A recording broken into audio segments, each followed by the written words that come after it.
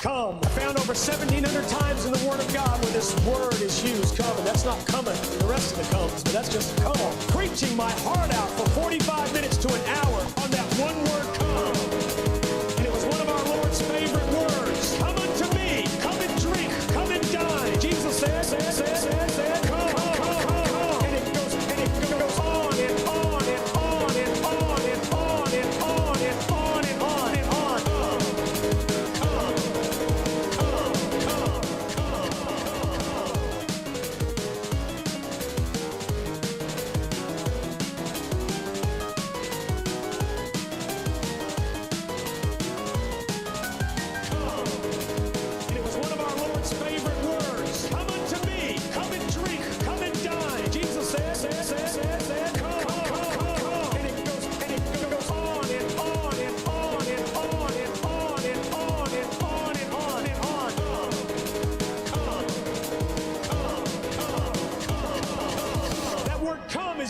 In its application. Come! What did Jesus say to his disciples? Come! There's no room for discussion, friend. Guess what? Come! Come. It commands obedience. Come!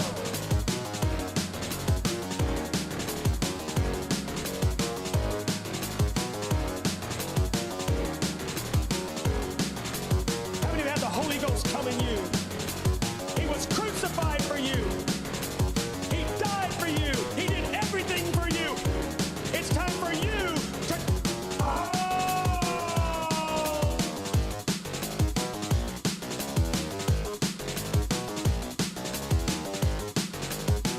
On that one word, come. And it was one of our Lord's favorite words. Come unto me. Come and drink. Come and dine. Jesus said, come, come. And it goes on and on and on and on and on and on and on and on and on.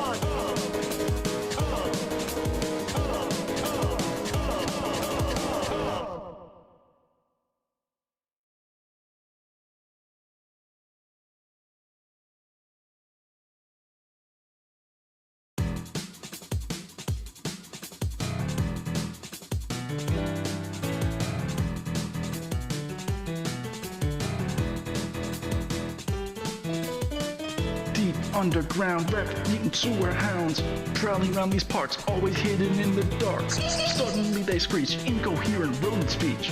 Such a putrid smell permeates a sewer well. One man stands alone, red beret above his dome. Sleva was his name, fighting, climbing, rodent game. Be the rat men who live in sewer rat dens. Taking one last breath, if time we fight off to the death.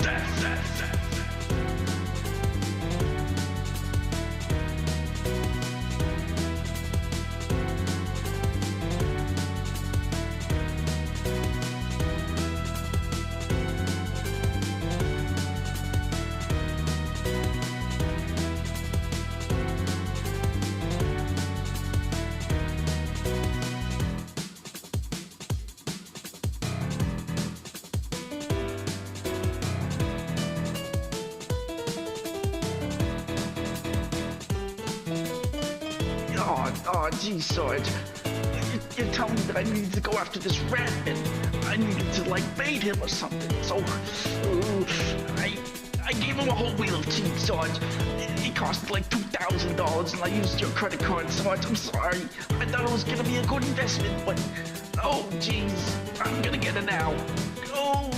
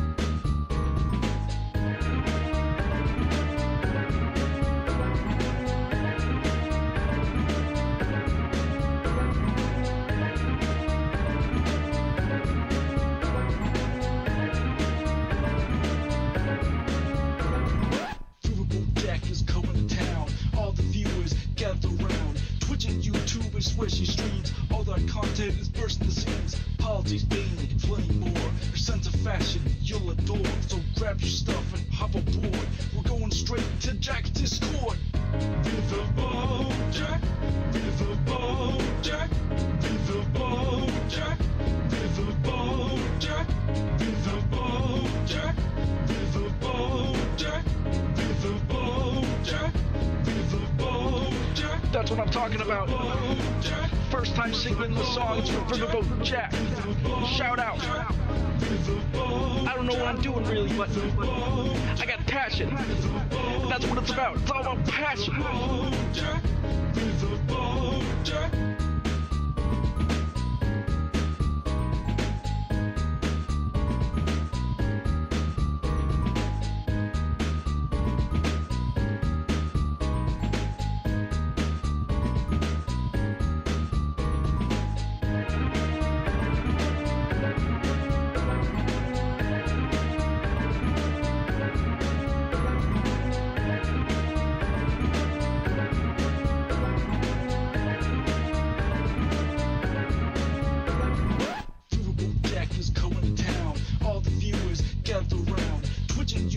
Swishy streams, all that content is bursting the seams. Politics, gaming, and plenty more. Your sense of fashion, you'll adore. So grab your stuff and hop aboard. We're going straight to Jack's Discord.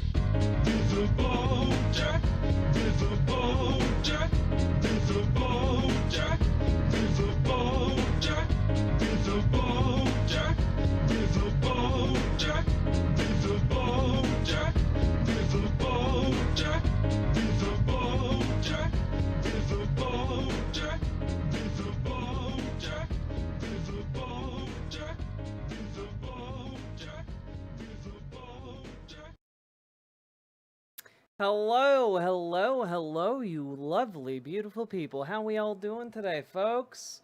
Super Joe Nova, thank you very much for the raid. Welcome, folks. Hello. Hello, Elric111. Hello, Regington Mogus. Hello, Blackstar Chan X3. Hello, Zach Fletcher. Hello, Samantha's Trains. Hello, Snuggle Kitten. Hello, Punky Gal. Hello, Polaire. Hello, Travis T. Hello, Machine Doll. Hello, Superjet Guy. Hello, Salmon Moose.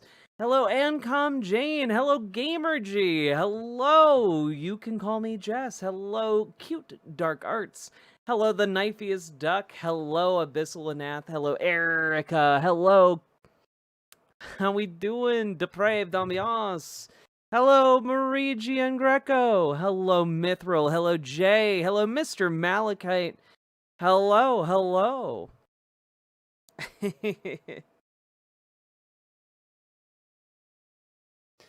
Hello, it's Ween. It's spooky month, everybody. Hello, Jer666. Hello, Apzu. Hello, Eddie. Hello, Simric.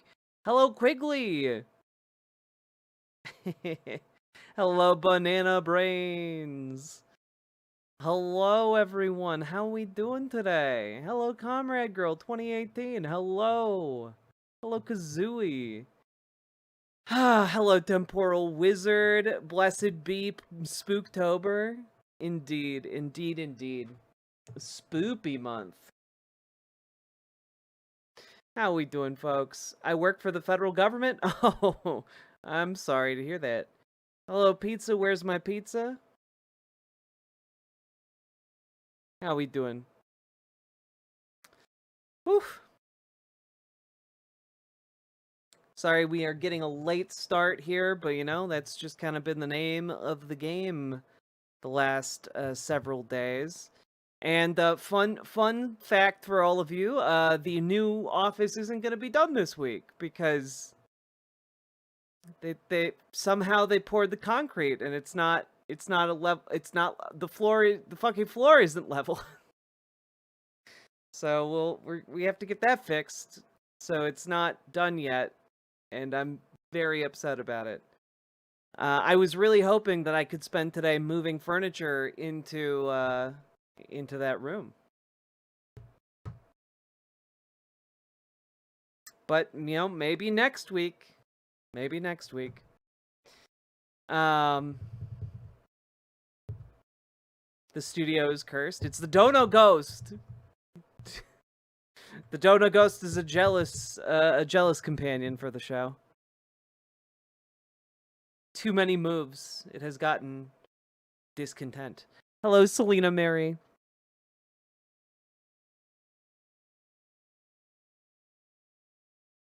The Democrats have a spine for once, yay. I mean, you know, don't hold your breath here, but like, you know, if you want to have them continue to have a spine, you should continue to call them, especially if one of your senators is one of the ones that capitulated last time. Keep calling them, okay? I think Massachusetts and Nevada had a few who broke last time. So keep calling if you're in those states, because the name of the game here is holding out until the Republicans break under the pressure. Popped off at King? Hell yeah.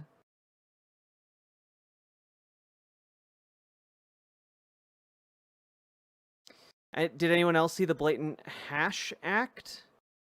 Are you talking Hatch Act violations?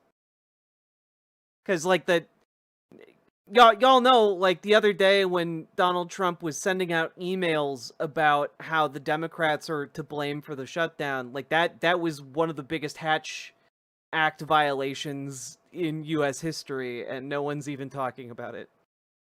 God. Hello, Van Briggs.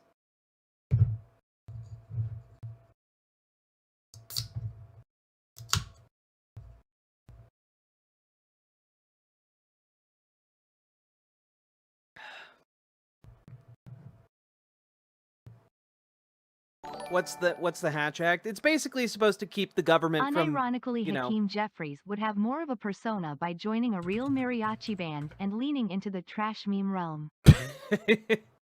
It would make him more endearing, it's true.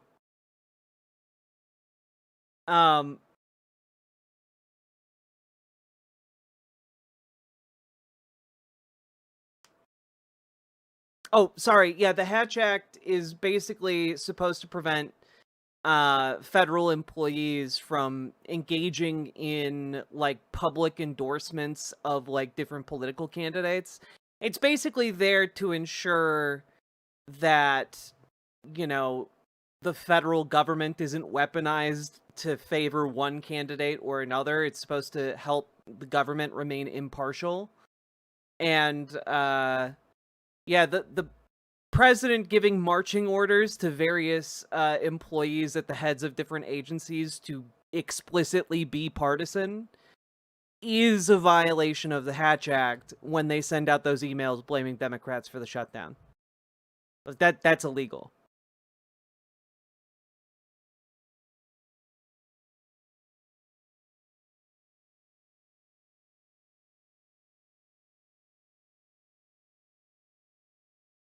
And I think the president and the vice president are exempt from the Hatch Act, but everyone below them is not, you know? And I can tell you this much, Donald Trump and J.D. Vance were not the ones hitting send on those emails.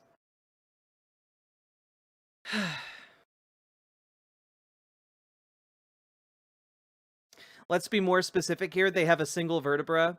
Whether that develops into a full spine remains to be seen. It's true. We need to approach the current moment as if we are biologists studying a new life form. You know? We can't jump to conclusions about an entire spine forming when we only have one bit of bone. We have to wait to see it gestate.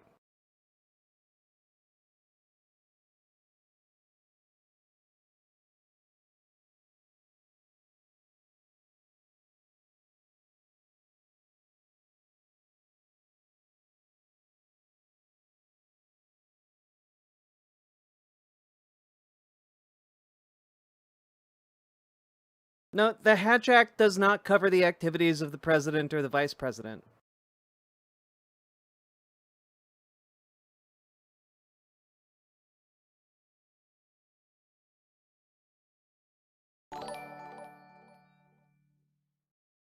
Just remember, this is coming from Orrin Hatch, one of the most bought politicians of all time by the sugar lobby. It's true. Also, Sake Tanuki, thank you for the 2 tier 1 subs. Very kind of you to kick off the stream. Yeah,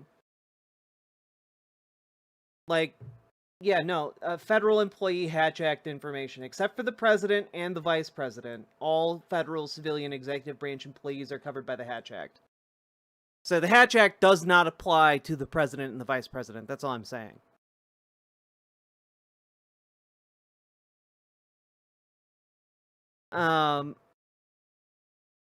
So literally had sugar daddies? Yeah.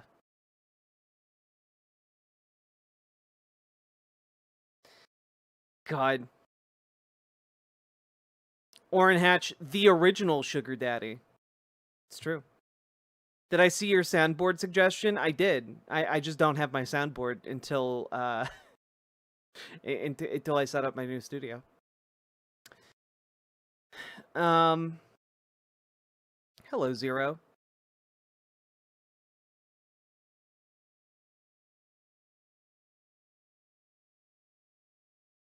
Stay away from my crops.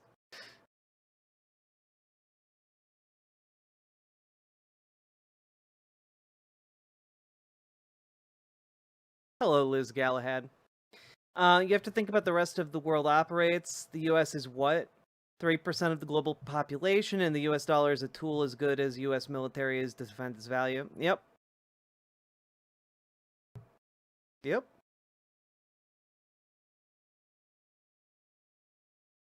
All right.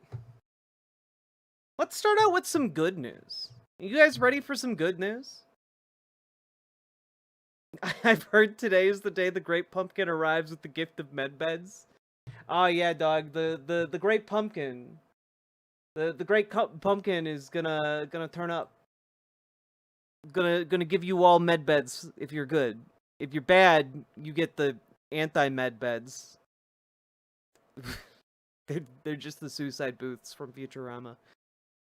There's good news? Yeah. Yeah. I shit you not. All right, let's jump into it.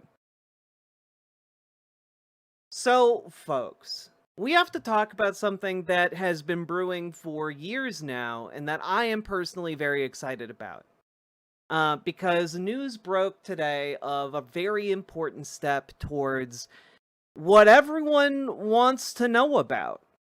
Which, if you go on TikTok, if you go in any leftist online spaces, inevitably someone brings up the concept of a general strike. Why can't we just... Are we doing a general strike today? Are we doing it next week?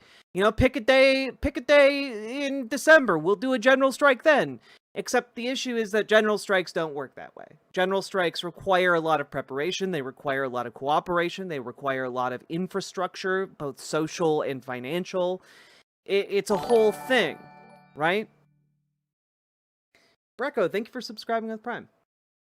And today marked a pretty interesting development as we move towards a general goal for a general strike.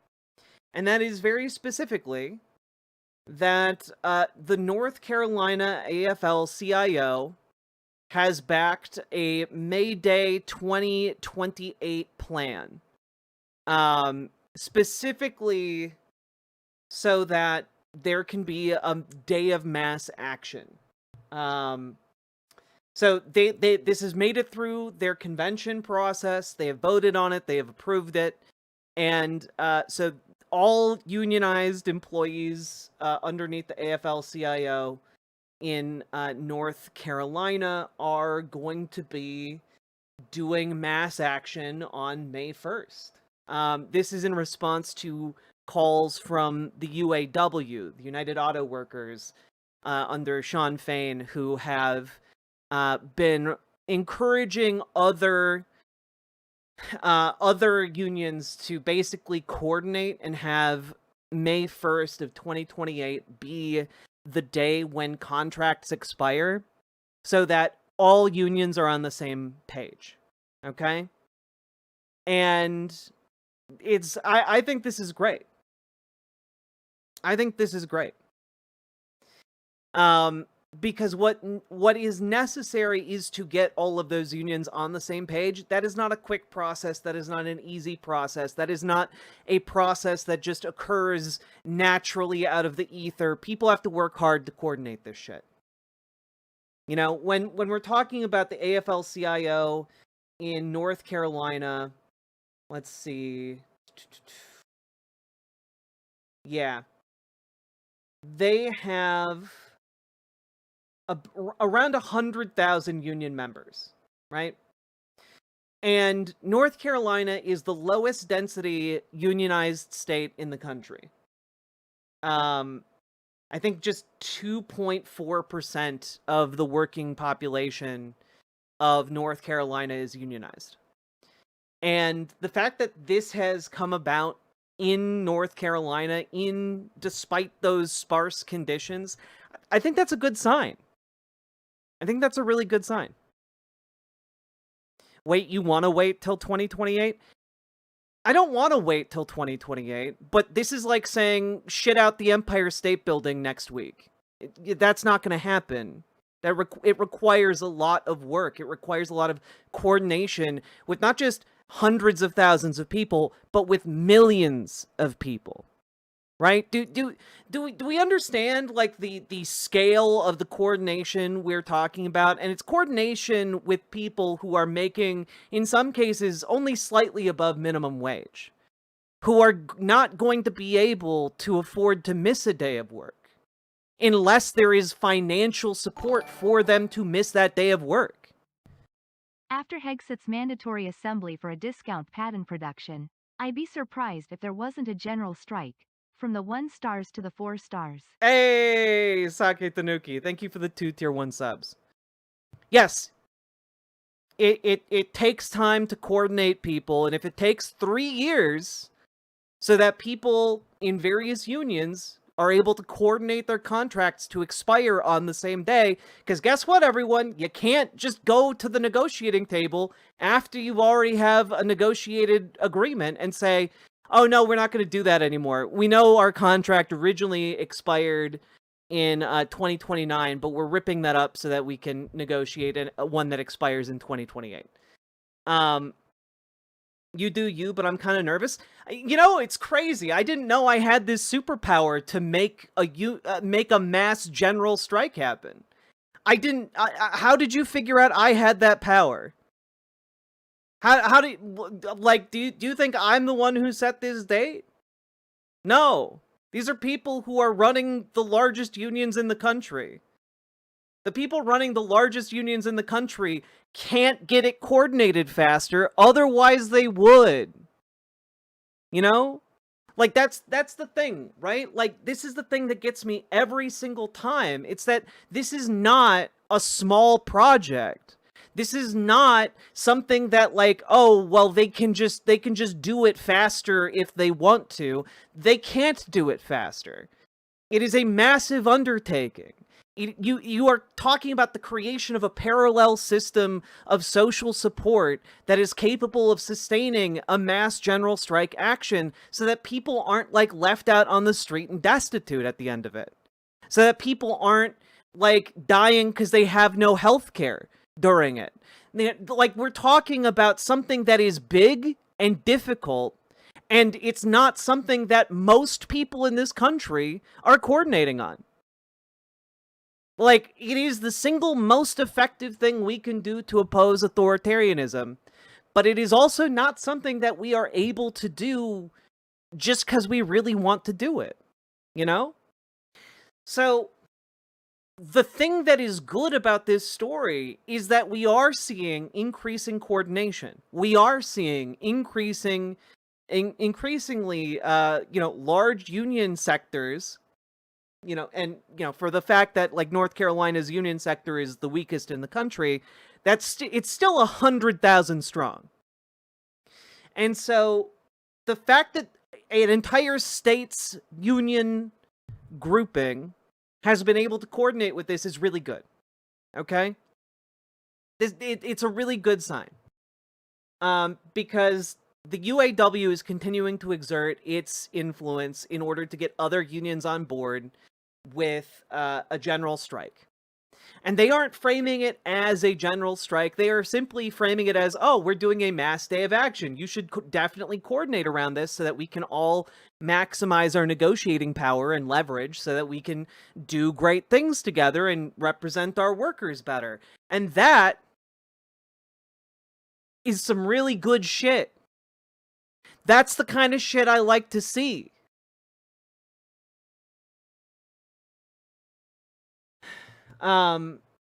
Yeah, let's see here.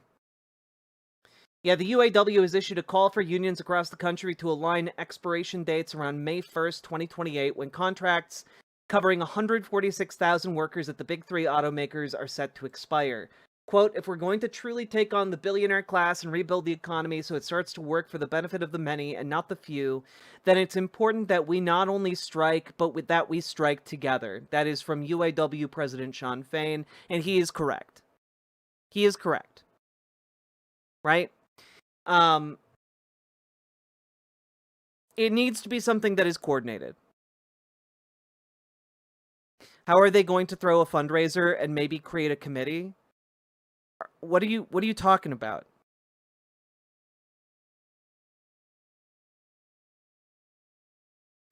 Didn't he vote for Trump? Shawn Fain didn't vote for Trump. You're thinking of the guy who heads the Teamsters union. I forget what his name is. I think his name is O'Brien, maybe? I might be wrong.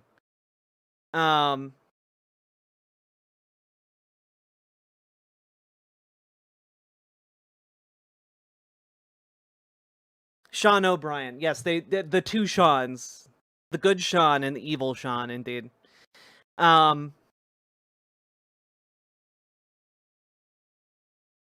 Also worth noting, again, Labor Notes is doing great reporting here. One big North Carolina union contract up in 2028 is the UAW's Daimler truck agreement.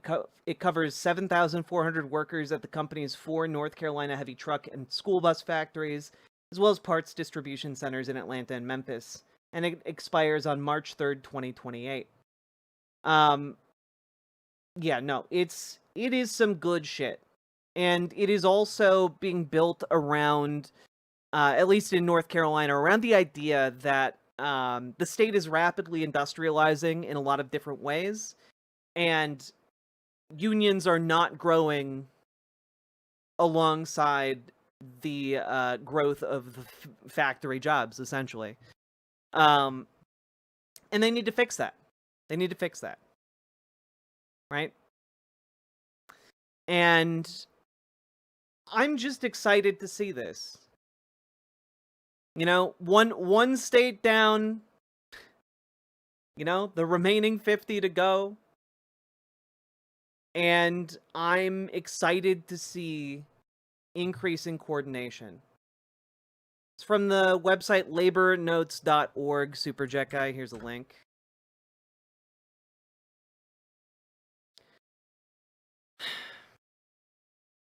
But it's good shit. It's good shit. Guys, come on. The remaining 50 states. What's 50 minus 1? What's 50 minus 1? I had faith that you guys could do the math. Am I mistaken? Am I incorrect?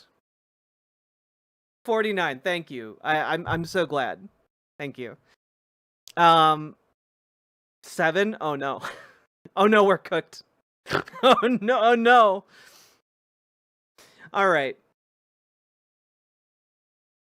You said remaining 50. Come on. All right.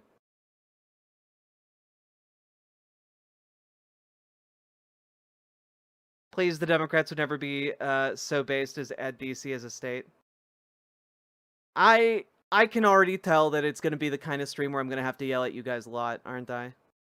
Anyway, if you like this, hit the like, comment, subscribe, do the things, click the buttons. You know the drill. Do the things. I know Jack hates pedantry. It's true. There's nothing on this earth that I hate more than devil's advocates and pedantry. Let's see. I got an update email from the VA this morning, how the government shutdown impacts the VA, and they said Trump opposes a lapse in appropriations, unfortunately Democrats, etc., etc. Yeah, no, Hatch Act violations left and right, Clay. Hatch Act violations all over the place. It's crazy. And yet, you know, our septic judiciary is not going to do anything about it, seemingly. It's awful. I will say that I think it's going to be pretty apparent pretty quickly who the good guys are in this shutdown and who the bad guys are, you know? What's the unionization rate in the US? Like 10, 15%? It's probably lower than that.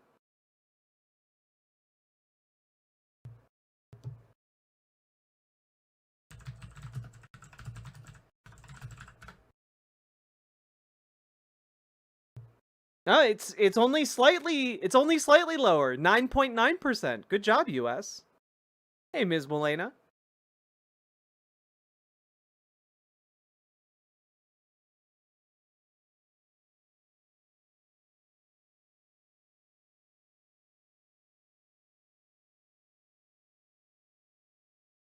God.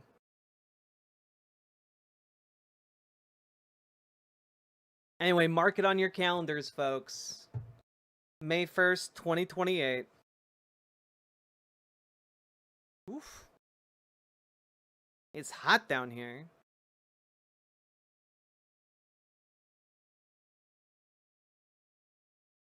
My dog is trying to eat my head. Trained well. Alright, so, folks, we gotta talk about the shutdown, don't we? I just thought you guys might be a little bit more excited at the prospect of an actual general strike, but, you know, I guess I was incorrect there. You should do a government shutdown clock. That'd be a good idea.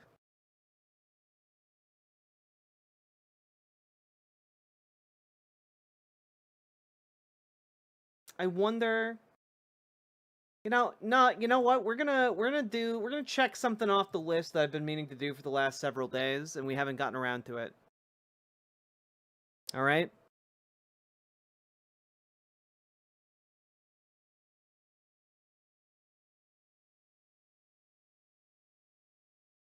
Let's make this shutdown a smutdown. Hey. Oof. I was simply listening and stunned it might actually be possible. Right? Sean Fain has been moving mountains to make it happen. Well, it might not be big enough to constitute a general strike, but give him a couple more years, and it might genuinely be the largest labor action in U.S. history. Well, we'll see.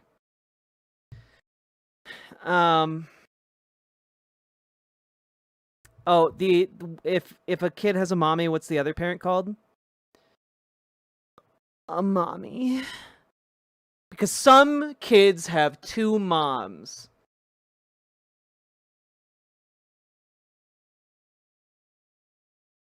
Is the smut Johnson's grinder?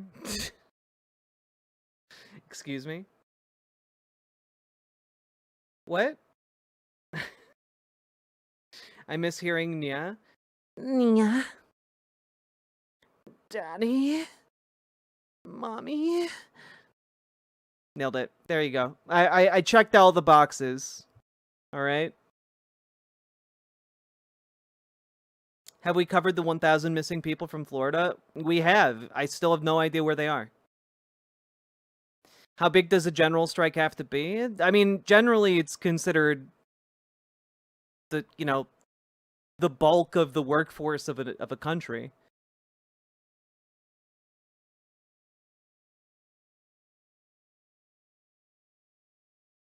I'm double pregnant.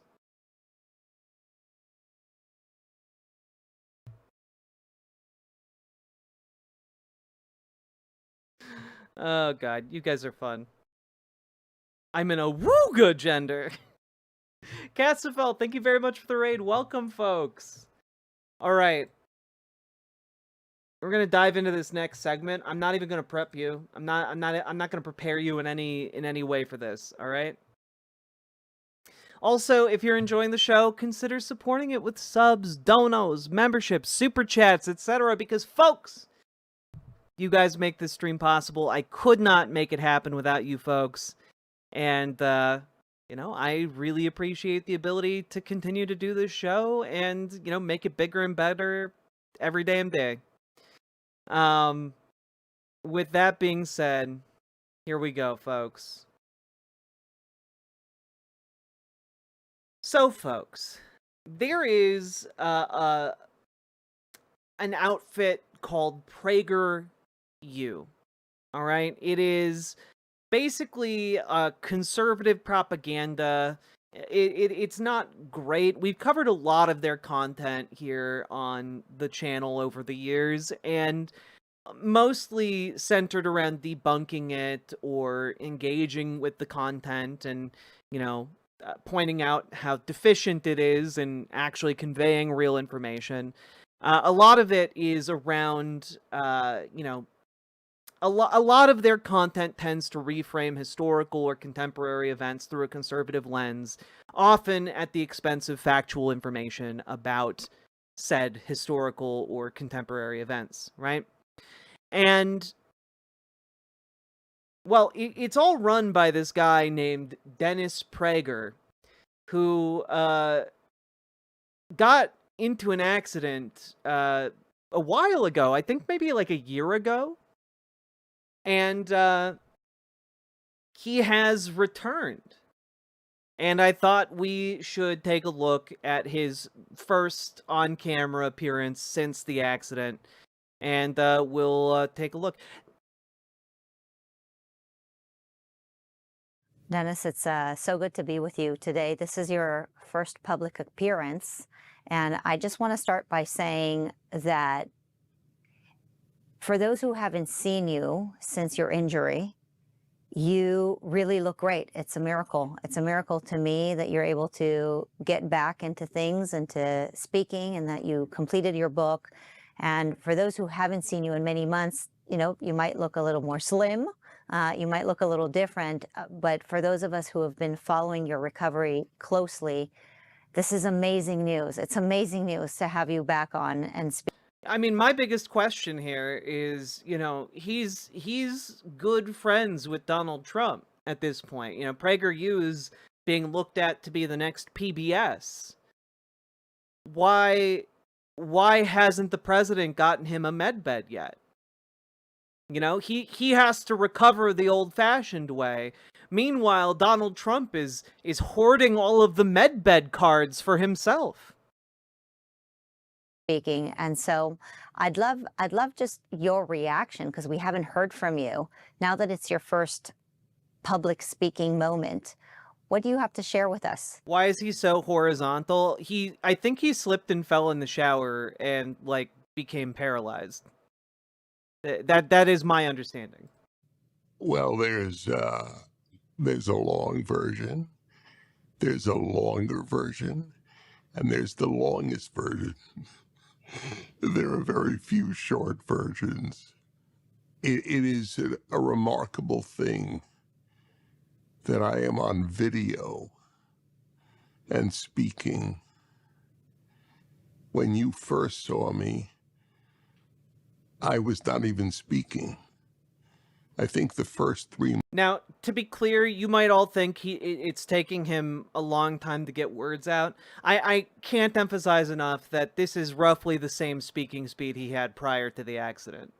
Months when I was on full ventilator, meaning that it did all the breathing for me.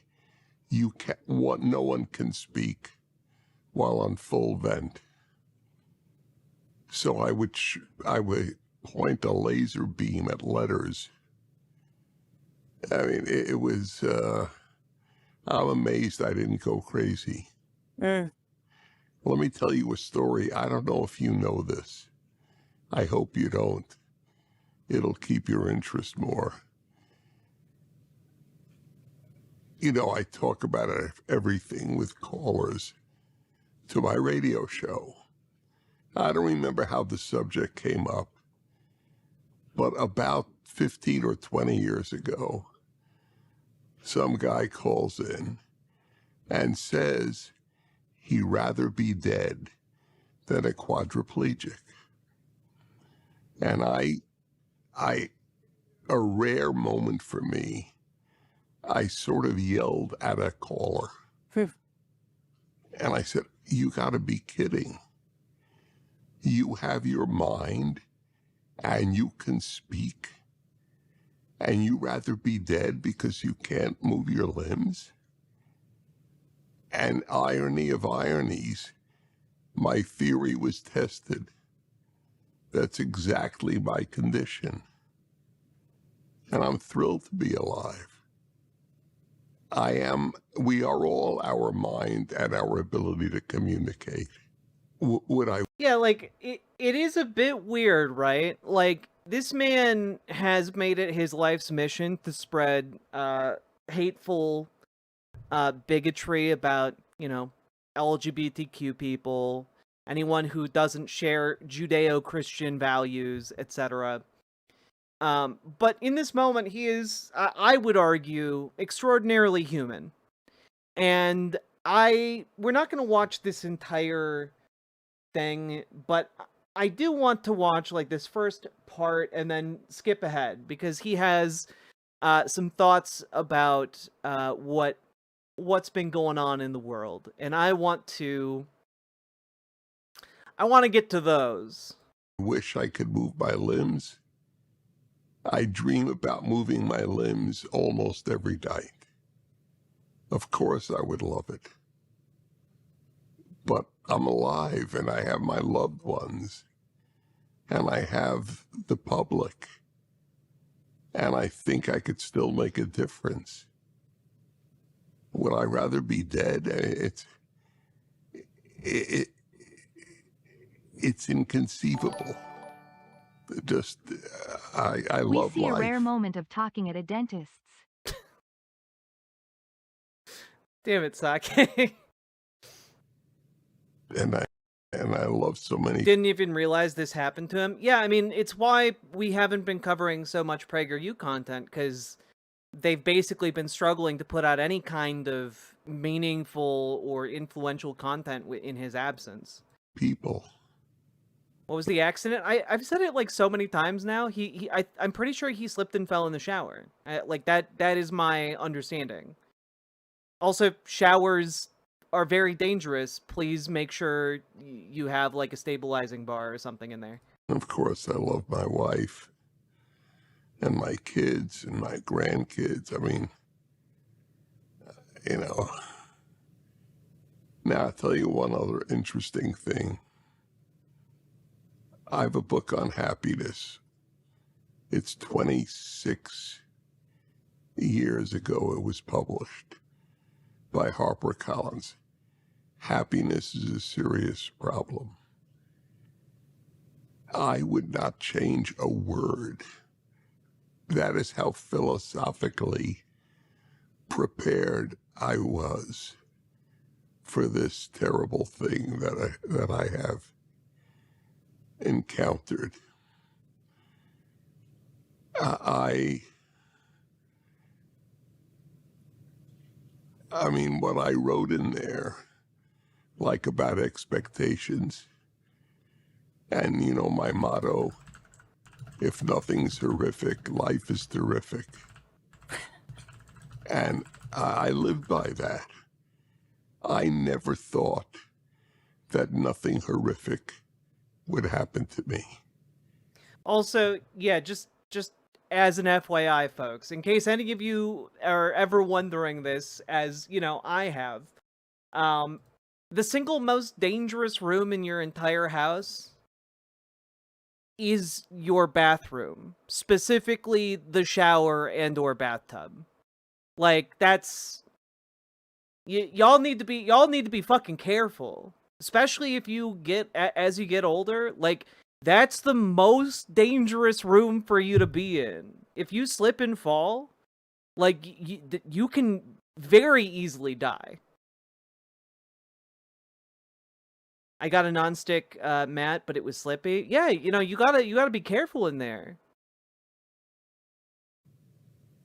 I always believed I might well be the other guy.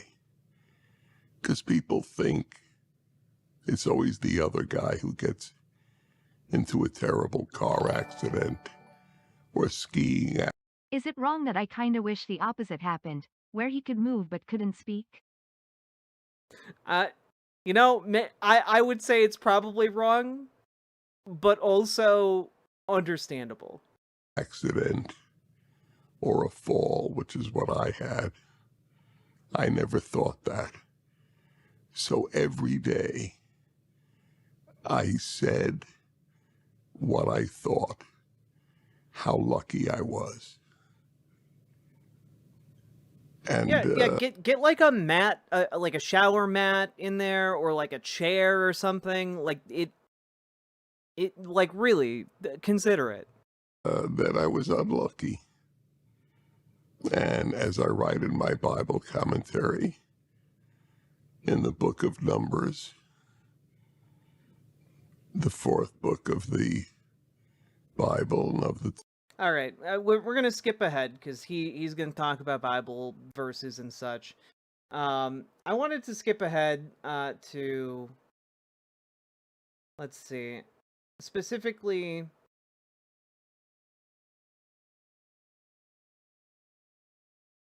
Let's go here. Go into the Israel Defense Forces.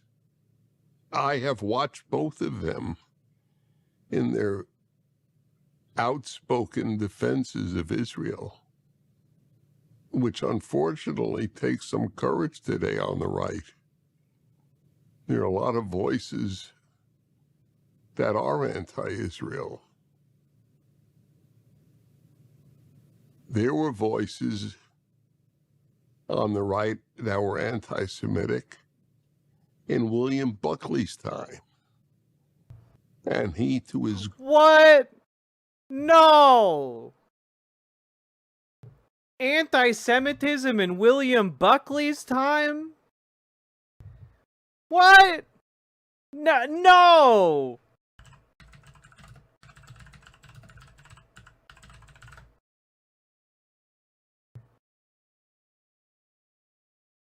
I just...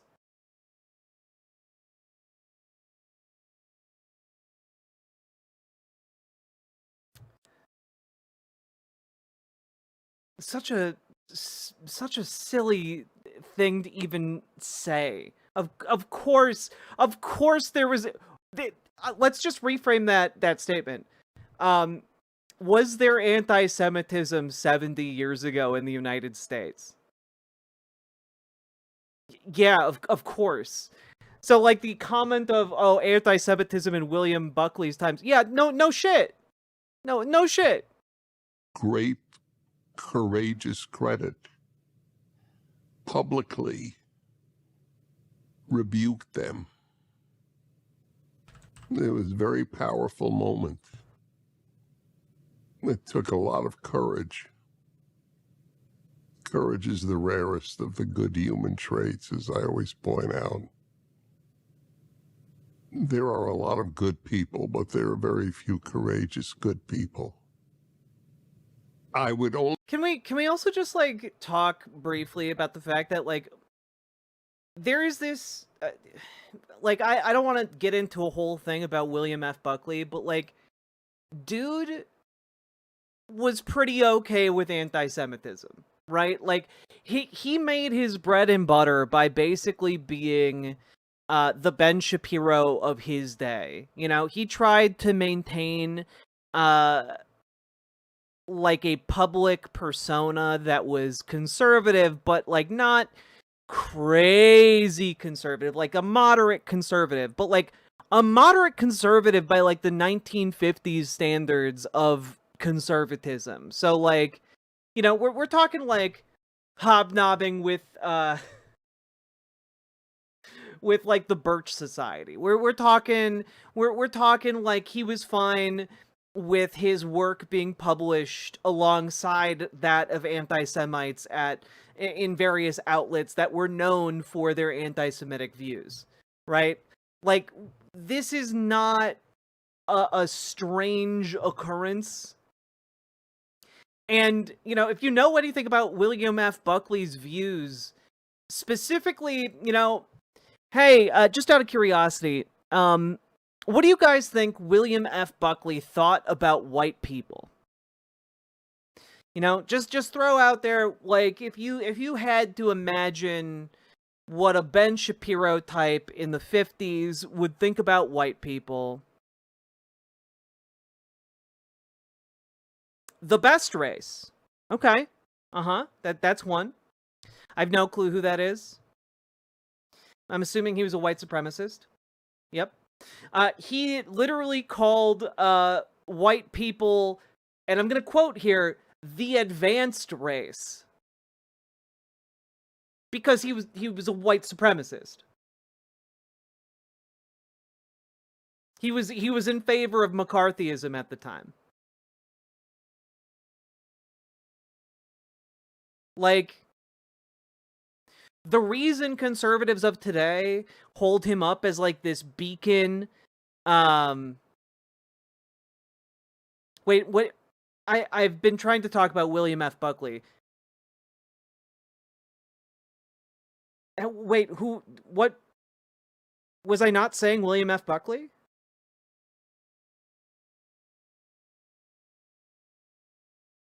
You discussing a John Bircher? Yeah, William F. Buckley. Okay, I was. Okay, I got confused by the chat. Never read the chat when you're a streamer. Very important, never read the chat. A lot of modern day conservatives tend to whitewash Buckley because he made his name as like this essentially anti-communist campaigner, right? And the entire premise of his fame now is built upon that, but a lot of them like to overlook a lot of his earlier work in which he was explicitly a white nationalist, or not white nationalist, maybe white supremacist would be more accurate. So it's interesting to say the least, I guess. But I don't know. It seems to me like if your position is that William F. Buckley didn't support anti-Semitism, then it would need to be remarkable that one of his longest-lasting professional and personal friendships was with a man by the name of Revillo Oliver. Is anyone familiar with that name? Anyone?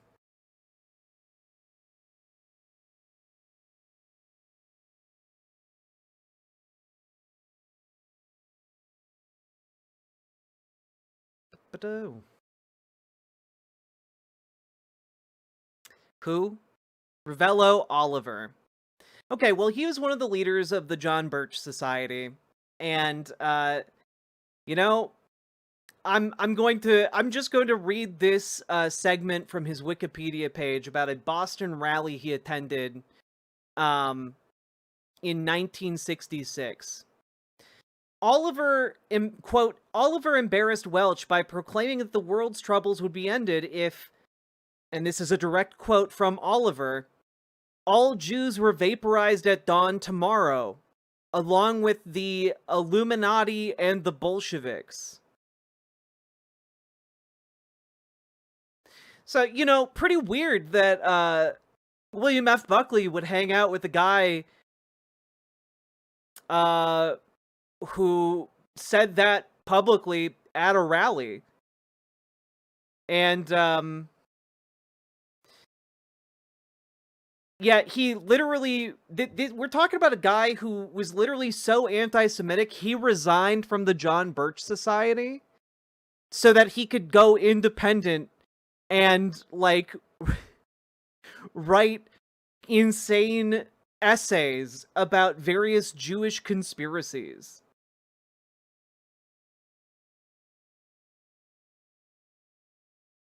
So complete Nazism? Yeah, basically. Yeah.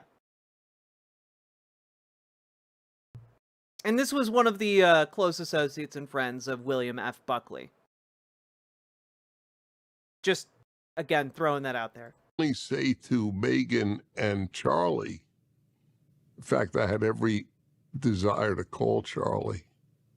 Oh, just also as an FYI, in case any of you are like, well, you know, okay, maybe he said that once.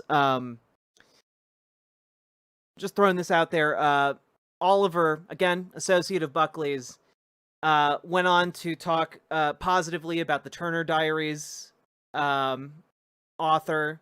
He also became one of the editors at the Institute for Historical Review, which was an organization devoted to Holocaust denial. So, you know, like, all right, yeah, cool. To talk to them about this. But William F. Buckley was very against anti-Semitism. You can't say the Jews anything. George Soros is a Jew, and Benjamin Netanyahu is a Jew. Do they have anything in common? Nothing. Absolutely nothing. Well, they would have one thing in common, which is that they're both Jewish. Right? One is on the right and one is on the left, and therefore they have nothing in common. The Hitler and the Nazis would say Jews were the inventors of communism, and Stalin would say that the Jews were the inventors of capitalism. Okay. So you can't both be right. What are you... Potentially connections What? to Epstein and wealth. Saka Tanuki, thank you for the 2 tier 1 subs. I'm just... Wait,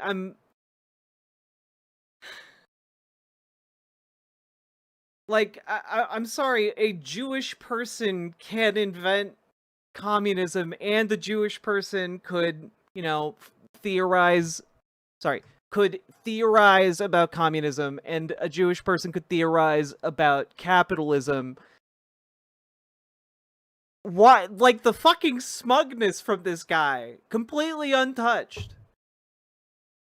That's not... Yes, it's not logically sound at all, because we're talking about a group of people. Yeah, obviously a group of people can invent many things.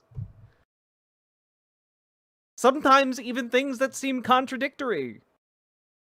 And, like, that's also just taking his statement at face value about, you know, invention of these things. We're talking about ideologies that emerge on the backs of countless other ideologies. This is what... You can't say the Jews anything. You can't say the any group. The American... Oh, cool. So you're gonna stop talking about the transgenders, huh? That'd be great.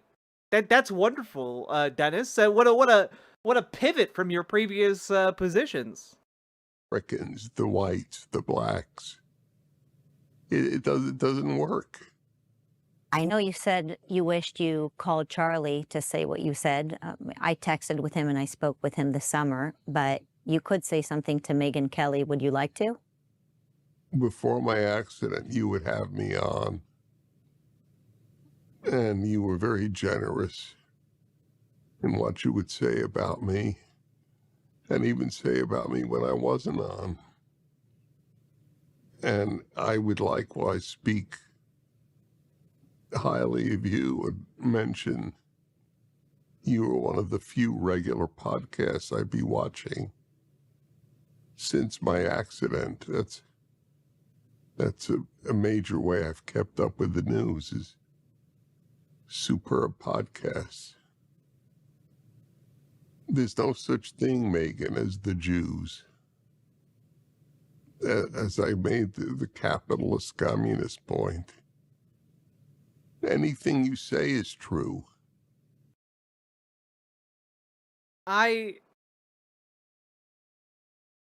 Oh boy, our group, like, okay, like, yeah, this is very weird. Groups exist. We construct groups socially, so there isn't like a true line between the in group and the out group. Really, it's just that line is arbitrarily decided when we're talking about any kind of group, and essentially saying that social groups aren't real and don't exist is a very interesting and very I don't know, it's interesting and just not how human beings operate. Right? Are Jews defenders of Judeo-Christian values or the antagonists? The answer is some are one and some are the other. Okay. Holy shit.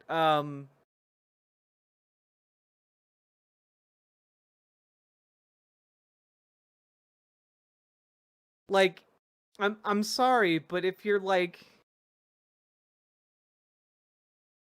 this to me is very reminiscent of what Ben Shapiro does when talking about Jewish people, right? Because he talks about there being essentially real Jews and fake Jews. The real practicing Jews and, the fake, non practicing Jews or casually observant Jews. And this just seems like a very convoluted reiteration of that concept, but like that concept got high off of its own farts and is trying to like make itself seem more profound, you know?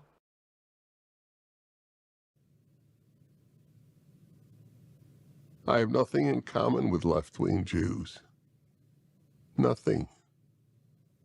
And they have nothing in common with me.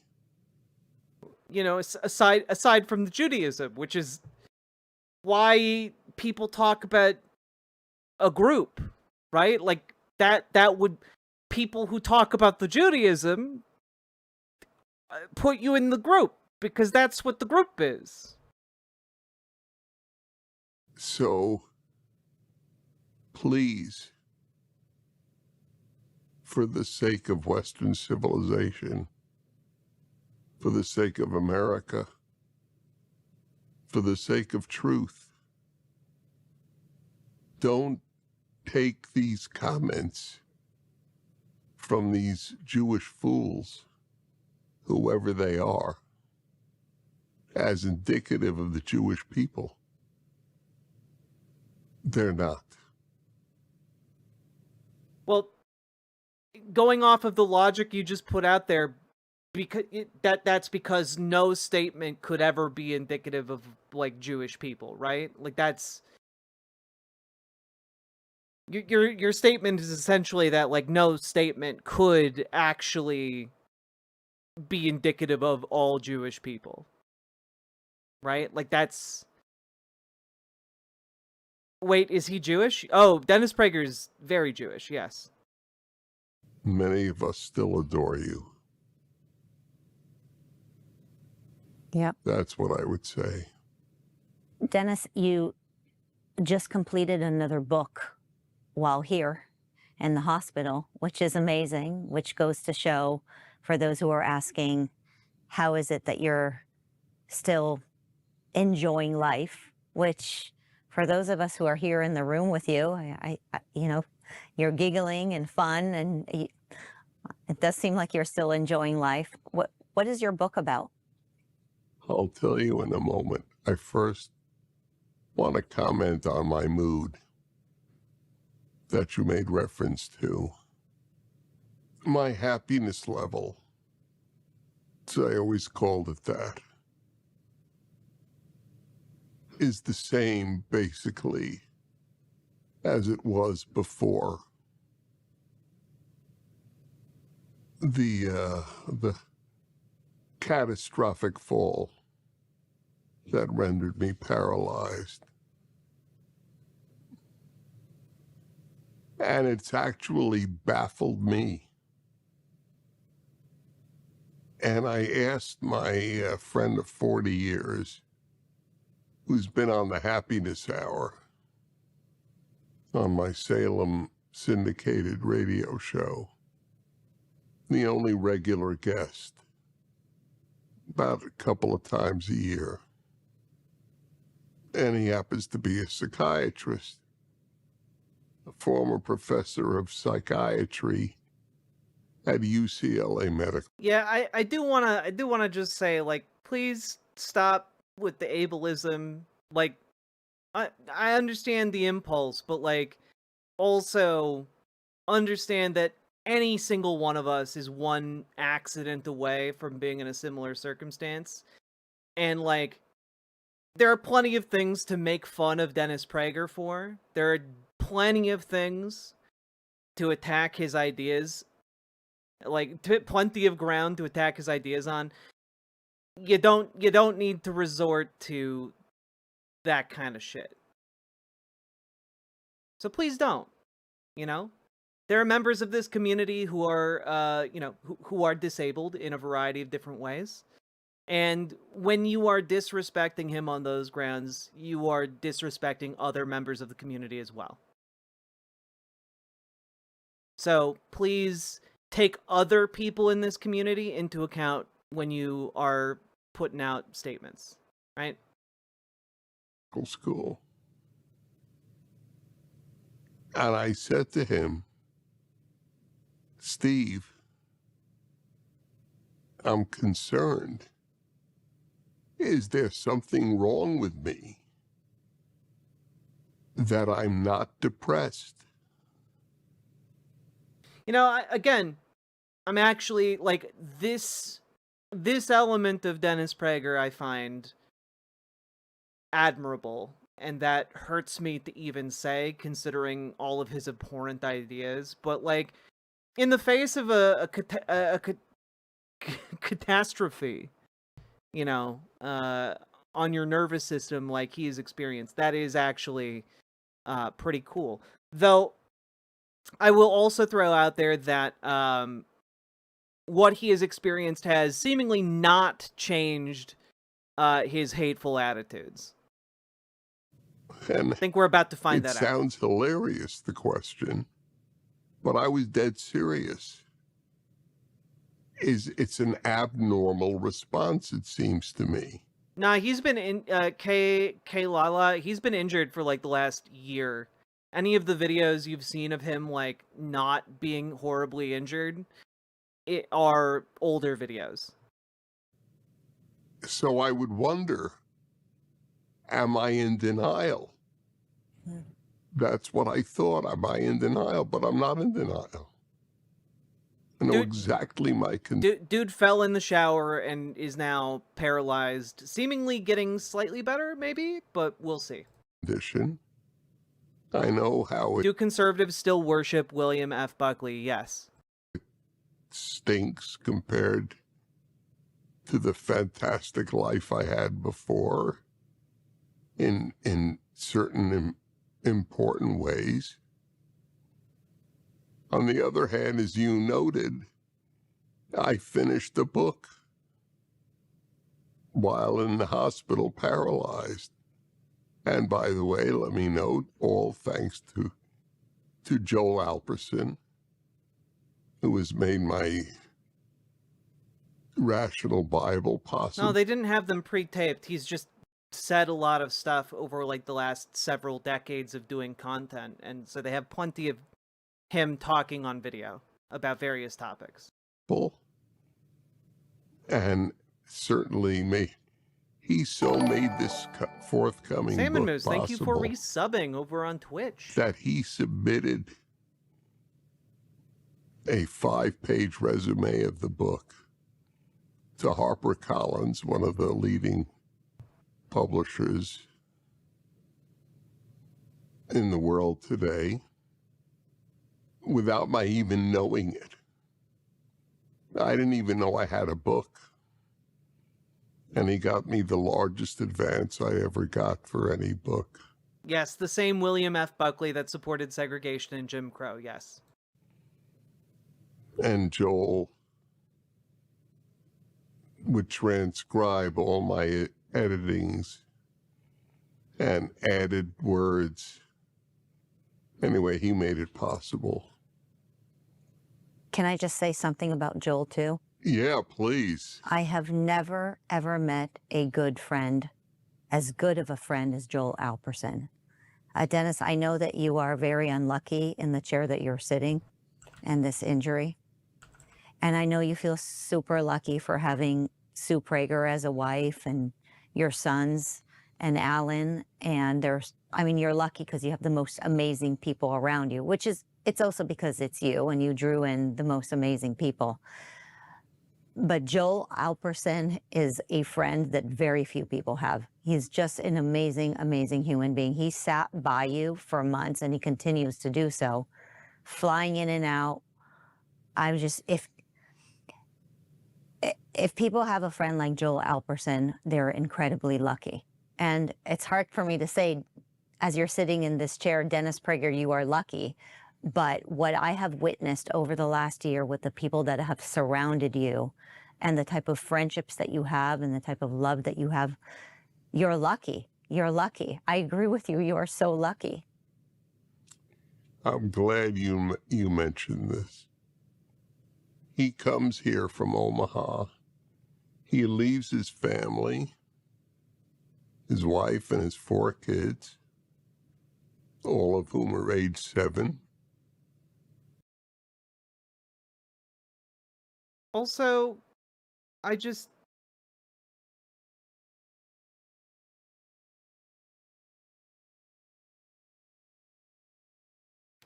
I googled this guy's name because I have no idea who they're talking about, and the number one thing that popped out was this article from Medium: how to marry and have 4 newborns at 60, and why this matters even if you're only 25.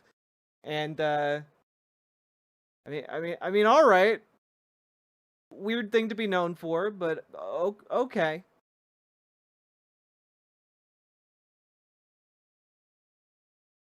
Which is a hilarious story unto itself. Yeah. For a week each month. It's... You know, it is pretty startling to me to see people who, like, come back to this community day in and day out, who then crash out. They people who crash out over being asked to respect other people in this community. You know? Like, I'm sorry, but if you guys think that you'd be totally cool to be transphobic to, like, a conservative trans person that we're talking about, do you guys think that that would fly in this community? Genuine question. If we were covering a Blair White video and you guys were being transphobic, do you think that that would fucking fly?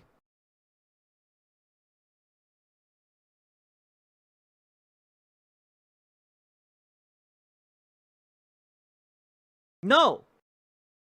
It wouldn't. It wouldn't fly because you're disrespecting other members of this community. You're disrespecting me. You are showing that you are like a fair weather supporter of the fact that, like, people different from you deserve rights. And, like, when you get called out on it, if the response is not like oh shit, sorry, and is instead of doubling, tripling down, is instead something like, oh man, look at all of you bleeding hearts, then you never understood the project of this community in the first place. You never understood what it means to have mutual respect within this community. Like, I just don't understand. And maybe me making it clear by presenting a different form of discrimination to you guys. Hopefully that makes it make a little bit more sense.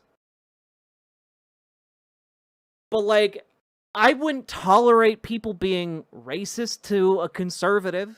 I'm not going to tolerate people being transphobic to a conservative. I'm not going to tolerate people being ableist towards a conservative, because there are other people in this community who are marginalized on those things as well. Because when we talk about people having civil rights, when we talk about people having Medicare for all, or, you know, decommodified housing, etc., you guys need to understand that it's not Medicare for all except for people you don't like. It's not decommodified housing except fuck those people. We are people who fight for the civil rights of everybody. We are people who fight for the economic freedom for everybody.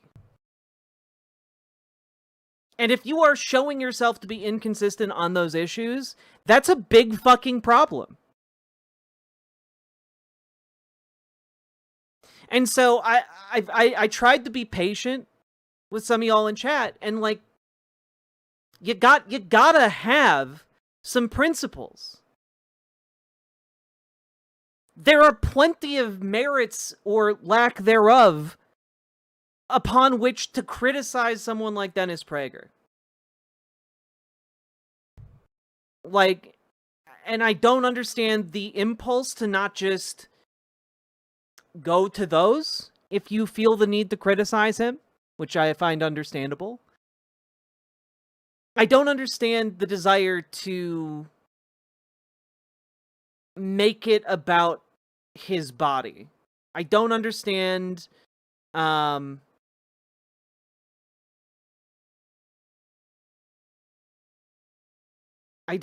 just don't understand it. And so, you know, I wanted to, like, get through this segment before I talked with you guys about this, but I'm seeing people crashing out right and left in the chat because mods are doing their job and telling you to cut that shit out. And people just doubling down and not understanding it. And, like, I'm sitting here, like, you come here every day to a community that is about and for respecting and treating everyone well, and I just don't understand the impulse here.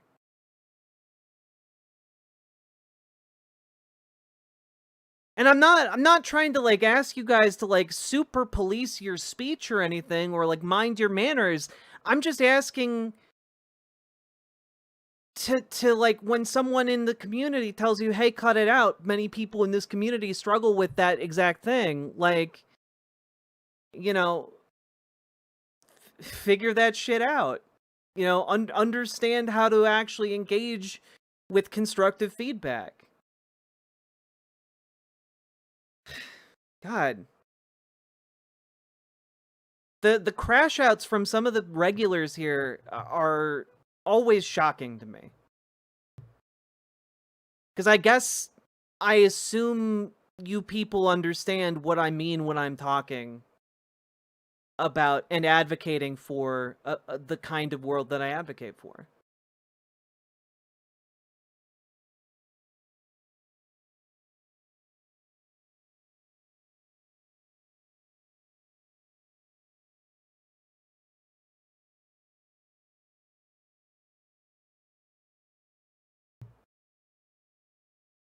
Mods were pretty clear and gave them ample time to think. Yeah. I like to... I take some pride in the fact that this mod team is patient as hell.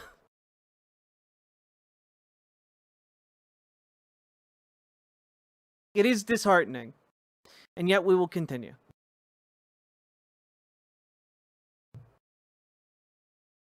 And has made all of this possible. He is more excited about the book than even I am. I know. I get a lot of calls and text messages from him. He finds that hilarious. Well, I'm glad that he is. It's certainly better than if I were more excited than he is. I'm the author, for God's sake. The book is titled, If There Is No God, ... And the subtitle is The Battle Over Who Defines Good and Evil.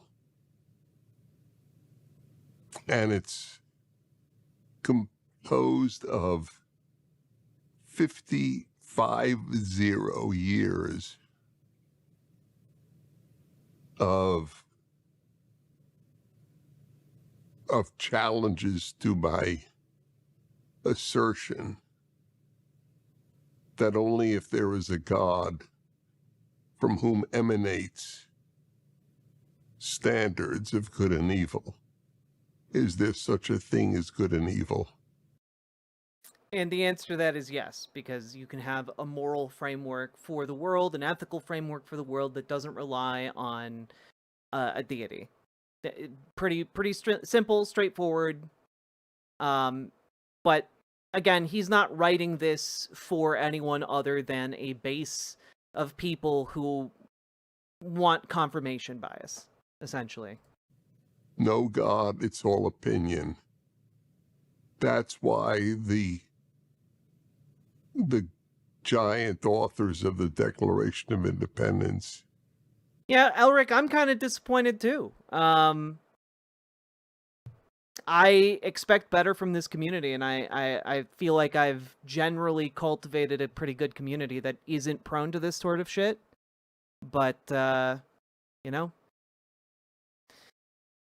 hopefully talking about it will straighten them out. Said we are endowed by our Creator of unalienable rights. Because if the Creator didn't give us our rights, human beings did. And if human beings did, then human beings can take them away. But if the Creator did, human beings can't take them away. Dennis, do you think we're living through a spiritual revival in America, maybe around the world, with Charlie's murder, with your book that's coming out? Do you think it's enduring, or is it something people are just emotional about right now? And also, do you think this spiritual revival is a coincidence? If it is Can I at least be a glad he didn't have a Padawan in training? I'll allow it. Thank you for the 2 tier 1 sub socket, Tanuki. revival, is it a coincidence that you're here, that Charlie was murdered, that he wrote a book about the Sabbath, that he dedicated it to you, that you wrote a book titled If There Is No God?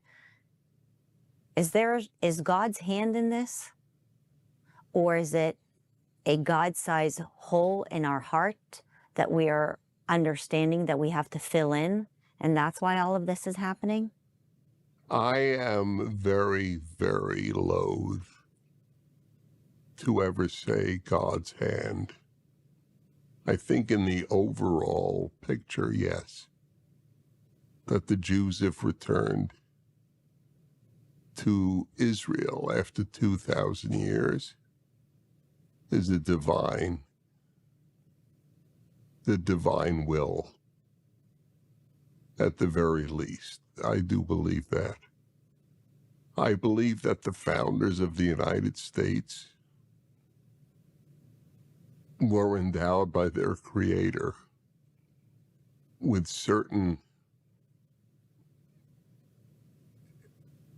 a certain degree of wisdom, all together at one time in one place. They were giants. I think there was a divine element there. But generally speaking, God allows the world to do what it will do without his direct intervention. That's why I don't believe God had a hand in my fall, to put it on a micro basis. Gravity had a hand in my fall. Lack of friction under my feet being on a wooden smooth floor, dripping wet, when I stepped out of the shower for a moment to get a shaver. Yeah, to get a razor. That's what did it. Anyway, you could also say that God had a hand in saving my life. Yeah. The first surgeon I was brought to at a prestigious hospital in the LA area told my wife that your husband and father should be given palliative care, meaning allowed to die without pain. My wife didn't accept that. Got in touch with you, Marissa, who knows everybody on planet Earth. And you were friendly, I guess, with this doctor. Was it Ament? Jared Ament. Yeah. Jared Ament, who, of all things, was at that moment in Bolivia.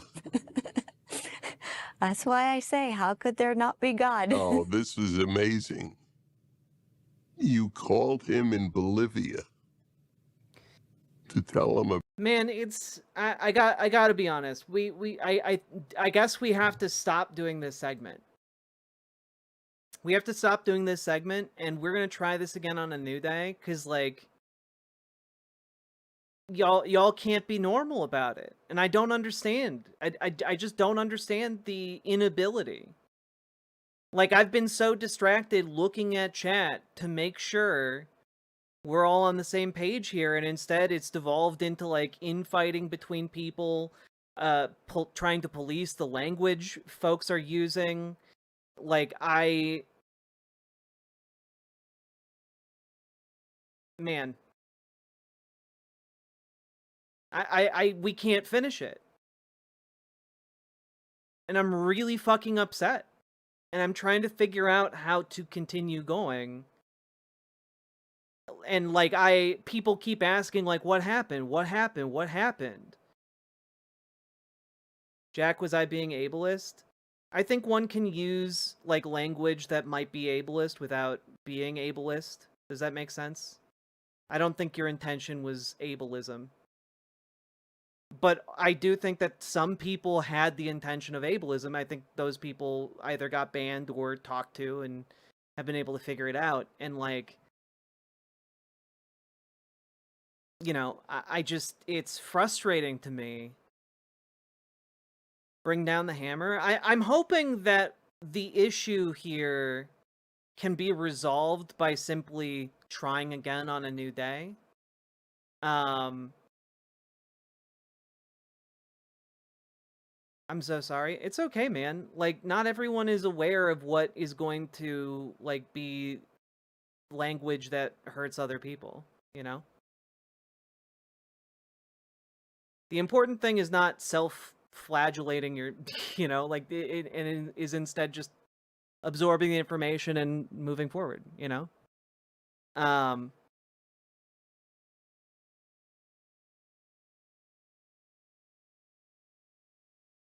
haven't seen enough of the stream to know what's going on. I've missed a lot of the context for the video.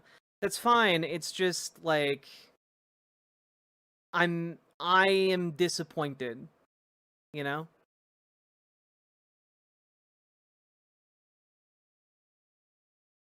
To be frank, it's tough to watch him struggle to speak. He's fighting, but like, man, that fall really messed him up. Yeah.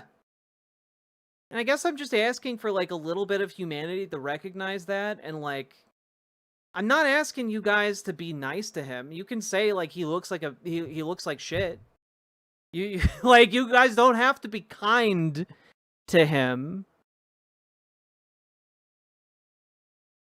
Like, I am asking you guys to extend to him the same courtesy you would extend to, like, you know, other people who are disabled or who, you know, are marginalized. And it's just, it's frustrating, you know?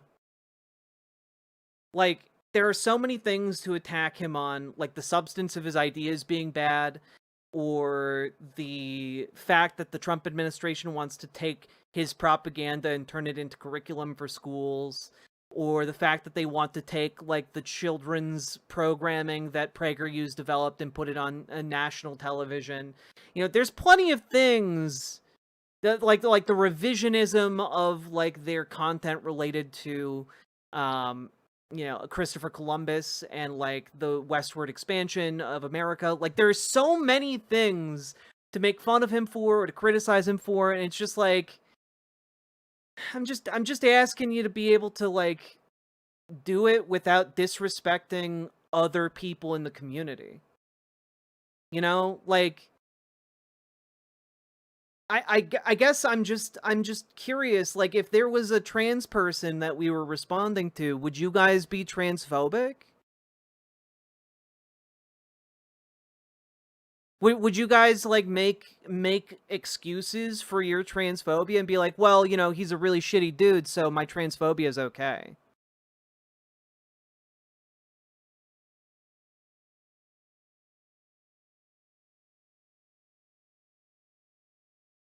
Like, I'm just...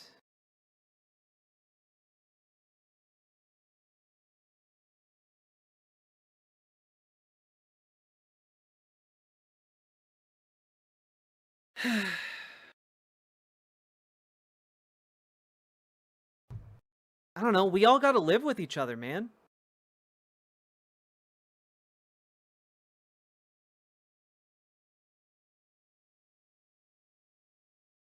A good quote I've seen is, everyone's one accident away from being disabled. That's exactly Prager's position, you know?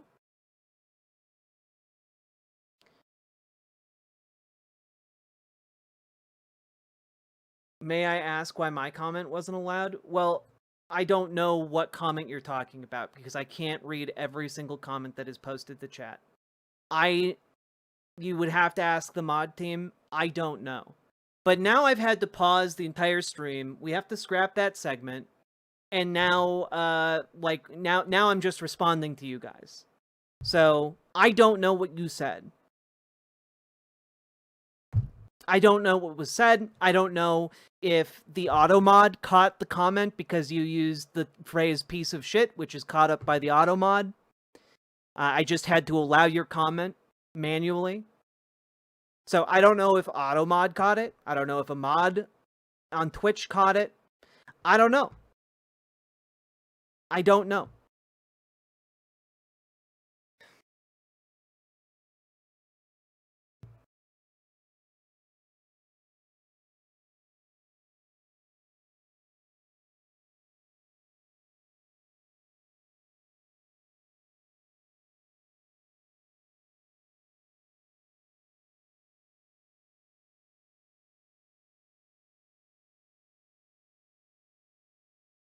Automod caught it and then it wasn't allowed. Well, sometimes Automod catches a comment and then a mod isn't looking at the comment to allow it. That's the issue. I will sometimes be able to see it and allow it, but, like, mods got their hands full. Sometimes Automod is left on not because the comment is so objectionable, but because, like, no one is there to physically click it. Because attention needs to be elsewhere. For example, my attention has now been on Twitch chat. I don't know what's been being said in, like, site chat or on YouTube chat.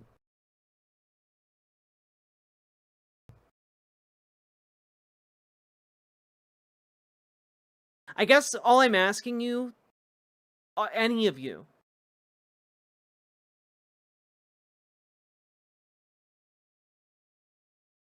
why did you want to review that interview? Genuinely curious, considering the tensions are high in our community versus the hate Prager has espoused.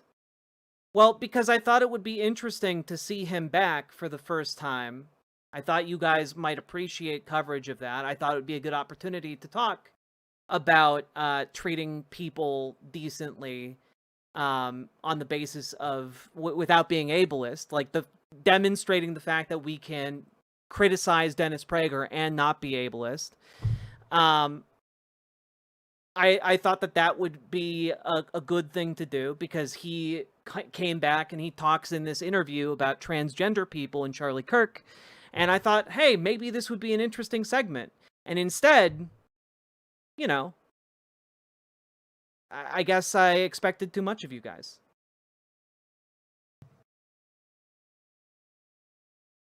You know?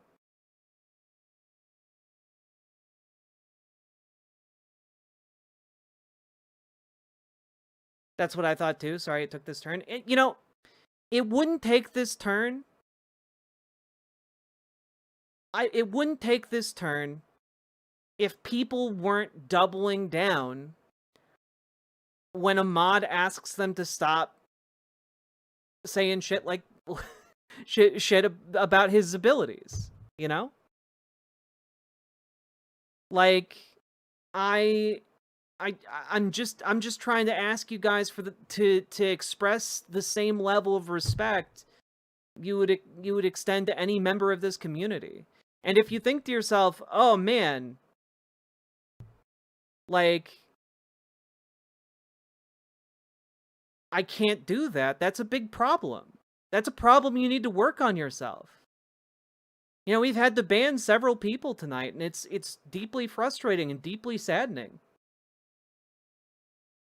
And if those people come back and have unban requests and like demonstrate that they have been able to change, I'm willing to like let them back in, but there has to be like an acknowledgement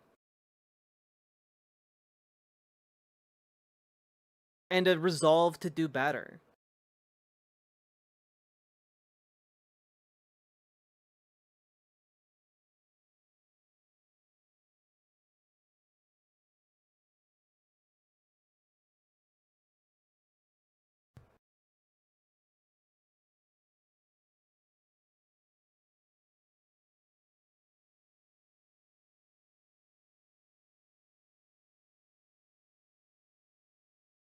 Well, it sucks to see. It's something I have to deal with a lot, and I think ranting against people, showing that it's not accepted in any group, helps highlight it too, where it's needed to remind people, yeah, like I just expect better from you guys. And most of you, to most of your credit, most of you have been great.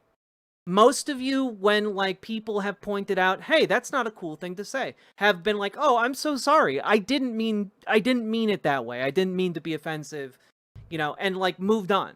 A lot of you guys, when someone on the mod team is just like, hey, don't do that, you stop doing it, and like it's all good. But it's the doubling and tripling down that's the problem here.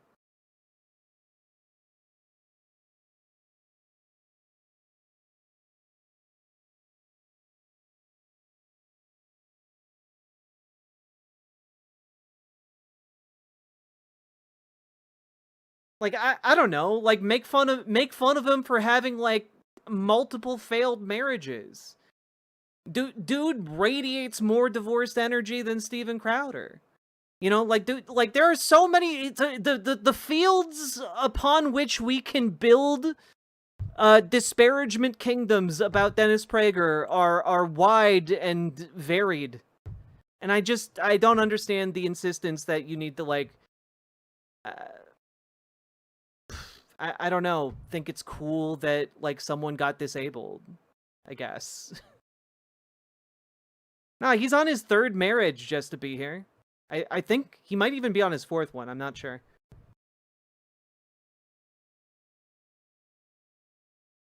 Yeah, dude is literally on the record saying he would do rapes if God didn't exist. Like I don't know, there are so many things to make fun of him for.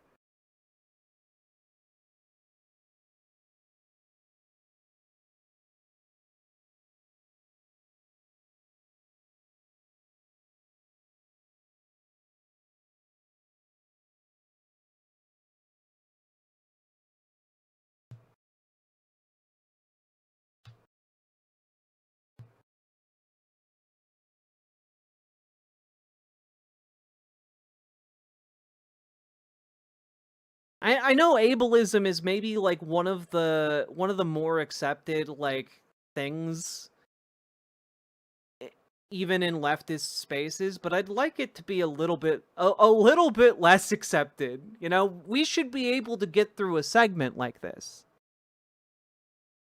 We should be able to talk about Dennis Prager even after his injury, and we should be able to talk about why his ideas still make him a piece of shit. But we can't do that now because too many people in chat were doubling and tripling down on being shitty themselves. You know, like, it's very silly.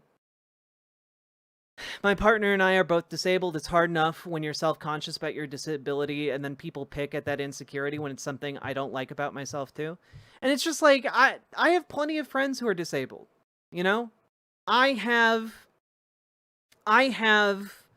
you know, members of my family that deal with disabilities. I have, and it is just supremely frustrating to me to see people demonstrating bigotry that would be directed towards my loved ones and thinking it's okay. And I just, you know, I would like you guys, if you are going to criticize someone, don't don't be like, ah, yes, a black person, and then you like proceed to be racist. That wouldn't fly. Ah, yes, a trans person, then you proceed to be transphobic. That wouldn't fly. Ah, yes, a Jewish person, you proceed to be anti-Semitic. That wouldn't fly.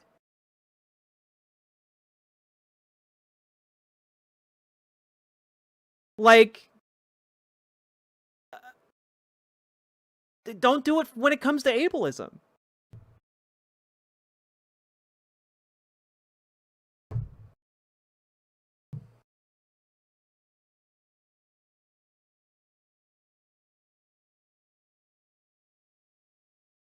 So, that is kind of where I'm at. My partner and I are both disabled. I wasn't offended, but I understand how others could be. Yeah. I don't know. I just want people to be more aware of the effect that, like, their words can have on others, you know? And I want people to understand that in this space, if somebody asks you to cut it out, like, consider cutting it out, especially if it's coming from the mod team. You know, every single one of you, if you live long enough, you are going to start to see people you love become disabled. Every single one of you.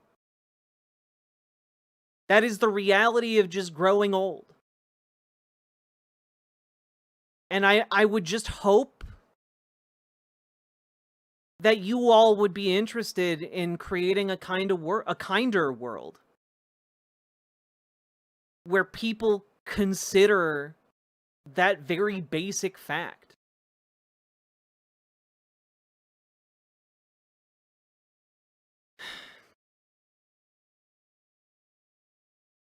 And especially when we're dealing with such a target-rich environment like Dennis Prager and his views and his ideology and his like position in society, like there again, so many things to actually criticize him about.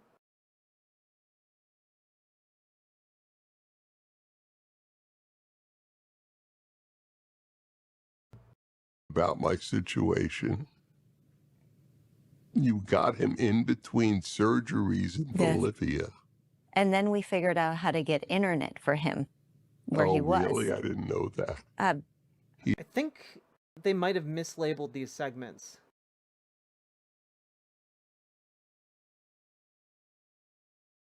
This one? As the general population is. Here, I'm gonna see if I can find the section of the video that I was actually looking for here.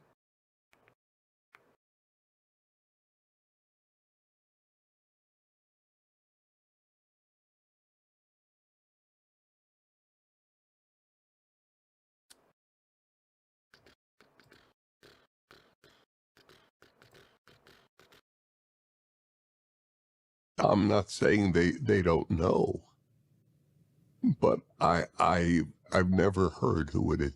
And you haven't heard who it is, correct? I don't know who they are, and I can certainly tell you, even if we found out their names, they don't represent me or you or many other people who Well, share our great admiration of. there's be right that I'm not depressed. I'm glad that he is. A certain degree of wisdom all together at one time. You would know the right doctor. Who is willing to cause some trouble. You know, many Yes. doctors, as Half full are entirely right. Afterlife, they are conscious whether or not I was dreaming. I remember one instance. I was holding a cup survival is a coincidence. for a week each month. It's and has made all of this possible. All right. There are only two ways of saying that. Know if it's true. Maybe as public as possible. It's better for the society. It's better for freedom. It's better for the individual. They are claiming we can say the most horrific things and you still have to pay for us. I don't know if that's true. And I'm being very precise. I don't know if it's true. Maybe it is, but it sounds odd. If it is, he had it coming for him. There are only two ways of saying that. One is you're just lying, which I don't think most are doing. And the other is they don't have a clue as to what he actually did say. I don't think they watched him once. If you watched him once, you would see how much time he gave students on the left to keep challenging him and challenging him and challenging him at a microphone at a university. Dennis, I want to talk about. You know, like, this is the thing, right? Oh, well, if you watched him once, you've watched him 1,000 times. No, that's not how watching someone works. That's not how you evaluate their body of work. You know? Yeah, Dad Urker, that's the exact... I guess that's one of the exact points I'm trying to make here. Like, you cannot feel bad for him and still not be an ass about it. Yeah. The two most important things that we worked with Charlie Kirk on. One was freedom of speech, which he was shot and murdered in the neck while speaking. And the other was what Charlie was speaking about the day he was shot in the neck. And that is the transgender cult that has been targeting young Americans, the West in general. Since Charlie's murder, there hasn't been enough conversations, in my opinion, about what he actually died for. And the possibility that more parents will now wake up and realize that what is being done through our youth, through this transgender chemical and surgical castrations, is horrific. Yeah, so, you know, this was genuinely, this was the part of the video, which is, it's just mislabeled here, I guess. The video's mislabeled. The entire premise here was to talk about, hey, Dennis Prager is disabled. Let's not mock him for his disability. Let's talk about his, you know, how he is still out there fighting in the name of bigotry, you know? And this is the thing you should criticize him on. This is the thing you should criticize the entirety of PragerU on. The hateful, inaccurate bigotries. It's actually frankly surprising to me that less people are speaking about the dangers of transgenderism, and there's been a focus on all kinds of other things vis-a-vis Charlie. But let's bring back the nation to converse about what is... So this lady is transphobic. Yes, she's the CEO of PragerU. She runs the business end of PragerU, and in the absence of Dennis Prager, has become like the main host of a lot of the biggest videos on the channel. I guess I left that out because I assumed folks knew that, but yes, she's in charge of PragerU for all intents and purposes, especially while Dennis is recovering.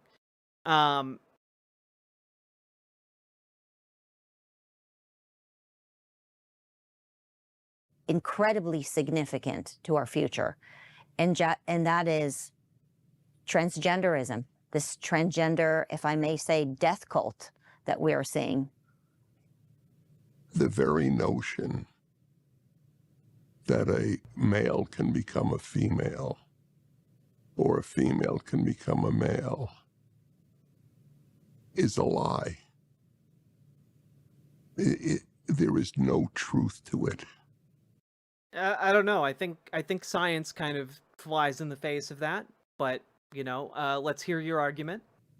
You can think that you are. I guess I just came up with an analogy. Oh, lay it on us. That I've never used. A whole new analogy? Let's go. Before.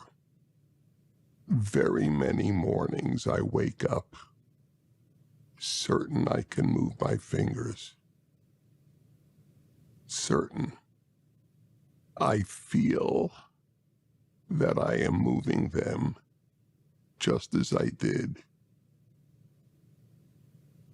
on the days preceding November 12th, 2024.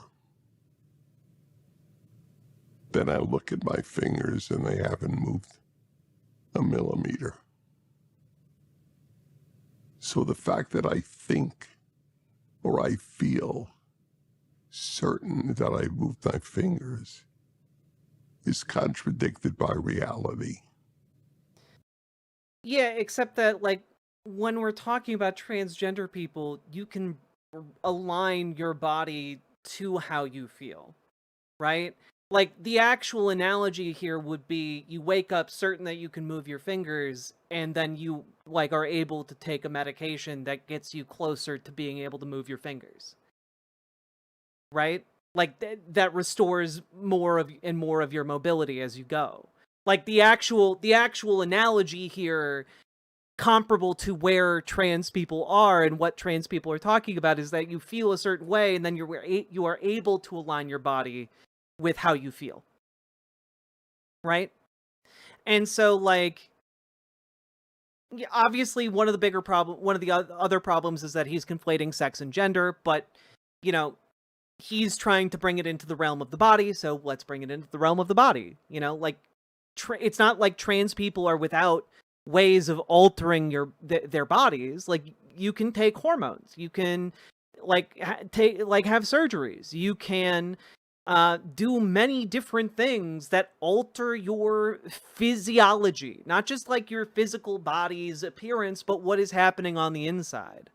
And so what's so interesting is that, like, he makes this analogy and it's so deeply flawed. What I think may be significant to me, but it is significant. Same thing with, you may think you've become a male if you're a female, or vice versa, but you haven't. Because again, in the realm of, like, conservatism, this is what they think about trans people. They think it is all a mind game, that trans people simply think it to be so, and that is the end of that, you know? And, like,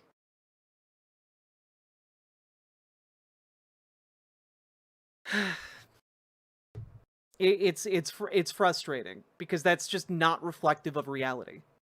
You're living in a dream. Like if that was the reality, then like trans people wouldn't need to go to like gender clinics. You know, you could simply just be like, "Yep, you could just like you could just not have the entire medical establishment around trans people if that was the case." In reality, you haven't. Can you really love yourself more by changing yourself or telling a child Well, change themselves? there is no angrier group in America than a certain percentage, maybe a large percentage, of people who have transitioned, so to speak. The very notion developed by the left of gender-affirming care is a lie. It's Orwellian.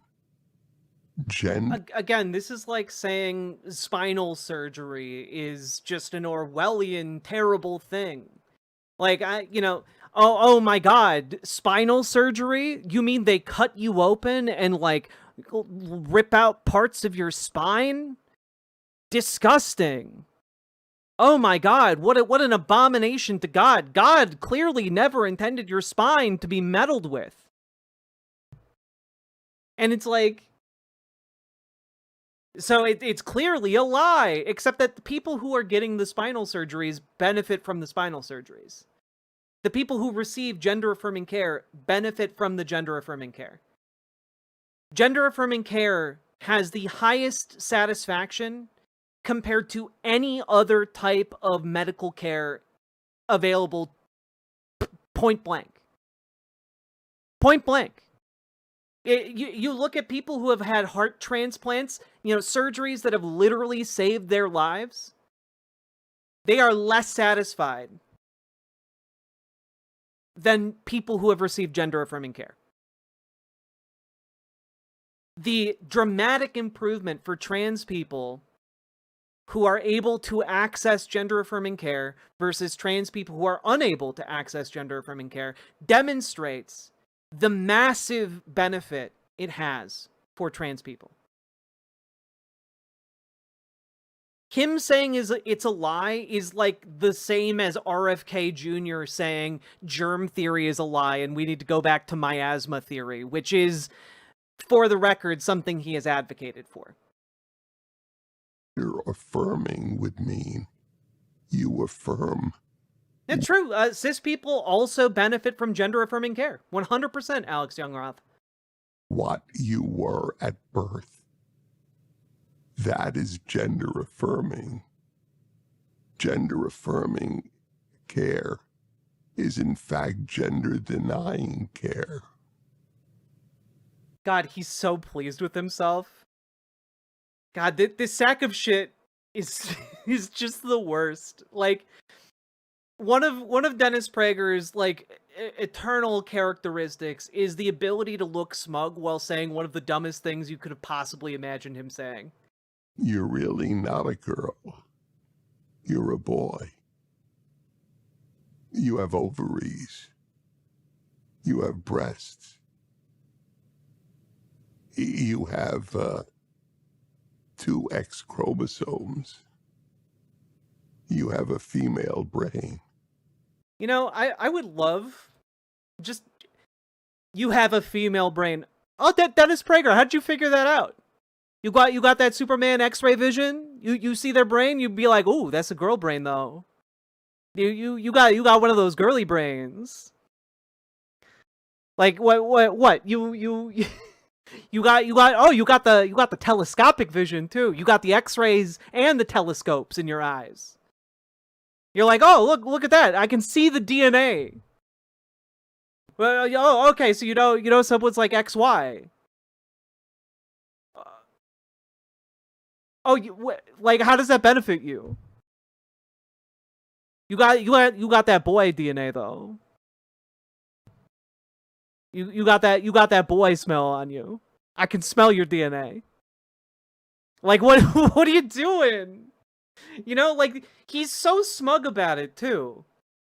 Like, oh, you've got like a girl brain, you've got girl genes, you've got girl, ovaries, you've got girl genitalia. But like, Dennis, when you look at a person and you interact with a person in public, how do you know any of those things? The answer is you don't. And so you make a guess based on, like, the evidence available to you, how they present themselves, etc. And when you do that, you are engaging with the social construct of gender, right? And trans people generally aren't saying, like a trans woman is physically the same as a cis woman. That's never been the argument, really. The argument has been that, like, trans women who are on, like, HRT and, like, get surgeries and stuff have moved away. They are no longer, like, Remember when Sam Sado male. would call in his show to try to debate him? I do remember that. That was a great thing he did. And used to. Thank you for subscribing. Like,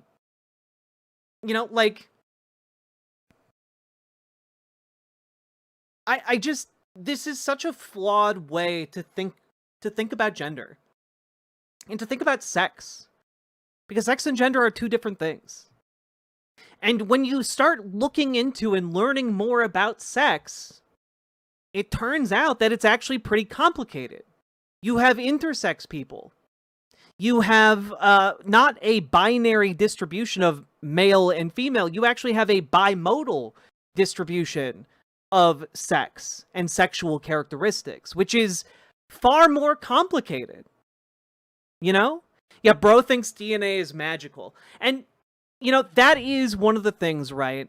That when we're talking about Dennis Prager in particular, you can say it kind of in a tongue-in-cheek, like, oh, he thinks it's magical. But, like, he literally does think it's magical. When he talks about Judeo-Christian values, what that means, that appeal to, like, evangelical Christianity, what evangelicals believe is that God made you spiritually male or spiritually female, and so you can't change that once you got born in the world like that. You can't change it because God made you spiritually male or female. There is, in their minds, something magic about your DNA that locks you into that. There even are two types of intersex.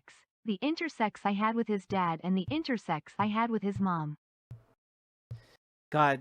Sake Tanuki, thank you for the 2 tier 1 subs. Comrade Girl 2018, that's not what I said.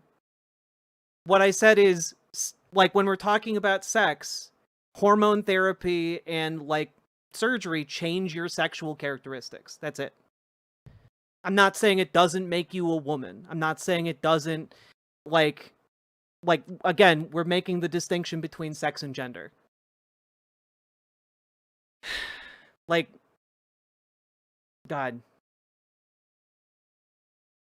Hope Prager at some point realizes how hateful he has been and actually reflects on the time he's wasted being hateful. Agreed. It'd be really, really nice.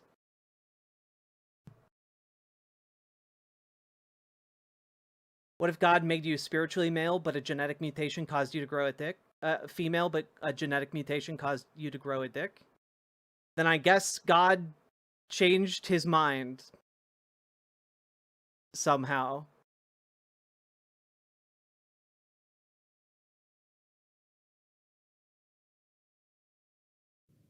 But you're really a boy.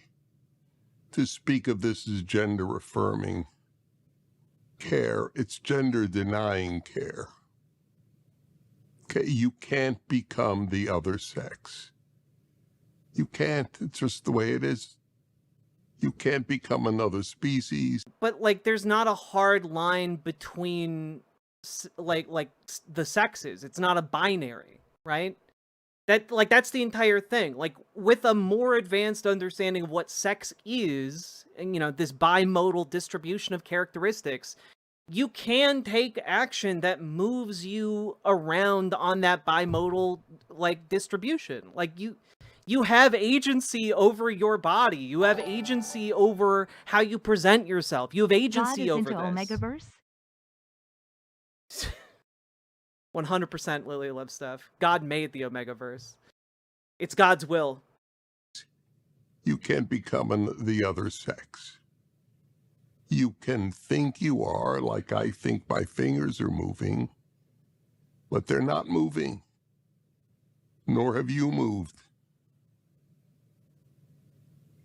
The trick is to... You know, I challenge Dennis Prager to down a bunch of estrogen every day and tell us then that he hasn't moved his sexual characteristics somewhat. make peace with the sex into which you were conceived and came into this world. And that's it. That's what responsible therapy would involve. Not let me help you accept your delusion. Would a doctor help me? Help me right now. Dennis, if you think you're moving your fingers, you really are. We're going to affirm that you're moving your fingers. Well, I'm gonna throw out there that, like, the neurons are being activated. Like, on a certain level, you're feeling in your mind of moving those fingers, that is I real. wonder if conservatism will make it into the DSM-6. Feels just like what Greg Abbott went through and what he's pushed since his accident. I mean, it is similar, right? Like, just this doubling and tripling down on conservatism. The conservatism is the brain rot, you know? I guess the spinal cord injury was an act of God to him. Like, unironically, he talks about it in this entire interview. Yes, you know? That would not help me. Well, what's really on my mind is that Like he tries to sidestep it by saying gravity got me, not God. But like, if you believe in an omnipotent, omniscient God, then like, yeah, God set you up for that, bud. Charlie Kirk and his And like, he said it's not because he doesn't want to be like he's. I've seen this mental trick played a lot in evangelical circles, in order to get around like the problem of evil, essentially. Like, why would God wish for bad things to happen? And what they do is they go, oh, well, you know, the fall was gravity. It wasn't God, because God didn't literally push me.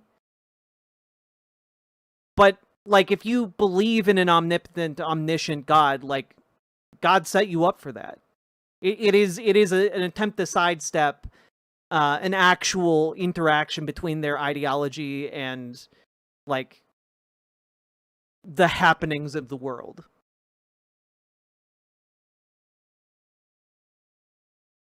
family and our entire movement It's a cop are out. Yeah. obviously victims of this transgender violence.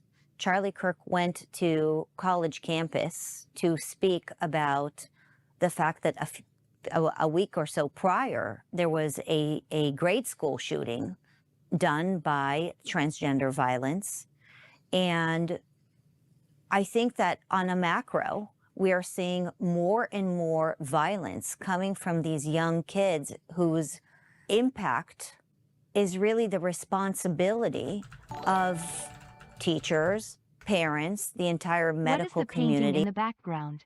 I know it's blurred out, but keeps making me think it's Dragon Ball characters on Noah's Ark. Oh no, it's just Noah's Ark. It's like a children's painting of Noah's Ark.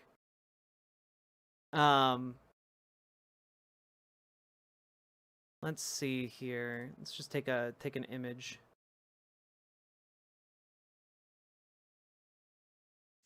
Do.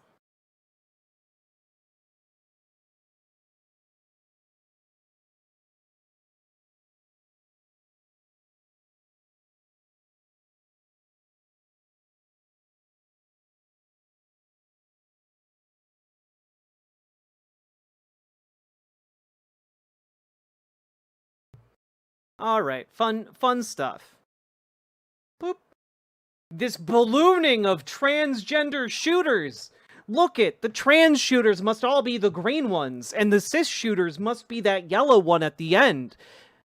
Just it's a massive problem of all of these these transgender school shooters. Oh wait. Oh wait, the green ones are the cisgender shooters, and the yellow one is the transgender shooter. Huh. Okay, right-wing pundits have pointed to 4 instances of transgender shooters in 2018, 2019, 2022, so far in 2023, calling it a trend.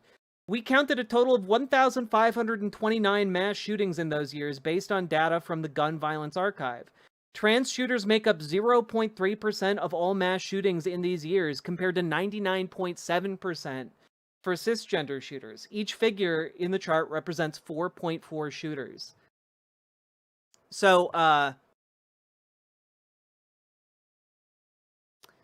well, you know, just wait, transgender percentage of population in the US. What is that? Oh,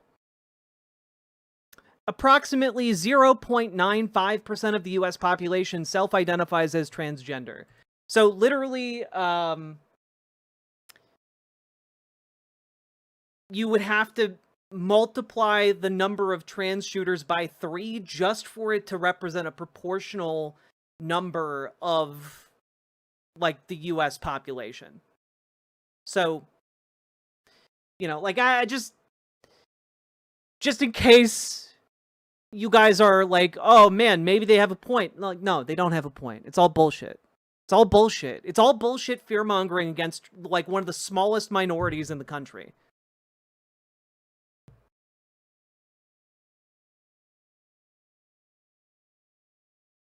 We are allowing these children to grow up in a culture thinking that they can change their gender or their sex. They're incredibly angry. And that was exactly what Charlie was trying to speak against. And so my hope, Dennis, is that maybe in this chaos, in this horror that we are seeing, maybe parents are going to wake up. Maybe teachers are going to wake up. And they're going to just stop. They're going to stop with this gender-affirming care, and they're going to just bring common sense back into our society. Because, Dennis, what happens if we don't? What Bring common sense back? What happens if we continue to raise children to think that they should be angry about their own bodies? Is it a surprise to you that if they're so angry about their own bodies, they're going to be angry about everything else around them? Not to mention, trans people generally aren't angry about their bodies. Like, that's not generally the emotion trans people feel about their bodies. Upset, sad, despondent. Not usually angry. the chemicals and the medication that they're ingesting and what that does. And probably most importantly is the mental poison that we've been putting into young minds in America, is that anybody that says what I... The mental poison that we've been putting into young minds in America? Oh, wow. She says the quiet part out loud, huh? Interesting. Again, what is anybody supposed to learn from watching this trash? I don't know. I think people learn stuff from watching me cover it. Not so sure what their conservative audiences learn outside of confirmation bias. Just said, or what Charlie said. When Charlie said, love your body the way it is, accept your body. Don't go to the pills. Don't go to the surgery. Love yourself as you're made by God. When you say that, they call us haters. That kind of poison has led to real violence. As a general rule, any negation of any left-wing point is called hate. Well, no. But what you're saying is that trans people don't exist and should be denied healthcare, right? Like, it's not just like, oh, you know, you like you just disagree that an entire minority deserves to exist, and that's pretty definitionally hatred. Like that's pretty, like, if you think an entire minority group should be eliminated and doesn't deserve to exist, that's like maybe one of the most foundational ways one can express hatred. Okay, if you deny that affirmative action has actually done good for society, or specifically for black members of the society, it's called hate. You may be black yourself, and it's called hate. You may not have a racist bone in your body, and it's called hate. Yeah, because, like, maybe you are not interpersonally racist, but if you're advocating for racist positions, people are going to say that you're motivated by hatred. Sorry. That's kind of how that works. Because you differed with the left. If you call out the horrible libel that Israel has committed quote-unquote genocide in Gaza. Is it a horrible libel when, like, the UN Commission, like, has spent years gathering evidence and concluded that they are conducting genocide? Oh, but I forget. Dennis Prager considers the UN to be anti-Semitic, so, you know. Then that means you hate Palestinians. I mean, if you're in favor of the ethnic cleansing of, you know, their homeland, then yeah, I think that kind of has hatred built into it, yes. One has nothing to do with the other. There were Israeli Jews who volunteered to drive Gaza children to Israeli hospitals to be treated for cancer, for example. And they would be called haters. Yeah, that hasn't happened during the whole genocide that is going on right now. So that's the general principle on the left. You differ with us, you're a hater. Yeah, they call us Nazis so they themselves can behave violently. Well, so they could support. Well, no, people call you guys Nazis because you share a lot of the viewpoints that Nazis would have had. Like, that's, you know, when like fascist Nazis are marching in the streets of America, as they still do to this day, they agree with your political positions. Or today's Nazis, Hamas. The only difference between Nazi aims and Hamas aims was that the Nazis aimed to hide what they did from Germans, whereas Hamas aimed to publicize what they did to fellow Palestinians. And that's not an insignificant difference. Why do you think people are identifying with evil? Yeah, I can only tell you this. It ain't new.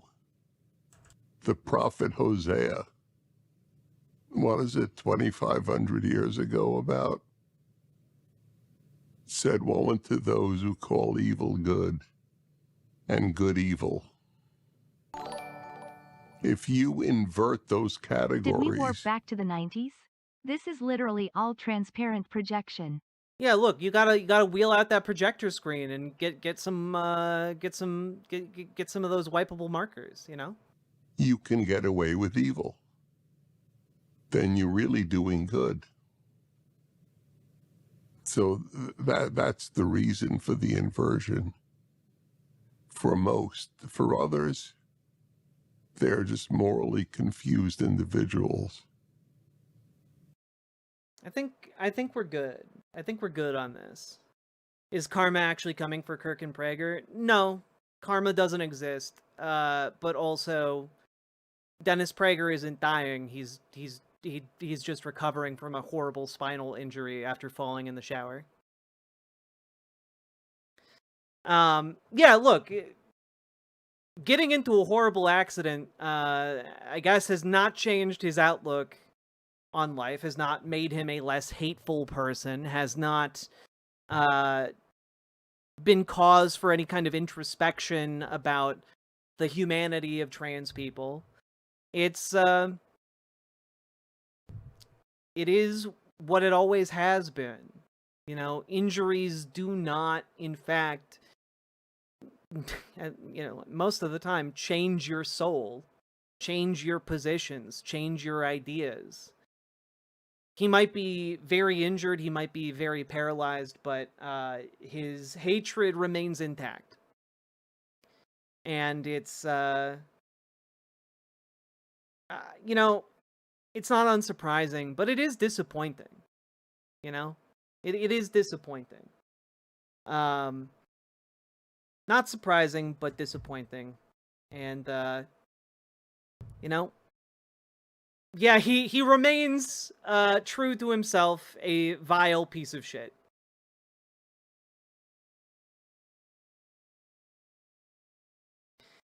WJ Adam, yeah, you banned. Like, I'm sorry. Like, what the fuck is wrong with you people? What the fuck is wrong with you people? You know, I go off on a tangent about how, like, you guys need to treat one another with respect, and that I would have no, you know, patience if y'all... I would have no patience if you guys were transphobic in my chat. I would have no patience if you guys were racist in my chat. If it didn't work for Darth Vader, why would it work for Darth Prager? You know, excellent question, Sake Tanuki. Excellent question. Like, I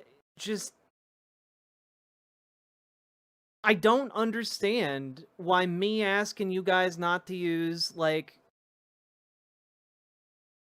ableist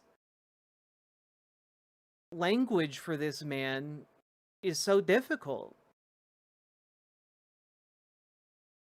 I don't understand. Like, I tell you guys I have a zero tolerance policy for a lot of this shit, and, like, you guys are doubling down, and now you're using slurs for, like, me? Like, damn, I thought some of you guys were cool. You know, when I say hello to you guys at the beginning of every show, like, I get to know your comments and your vibes because I read the chats. And, you know, I'm not gonna lie, it hurts my feelings. It makes me upset to have thought, no, Ms. Milena, Sake Tanuki's comment was fine. It was the WJ Adam dropping the tranny slur. Like, you guys tune into my show every day and you want to call me a tranny? Like, what's wrong with you guys? Like, what's...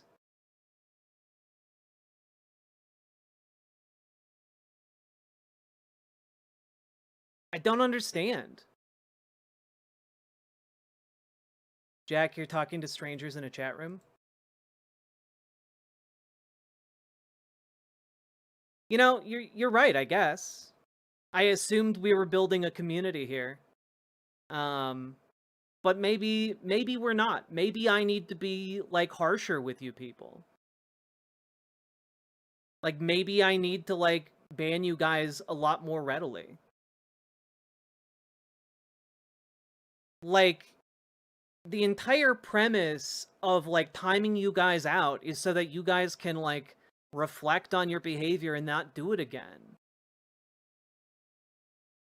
And so I am not really sure what to do when folks double down on it.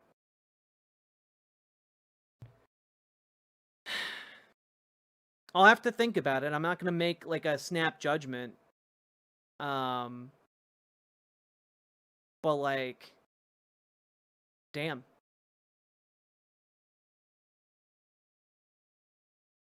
What are the pronouns? She, her, Elric.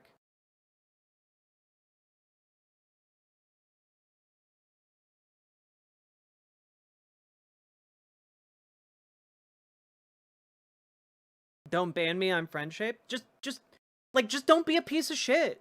Just don't I don't know. Like the bar is not high. I'm not asking you guys to be saints. I'm just asking you guys, like, if you're being rude and someone's like, hey, don't be rude in that way, like, be like, okay. You know, I'm asking for you, like, to exhibit the same level of, like, cooperation that 5-year-olds can have. You know? Jesus.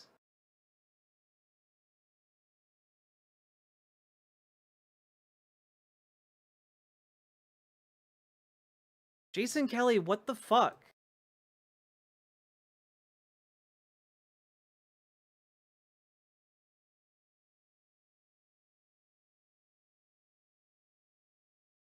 Is this YouTube chat being assholes? It's like there's something in the air, and like all of the chats are being wonky today.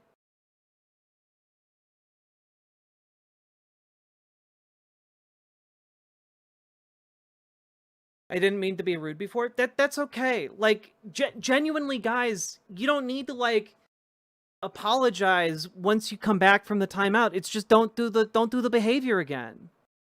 You know? Be your usual kind selves. Or, you know, snarkily kind selves, you know? I just don't get it. Maybe it's the autism. I don't know. Like maybe like my inability to understand what is happening tonight is just like related to me being on the spectrum, but like I just don't get it.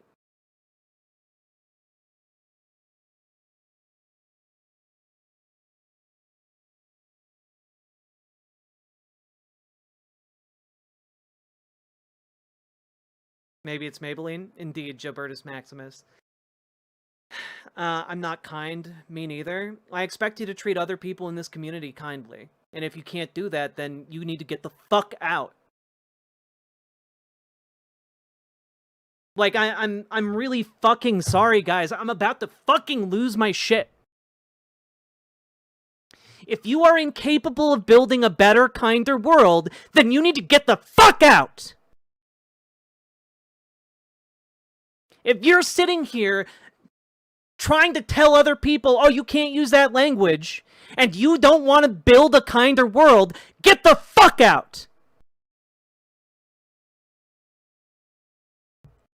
I have no fucking patience for this shit!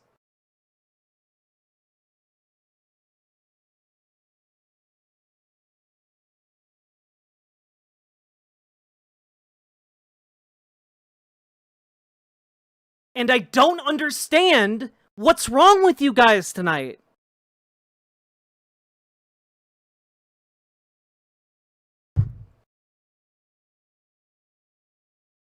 I don't get it.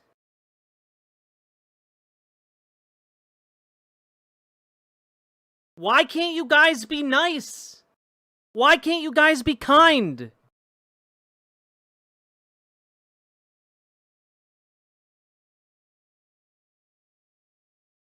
And don't give me that, oh, well, the world is a dark and brooding place bullshit.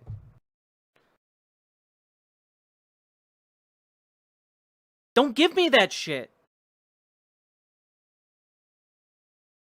The world is a dark and brooding place, always has been.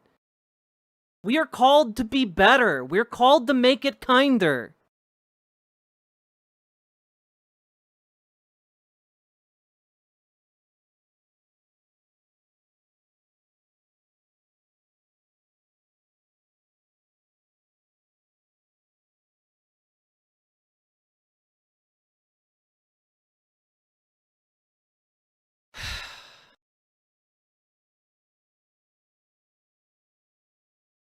I just... The entire premise of what we do here... Just popped in, first day of spooky season. Chatter being a little monster. Now the song in my head is Darkness, imprisoning me. All I see, absolute nightmare. Pluvius, thank you for the $5 dono. And Mathatiahu, thank you for gifting Gibbertus It's Maximus dangerous tier to go 1. alone. Take this. Peach knife. Hell yeah. I just...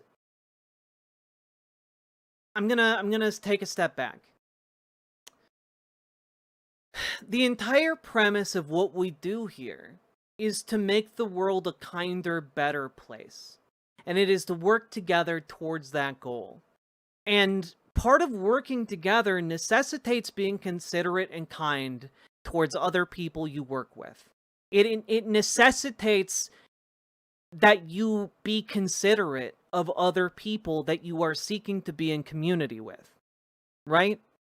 That's what building community is. That is what organizing is. That is what this entire project is predicated on. And what I have seen tonight, and not from most of you, but from like a larger number than I would have thought, is an inability to recognize actions and words that break the project of community building. And break the project of organizing.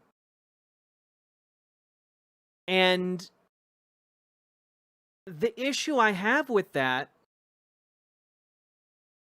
is that that's the entire game. The entire premise here is building a movement of people that can work together.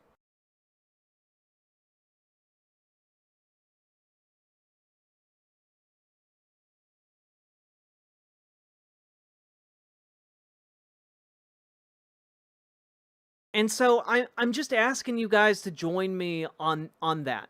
On that mission, on that project. And when people commit themselves towards, no, I'm not going to be someone who does that, then, like, I don't understand what you're doing here. I don't understand.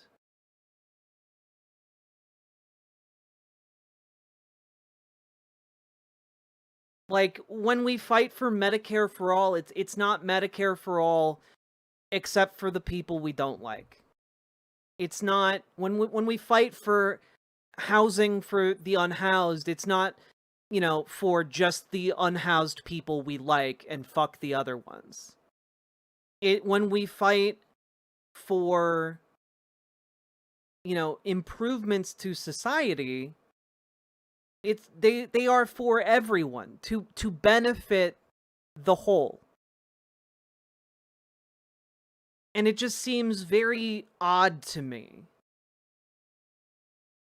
to adopt a posture that is antithetical to that. So, you know, I believe in building a team of people that is going to show up, that is going to be able to work together with others, that is going to be able to accomplish collective goals.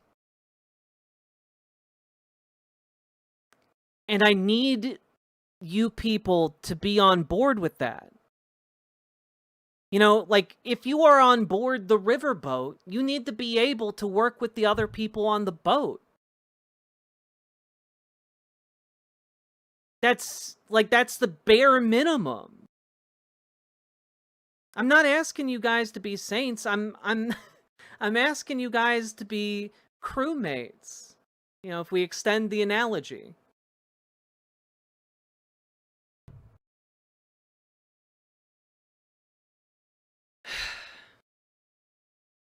So, yeah, Among Us.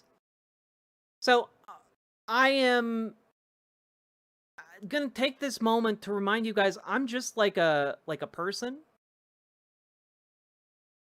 I'm just like a human being. And every single time that I log onto this platform, I get people calling me things like mentally delusional freaks, or a tranny, or, subhuman, Medicare for all, except etc. Steve.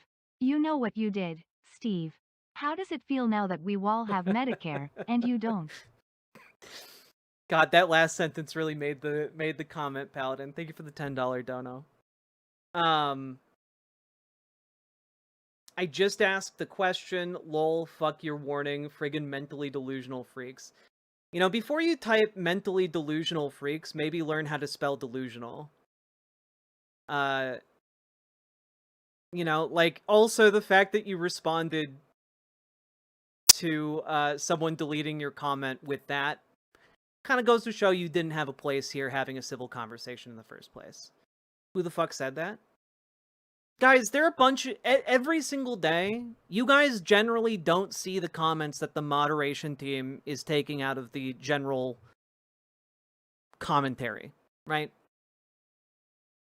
But I get, like, dehumanizing comments directed towards me every day, and it just seems to me that, like... Was that Charles? No.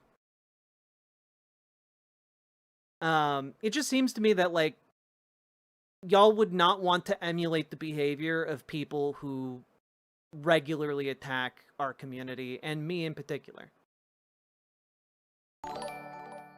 I just don't get it. What bugs me the most is that this is the exact same thing as when the conservatives say, they'll put you in jail for using the wrong pronouns.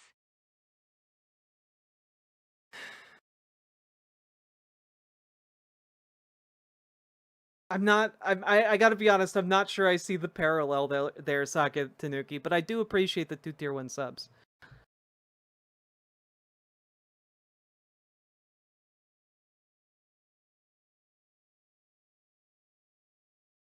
We nuked that shit from orbit, but I promise it's a lot of ugly from the shittiest people. It's true. So, I just need you guys to be on board with me on this project, you know?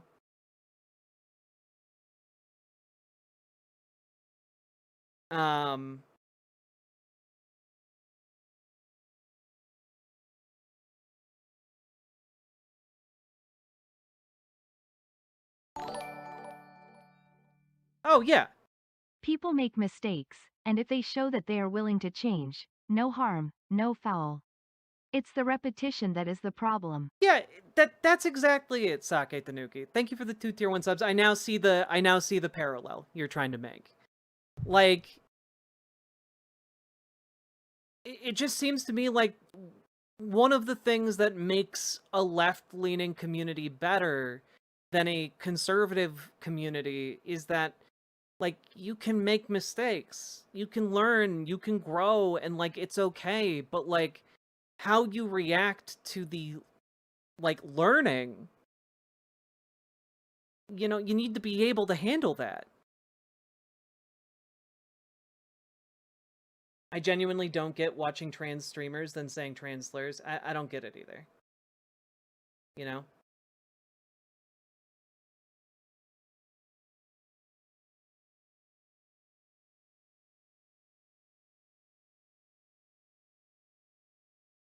Oh shit, Riverboat bot is alive again.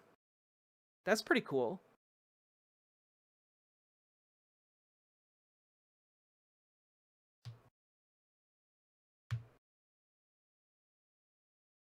Like, it's not the end of the world if someone asks you to stop doing what you're doing because it's hurtful to others. Like, just stop the behavior. Like, I was a camp counselor for a couple years, chat. Like, I am used to dealing with children, and, like, I feel like, I guess we need to, like, have more emphasis on, like, treating others with respect. You know? Like, I assumed that the chat rules be excellent to each other were readily understandable. You know, it's not a long list. It's one thing, and you know, I think Bill and Ted really nailed that one. But like, maybe it needs more explanation. I'm unsure. But we will move on here, I think. Let's see, how we all doing? Damn. It's really fucking weird to have a bit of a crash out about the necessity of kindness and community building in front of 450 people. That's weird. That's you know, Riverboat isn't new just a territory space, for me. it's a lifestyle. We're converting it to one of those lifestyle brands. Riverboat Jack Energy Drinks, RBJ's Frozen Barbecue Shrimp, Riverboat Daily Chewable Vitamins. Don't forget the Riverboat brain pills. You know, we gotta get into this brain pill game. The Riverboat Jack multi-level marketing universe. Paladin, thank you for the $10 dono. Oh, Irascended Kitten, the vibes on today's stream have been very weird. We're One about way to or do a another, hard you reset. gotta make like a tree, grow or leaf. And we prefer growing because the ones that leaf tend to become huorns. I have no idea what that means. I don't know what a huorn is. I'm so sorry. Pluvius, thank you for the $5 dono though. Yeah, what is a huorn? I'm assuming it's a like some kind of sci-fi reference I don't understand.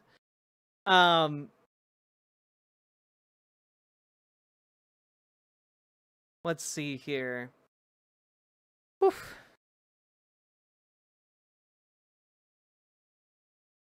Wait, Huorns are angry trees in Lord of the Rings? Oh, wait, the horns. Wait, are the horns like the tree, like the Ents that have fallen asleep? Are they like the no. Or are they the like the trees that the Ents tend to? Yeah? Oh, fuck yeah. But like also Ents turn into Huorns, right? Like if an Ent falls asleep, like they become a Huorn? Is that the way it works? Not the Ents, the trees they raised? They're mostly tree-like Ents that only wake up to kill. That's, you know, when you put it that way, that's pretty metal. Ah, like the great Australian wombat that eats, roots, shoots, and leaves. Hell yeah. Salmon Moose, thank you for the $5 dono. Oh! Is Old Man Willow a Huorn? Lord of the Rings folks who understand? Old Man Willow is a Huorn, right? Or is Old Man Willow like an Ent that fell asleep?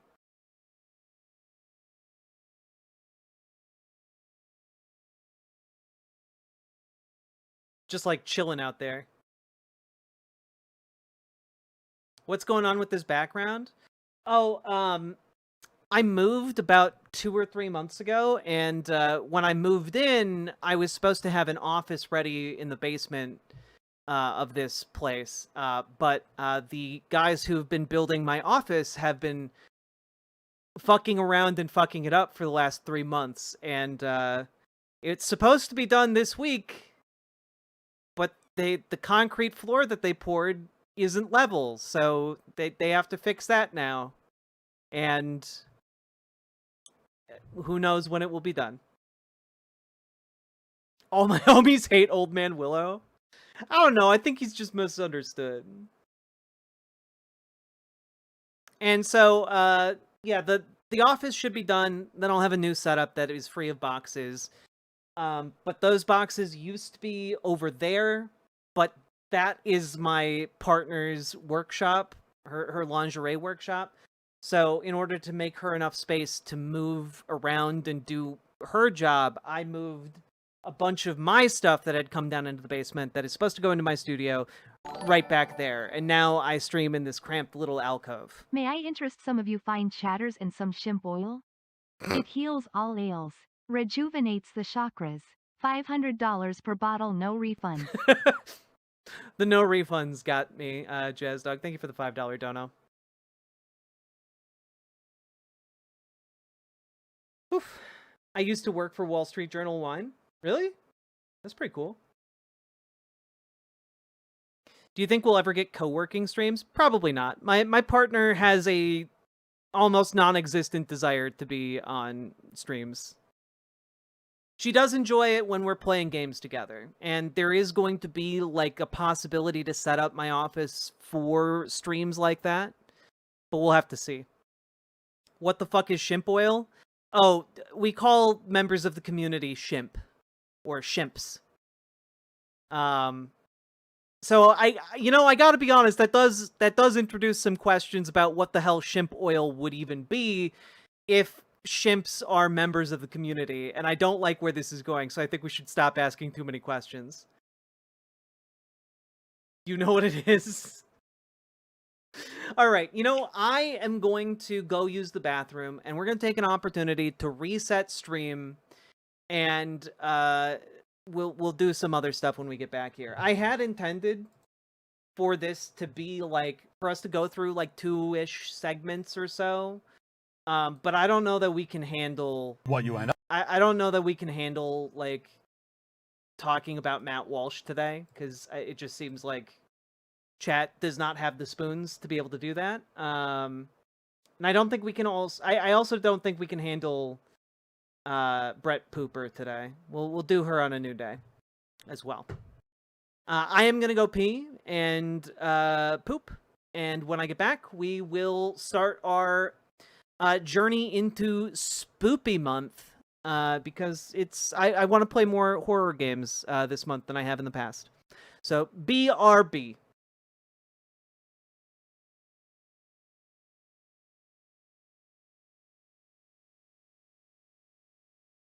So this is a song that we wrote, that I wrote with my friend Mike Richardson, who's from southern West Virginia, and it's about the coal mining wars in West Virginia in the 1920s, called the Battle of Blair Mountain.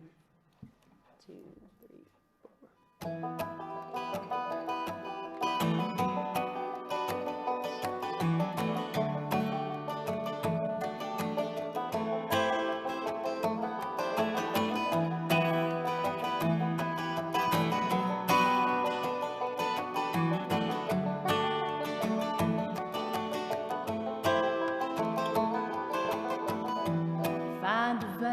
Drain the black gold, hoping to God that the timbers hold. Like my father before me, it's all I know. We live only to harvest coal, harvest coal.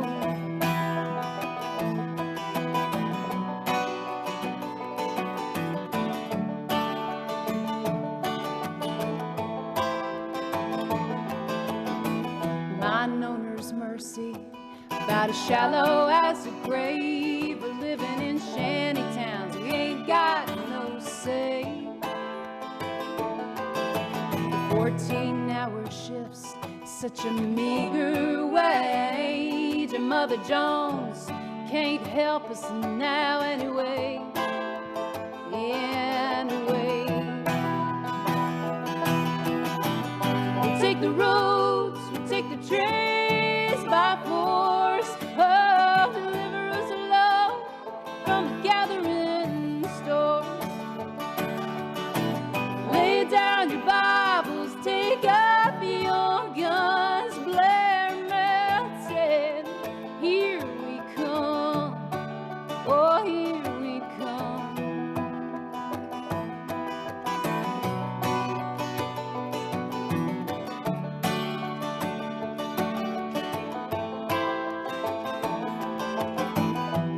Red bandanas that tell us what side you're on. Yeah, we're the rednecks of the Union 1921. We'll leave tonight at 13,000 strong and take the fight to Blair Mountain before the dawn. Before the dawn. take the roads, we'll take the trains by force. Oh, deliver us, love, from the gathering storms. Lay down your Bibles, take up your guns, blare melted. Here we come, here we come. Oh,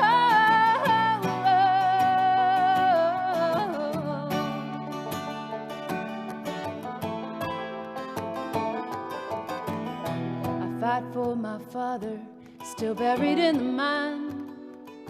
I fight for my son, so he'll have a better life. We're soldiers of a great war, and it don't seem right to treat a man like a dog just to make a dime, just to make a dime. We'll take the roads, we'll take the trains by force. Oh, deliver us, love, from the gathering storms. Lay down your Bibles, take up your guns, blare melted. Here we come, oh, here we come.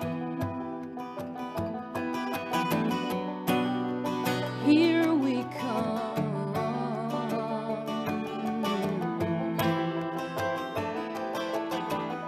So find a vein, drain the black gold.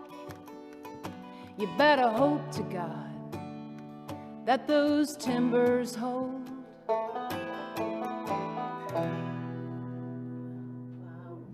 Yeah, wonderful. Wonderful. I'm not a coal miner, as you well know, but I'm as close as I could be not to be one. My father was a coal miner who was killed in the mines, and my husband is slowly dying with black lung.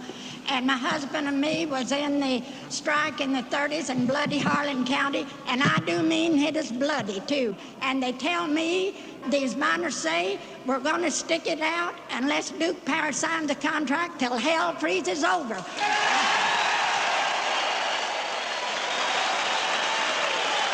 And the man knows they've got nothing to lose but their chains and their union to gain. So I say, hang in there. And now this song I composed in the 30s. And as you know, I'm old, that's 40 years ago, and I can't sing very well. But you can ask the scabs and the gun thugs which side they're on, because they're workers too. Come all you poor workers, good news to you I'll tell, how the good old Union has come in here to dwell. Which side are you on? Which side are you on? If you go to Harlan County, there is no neutral there. You'll either be a Union man or a thug for J.H. Blair. Which side are you on? Which side are you on?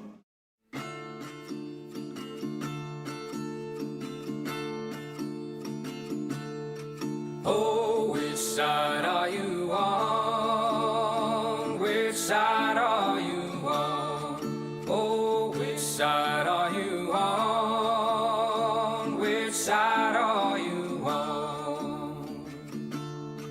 Come all of you good workers, good news to you I'll tell of how the good old Union has come in here to dwell. Oh, which side are you on? Which side are you on? Oh, which side are you on? Which side are you on? My daddy was a miner, and I'm a miner's son, and I'll stick with the Union till every battle's won. Oh, which side are you on? Which side are you on? Oh, which side are you on? Which side are you on?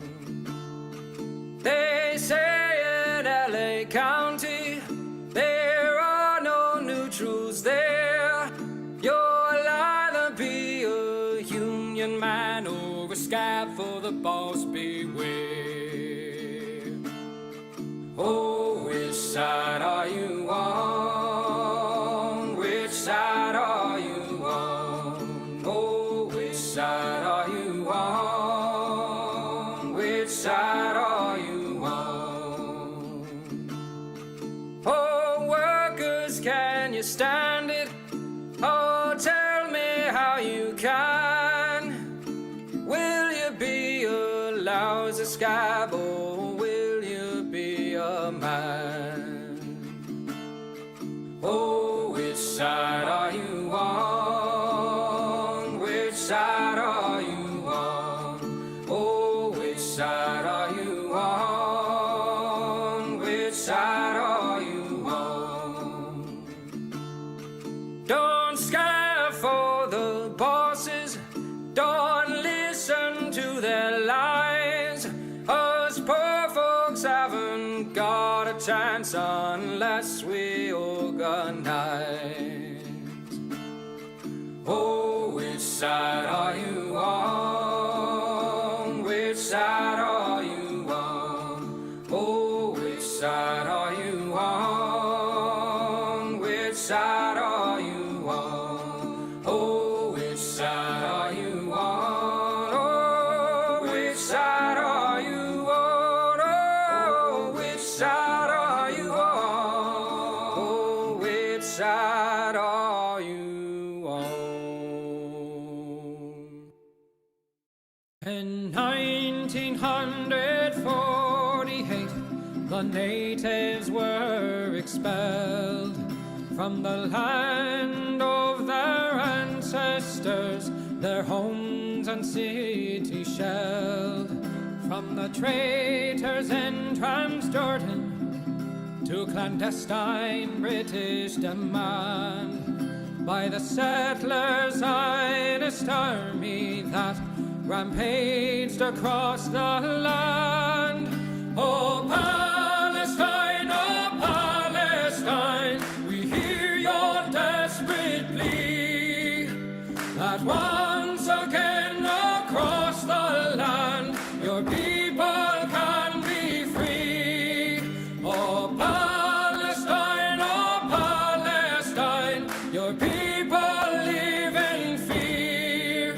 We demand your emancipation from the river to the sea. In 1967, Israel did invade to conquer and to colonize what little had remained. The people of old Palestine, once again their fates entwined with the Zionist occupation of their homes and weary minds. Oh, Palestine, we hear your desperate plea that once again across the land your people can be free. Oh, Palestine, your people live in fear. We demand your emancipation from the river to the sea. In 2023, they've come a final time to destroy your homes and families with a murderous, lethal design. The bombs overhead are falling as our leaders continue their lies. The sky does glow and the blood it flows as we hear the children's cries.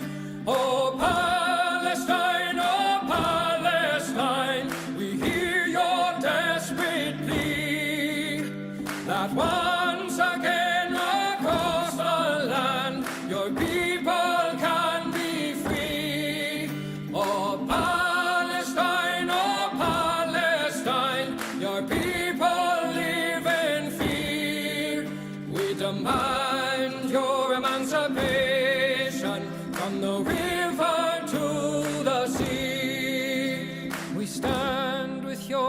emancipation, your people will be free.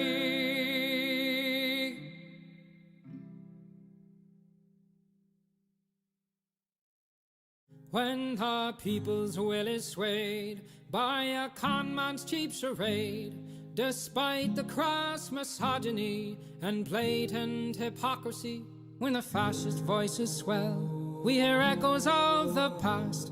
They vilify the immigrants, the leftists and outcasts, when the opposition croaks and the people just don't vote for the same old tired rhetoric of neoliberal politics. We must organize the fight for our universal rights, for democracy and empathy to permeate this life. For it's not the immigrant who labors for some bread, who's making us toil till we drop dead. No, it's not minorities or peer-reviewed authorities, or queer folks and trans folks, or a multitude of deities. I say all are your comrades and none are your enemies, in the momentous fight against all bourgeois priorities. Freedom is not those traditional values crafted from bigotry and classist realities.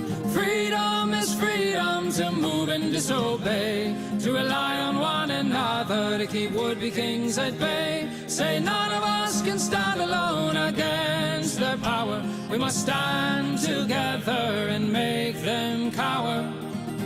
For the laws of this land have us used and abused, owned and subordinate to our patriarchal roots. I say it's high time we reinvent this whole operation to make mutual benefit our sole occupation. Because freedom is freedom to move and disobey, to rely on one another to keep would-be kings at bay. Say none of us can stand alone against their power. We must stand together and make them cower. Here we go. Yes, freedom is freedom to move and disobey, to rely on one another to keep would-be kings at bay. Say none of us can stand alone against their power. Rise, proletariat, and make them cower.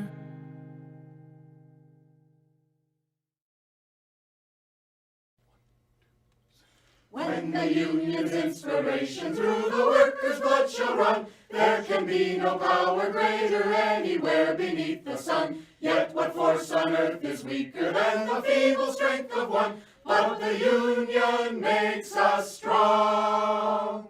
Solidarity forever, solidarity forever, solidarity forever, for the union makes us strong. Is there aught we hold in common with the greedy parasite, who would lash us into serfdom and would crush us with his might? Is there anything left to us but to organize and fight? For the union makes us strong. Solidarity forever, solidarity forever, solidarity forever, for the union makes us strong. They say our day is over, they say our time is through. They say you need no union if your collar isn't blue. Well, that is just another lie the boss is telling you, for the union makes us strong. Solidarity forever, solidarity forever, solidarity forever, for the union makes us strong. They divide us by our color, they divide us by our tongue, they divide us men and women, they divide us old and young, but they'll tremble at our voices when they hear these verses sung, for the union makes us strong. Solidarity forever, solidarity forever, solidarity forever, for the union makes us strong. They have taken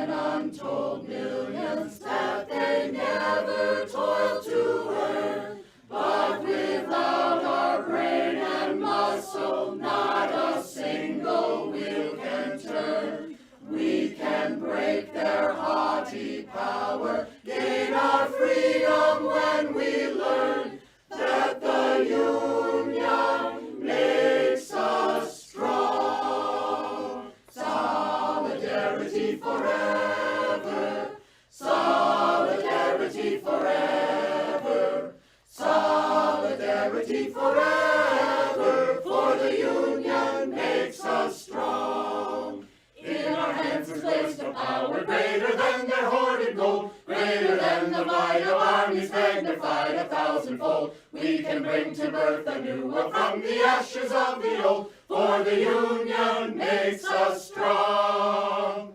Solidarity forever, solidarity forever, solidarity forever, for the Union makes us strong. Solidarity forever, solidarity forever, solidarity forever, for the Union makes us strong.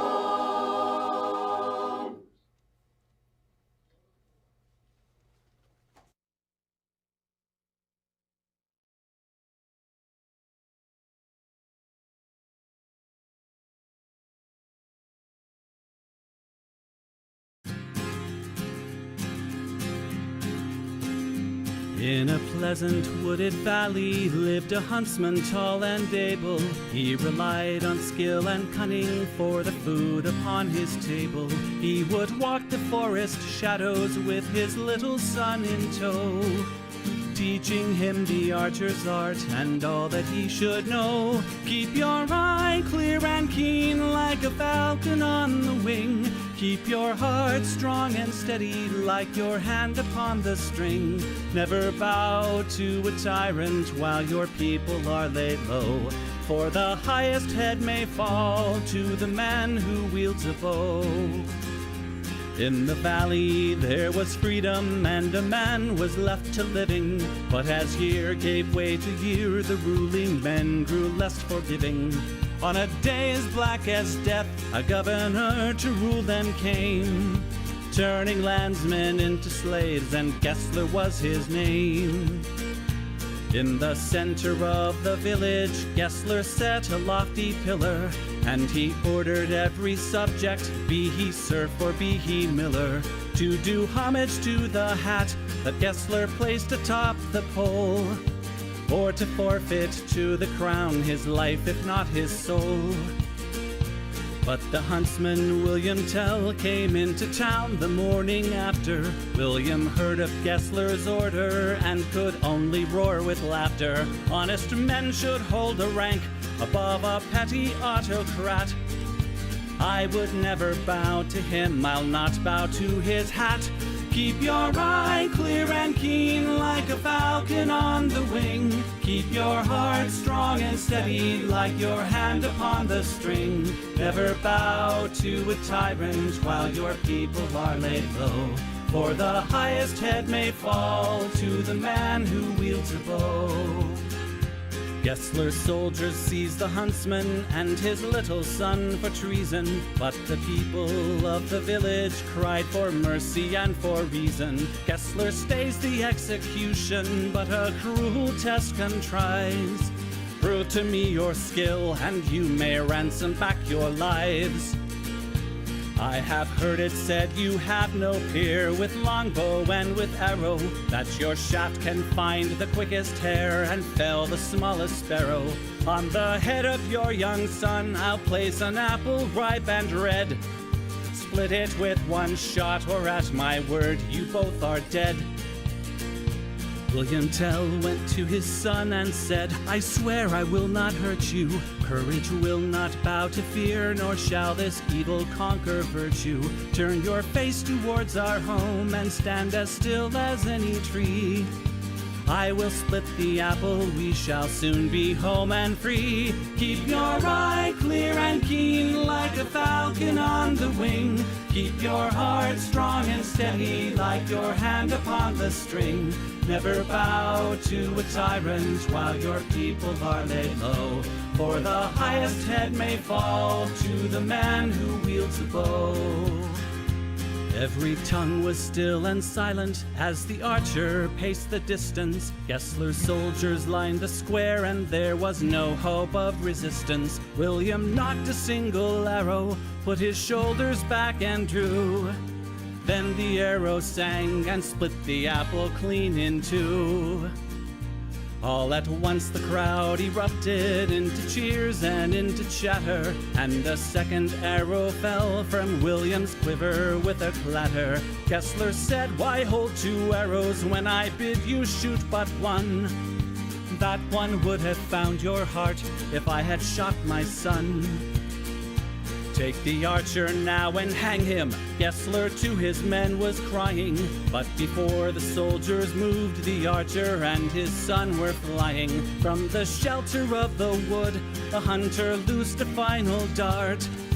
Gessler died with William's arrow buried in his heart. Keep your eye clear and keen like a falcon on the wing. Keep your heart strong and steady like your hand upon the string.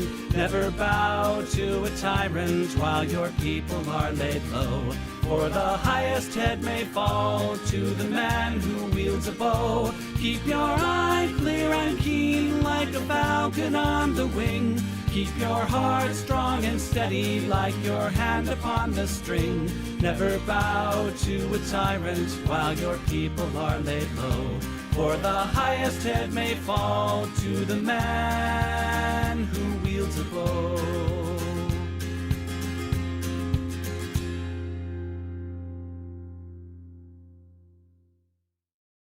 Those who make peaceful revolution impossible will make violent revolution inevitable. Yes, we have to deny so many claims per month to meet our shareholders' expectations.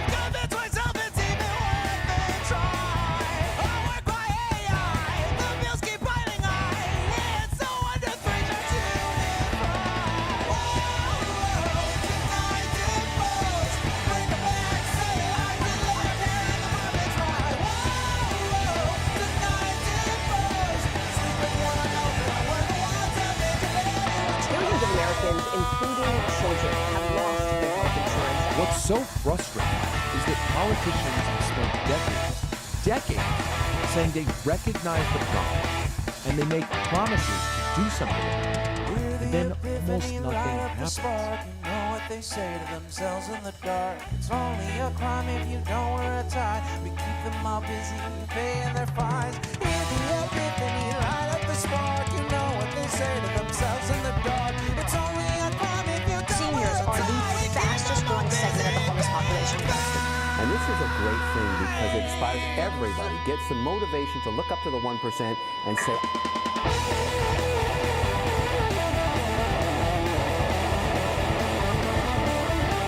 now they're looking at your vote, they're looking at your anger, and they're moving to apprehend those who say something in anger.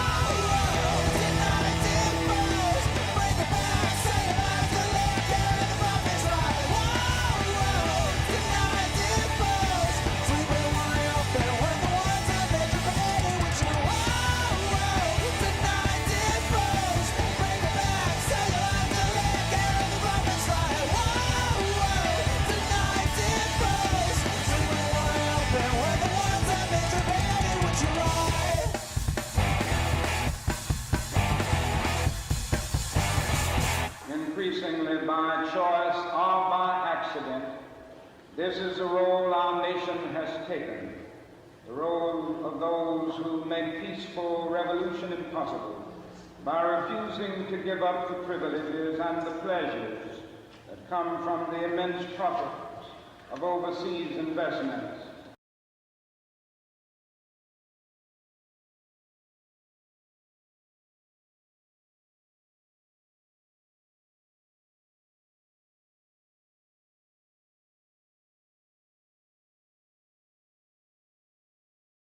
You noble diggers all, stand up now, stand up now. You noble diggers all, stand up now. The wasteland to maintain, see Cavaliers by name.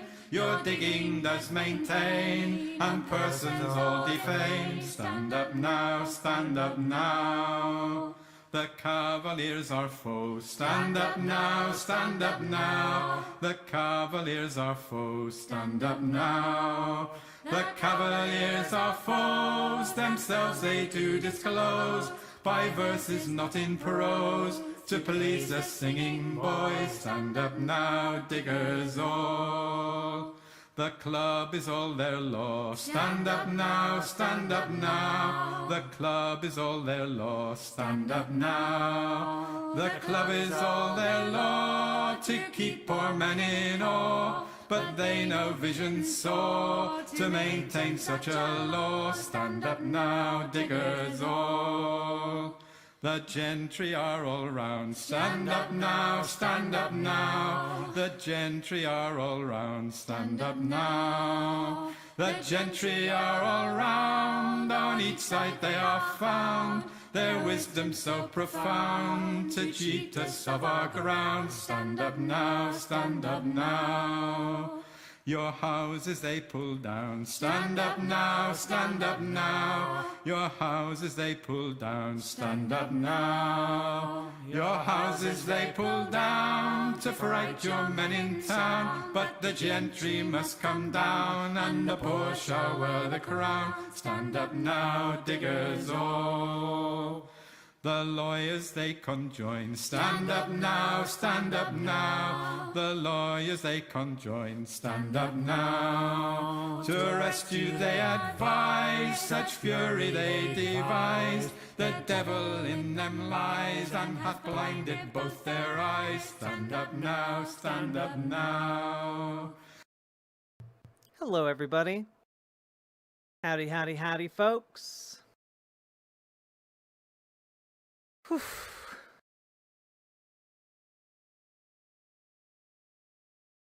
How we all doing? Jack okay? I had to have a good cry, but now I'm back. I'm fine. And ready to play some games. Oof.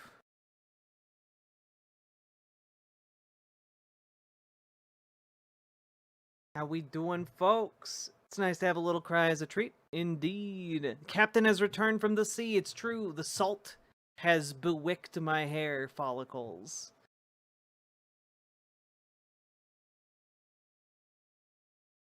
Showed a picture of my doggo in Fur Baby Discord. She's over this bullshit too. Hell yeah. You tell me who hurt you. Point M out. Shakes fist. Ah, it's okay, Joe Burt. And thank you for subscribing. Have there been any updates regarding the government shutdown? No progress made today. Do you think Dems will stay firm? That's my hope. Gotta keep calling them. Gotta keep encouraging them to hold the line. Oh, Disaster Suplex, I remember you asked the question like 2 hours ago about like my skin. And the answer is that I moisturize, you know? Skincare routines genuinely do improve how your skin looks. Doesn't even have to be like fancy stuff, just like some basic like moisturizing stuff can do wonders. Hope you're feeling better. Yeah. Though I feel a bit bad. I woke up my partner at like had to cry at her about it, but I'm doing better now.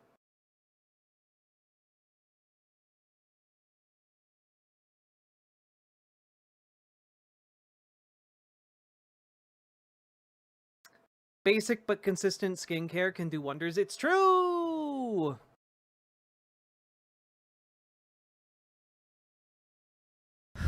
Let's see.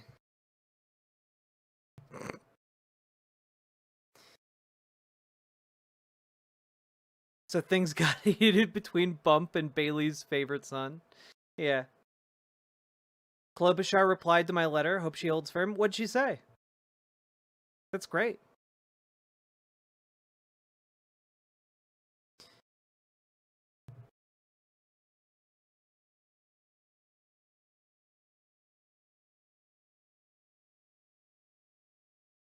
Ooh.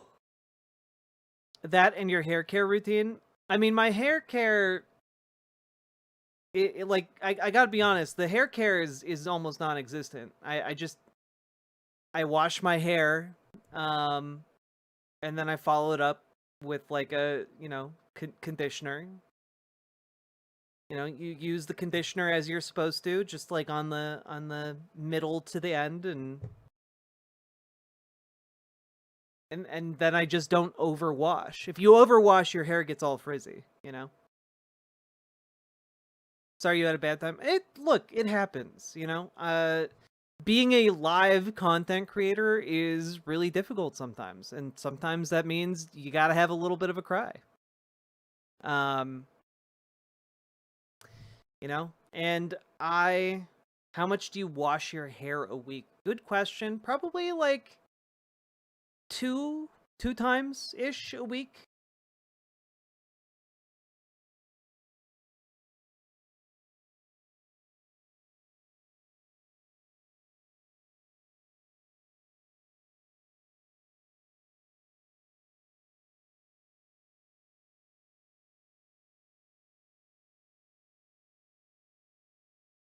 Crying is healthy. It's true.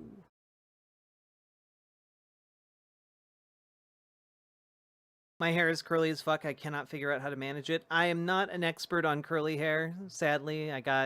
It's a gift and a burden. It's a great way of framing it.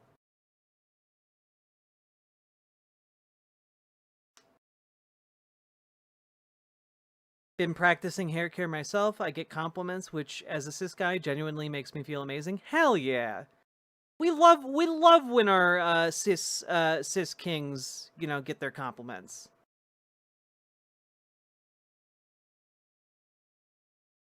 And I guess sometimes chat just has to completely lose their minds over Dennis Prager.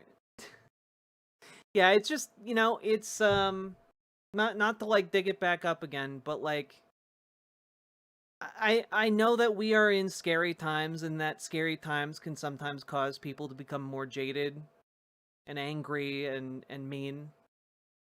But I think that that's exactly what makes kindness such a revolutionary attitude to adopt, Anyone can be kind, anyone can be considerate, and like genuinely that's some of our strongest skill sets as human beings, as a species. We need to leverage that to come together and organize in community. And like that's kind of the name of the game right now.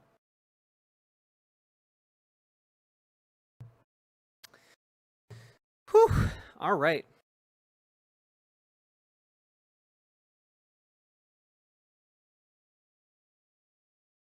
Do do do do do do do do do do do do. It's funner to be cool. I'll let you in on a secret though. Being kind is cool. Oh god. Okay. So I have a couple of different games that we could play. All right. I'm just gonna like do an informal like review so we can figure it out. This video will shock you. Oh god, no Rudyard tonight. We're not doing Rudyard. How dare you? All right.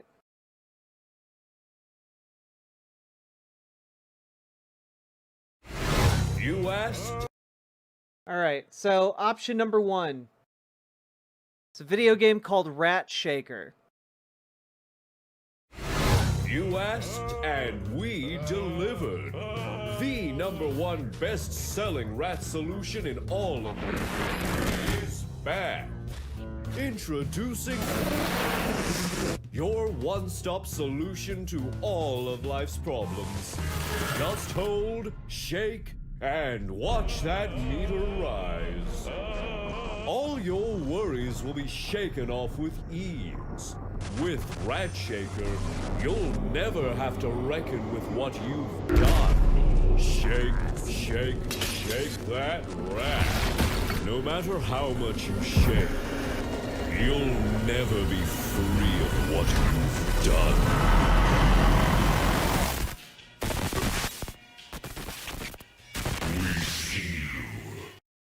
So that's Rat Shaker. a game about Curtis Sliwa.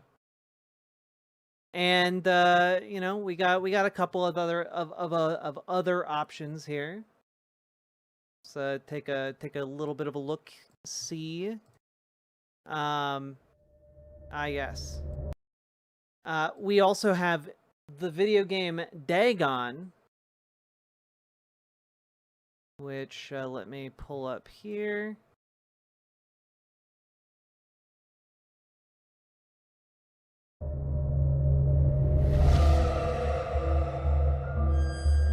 I am writing this under an appreciable mental strain, since by tonight I shall be no more. It was in one of the most open and least frequented parts of the broad Pacific. The Great War was then at its very beginning. Such visions as I had experienced were too much for me to endure again.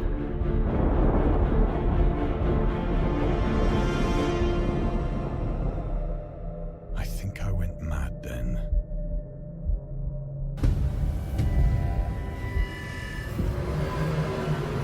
The end is near. Curtis Sliwa would never hit a rat, but he would shake the shit out of it. BWA. Paladin, thank you for the $5 dono. Always appreciated.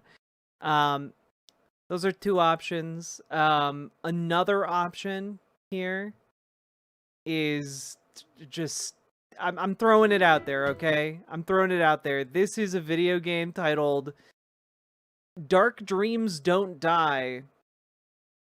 And well, just check it out.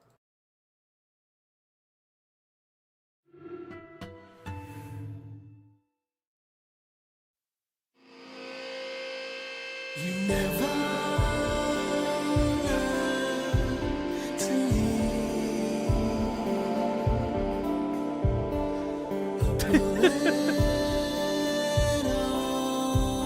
Look for D.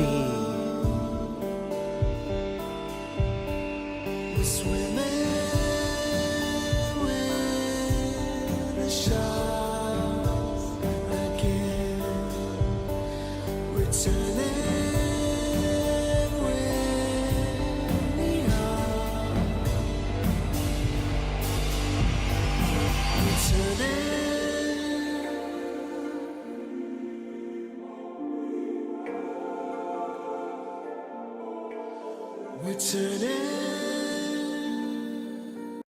Yeah, it's a Suda51 game. Or is it Suda51 or is it Swery65? It's one of the number guys. Either way, I am here for flawed gems. And then the fourth option, I've been going back and forth. I'm just gonna pull it out.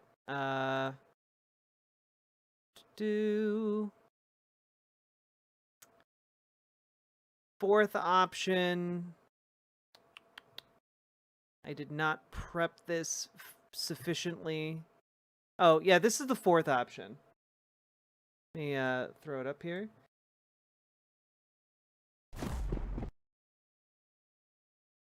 Which should be fun for any of you old school folks.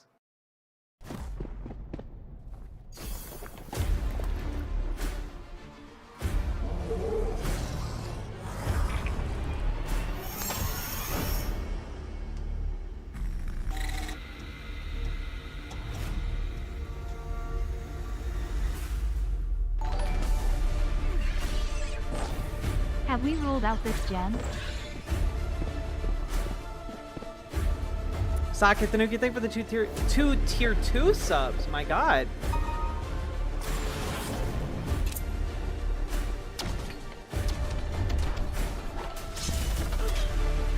Yeah, this is the original Wizardry Dungeon of the Mad King, but they remade it so that it doesn't, you know, look like it originally did.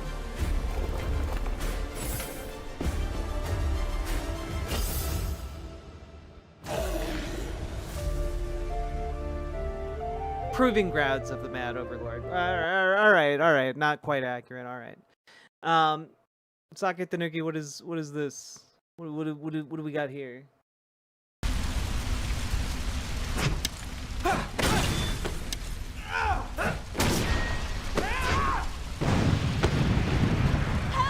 Please! Someone! Oh my god. What? I'm going to die! A true horror game. Alright.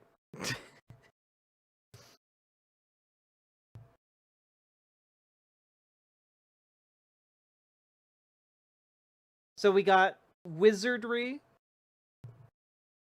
We've got Dagon. We've got Rat Shaker. And we've got Dark Dreams Don't Die. Alright? Link that video. I can't. Wait, yes I can. There you go. Is politics done for tonight? Probably. Unless you guys, ask me about it while we're playing. I came in at D4. The first two options were Rat Shaker. And the second one was Dagon. Then there's D4. And then there's Wizardry. Those are your four options. Vampire is so good. Vampire was really fun. I really like it. Rats and octopus. Ooh. Chat.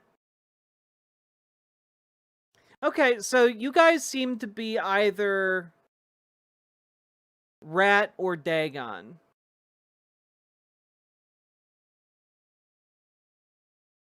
Rat Shaker, Rat Shaker. Okay, I think we're gonna have to do a poll. Alright. /vote. What game? Rats or seafood? There you go. One or two. Rats or seafood? Which is it?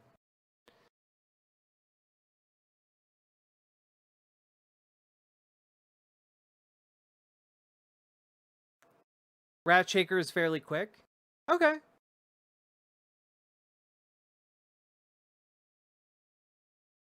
Have I considered it playing any of the Fallout games? Are you guys fucking kidding me? You guys gonna tie it? Rat it's rats. Shaker is so funny. Alright. Sake Tanuki, thank you for the 2 tier 1 subs. And Rat Shaker it is. Also, we'll be playing a wide variety of spooky games during this season. I have a lot. Doggone would be great. Maybe we'll get to both. Don't worry. I intend to play a lot of horror games this month because I want to, and I haven't had the chance to play many of them. And a lot of them, I'm like, oh man, this would be a fun game to play on stream, and then I never do. So we're going to do some rat shaking. I also want to play Crow Country at some point. Here we go.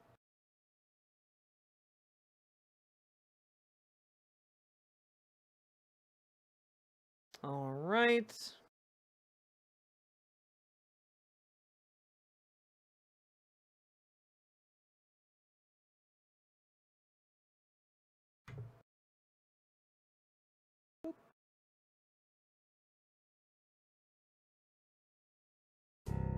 Are you tired of dealing with pesky rats that just won't leave you alone? Introducing Rat Shaker, the fast, easy, and fun way to keep rats in check. Just hold, shake, and watch.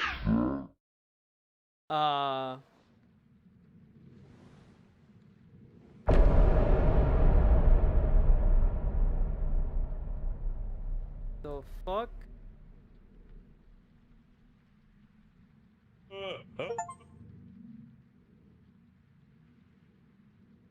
I can't move. Okay. I feel like we're not normal rats yet.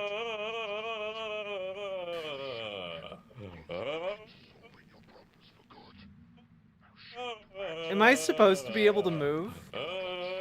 You gotta shake the rat. I'm not sure how I feel about this.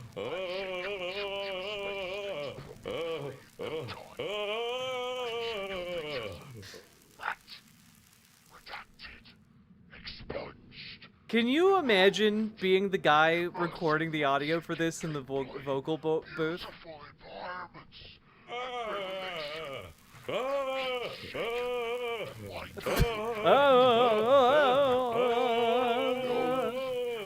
You know, this is one of those games where you open it up. You open it up and you're just like, I don't know what I was expecting.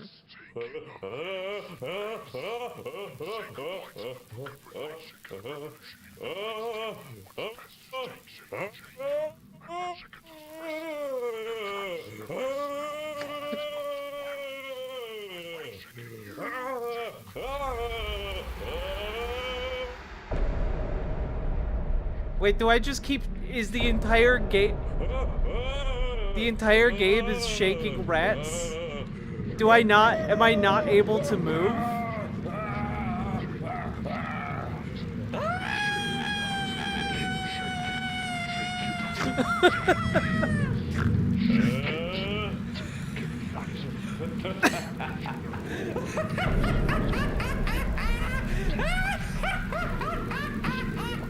What the fuck is this, dude?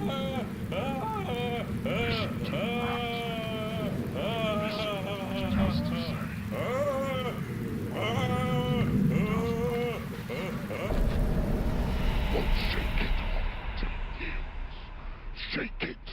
Shake it. You can see the world changing around you. No one's changing. What the fuck? It doesn't matter how much you shake me. You can't undo what has been done.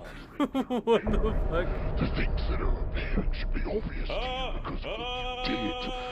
Know what you did. Listen. It's telling you nothing to say. Shake it until it gives you the answers that you need to know.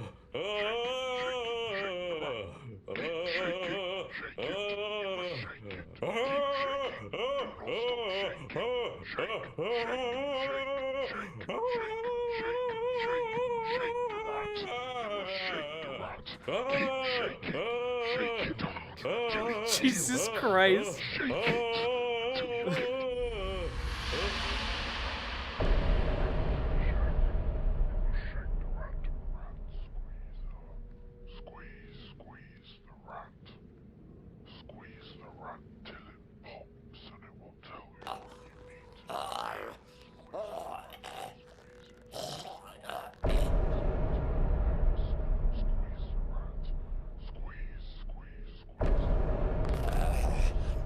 What the fuck?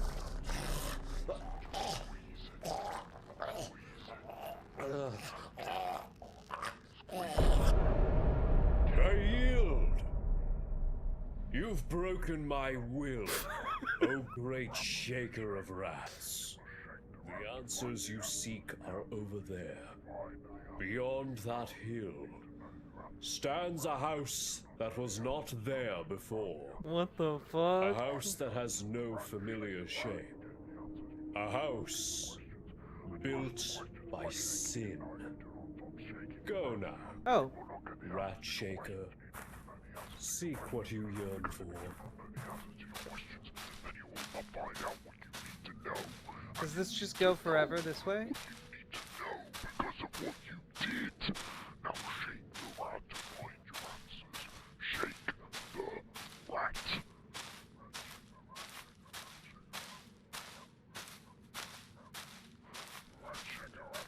You're walking away from the house? Yeah.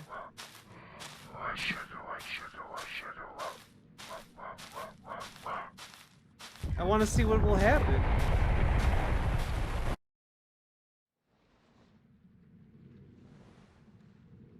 Oh god, is it gonna make me do it all over again? Fuck me. God damn it.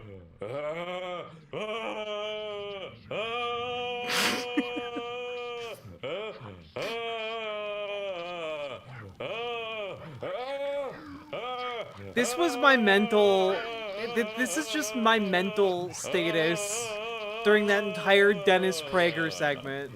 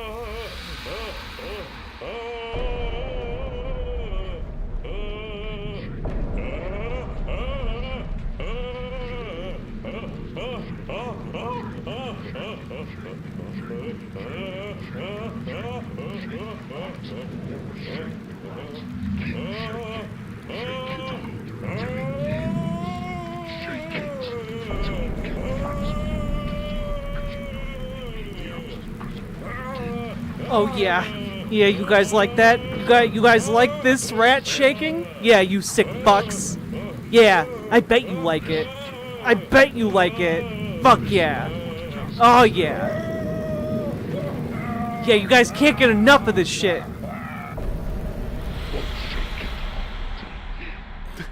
Shake it. Shake it. You can see the world changing around you. No one's changing. You can see the things appearing. It doesn't matter how much you shake me. You can't undo what's been done. The things that are appearing should be obvious to you because you did. No one did. Listen. It still has nothing to say. Keep shaking till it gives you the answers that you need to know. What is my life? What is this? What are we doing? God damn it, two dads kissing.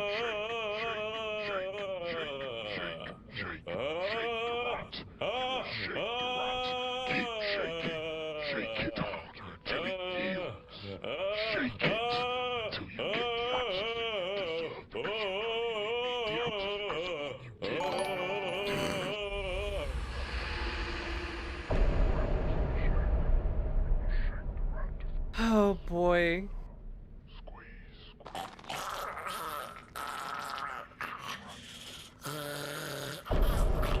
What's going on? We're shaking rats. Now we're squeezing rats. Oh, Daddy. Also, if you're enjoying the stream, please consider liking, commenting, and subscribing, and also dropping those subs and donos. Oh, great shaker of rats. Couldn't make this stream happen without you The answers you guys. seek are over there. Beyond that, a house that has a house. Go. See. There we go.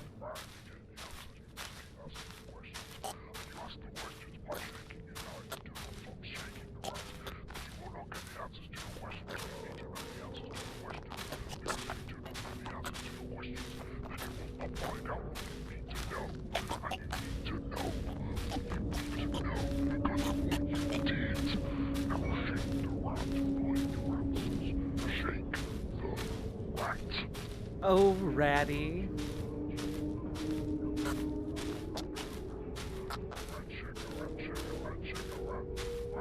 Oh, mommy. Rat chicka rat chicka rat chicka rat. Rat chicka rat chicka rat chicka rat.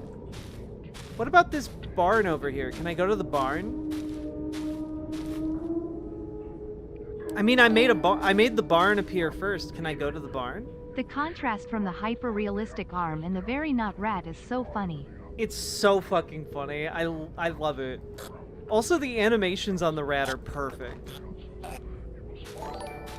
This is where it happened. First the rat's like this, and then the rat is like this, and you're the rat, and you're like this. You are a very normal rat. Abandon hope. Do you want the restart if you're wrong? No.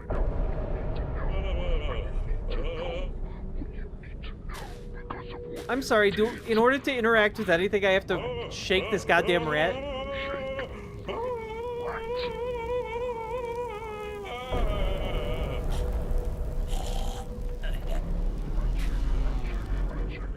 Oh, well, I don't like that. I don't care for this.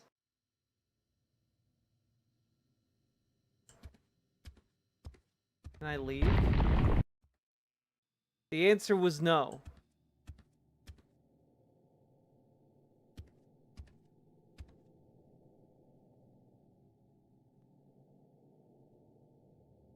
Why would you want two of the same picture?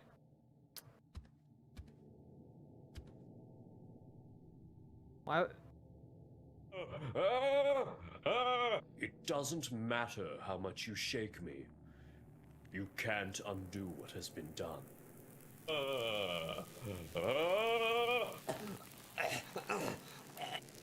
Oh.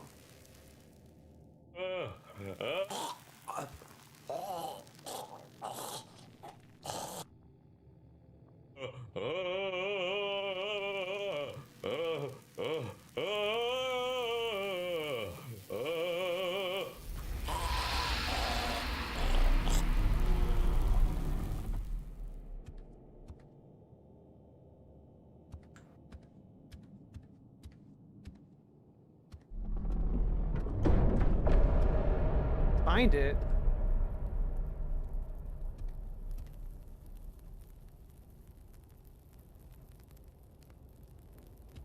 I don't want to turn on that TV. Fuck that.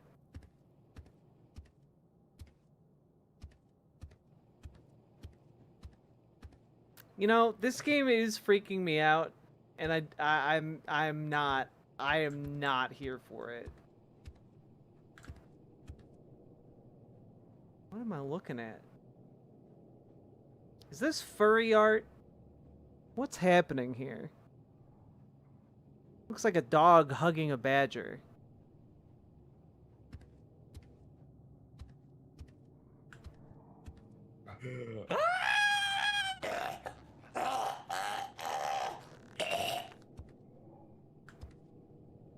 Okay, so I can't open that door.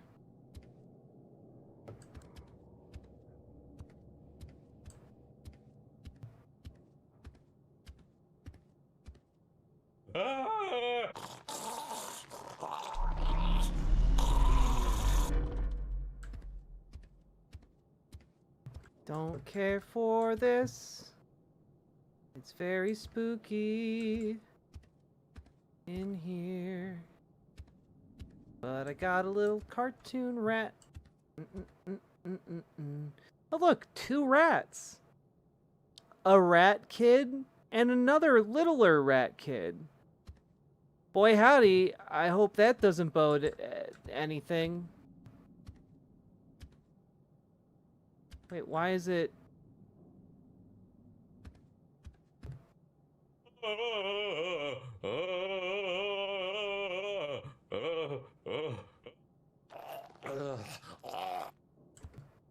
Okay, so basically I shake the rat to store up rat powers. And then I use the rat shaking to do things.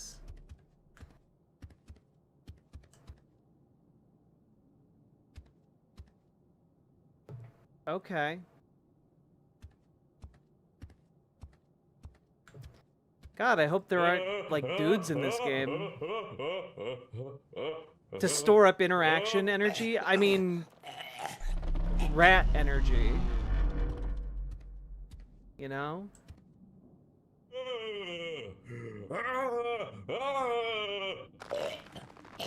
I don't know how I feel about this.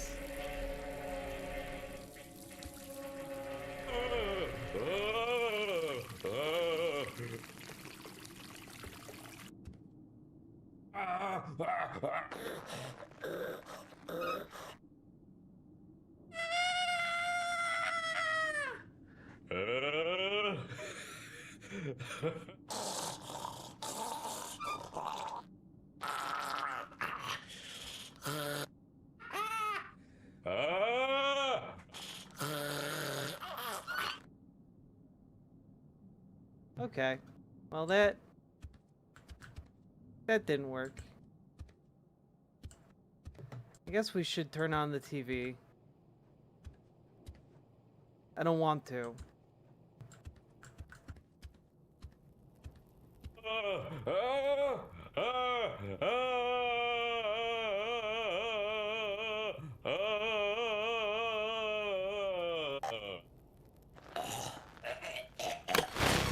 Are you tired of dealing with pesky rats that just won't leave you alone? Introducing Rat Shaker, the fast, easy, and fun way to keep rats in check. Just hold, shake,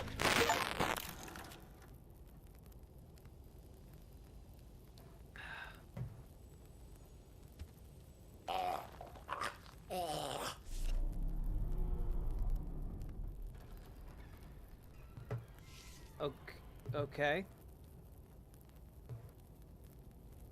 Don't know about all that.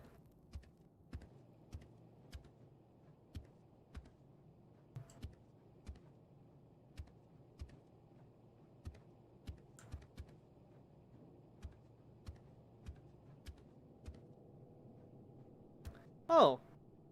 Well, this ominous door is now open. Oh, look at that. It's it's like, it's shaped like this, the paper I have. Cool.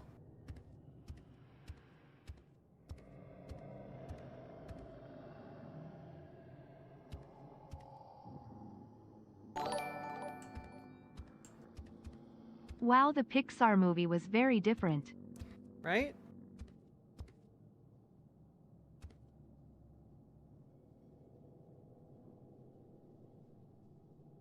This is probably fine.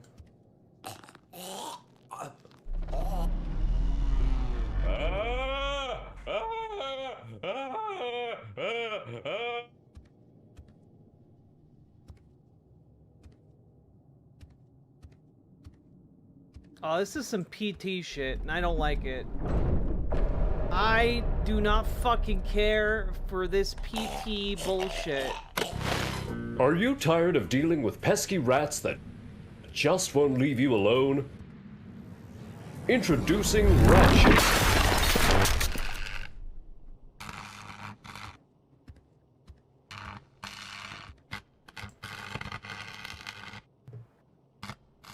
Boy howdy, do I not care for this.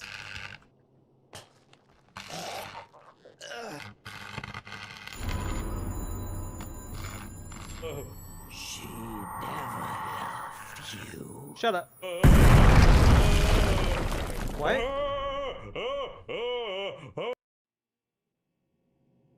What the fuck? Wait, why did that fucking kill me? What the hell happened?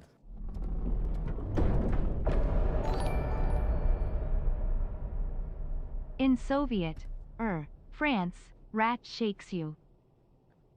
Oblivious, thank you for the $5 dono.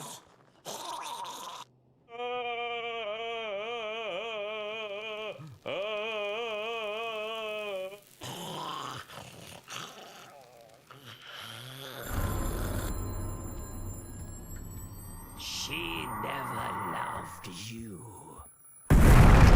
What the fuck? I don't. Okay. Alright. We're just not gonna interact with that thing again.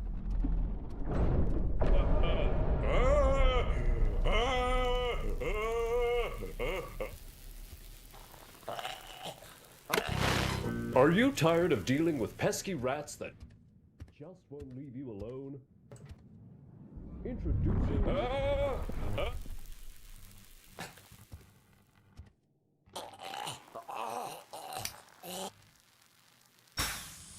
Oh, God. Running. Okay, so now it's just figure out what's not going to kill you. Cool, cool, cool, cool. Cool.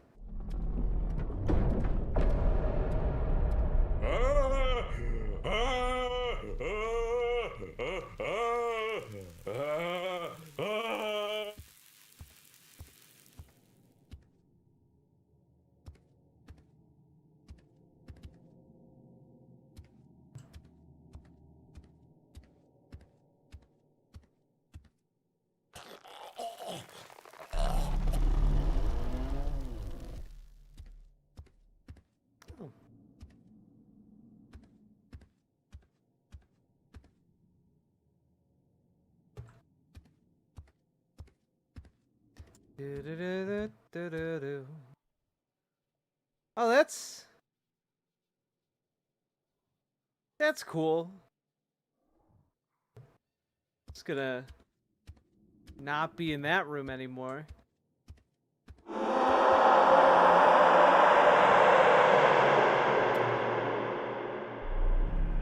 I don't like that. I don't fucking care for this. All right, yeah, PT. All right. Sure, we could do some PT. Gonna look inside the sink.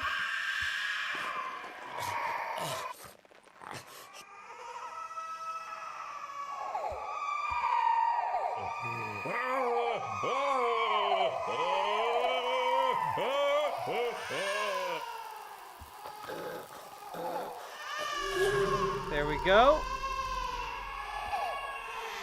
Anyway, this is creepy as hell, and we're gonna leave. Alright. Cool. Cool. You don't like the funny rat shaker game? I don't know, this is pretty... The shaking is pretty fun.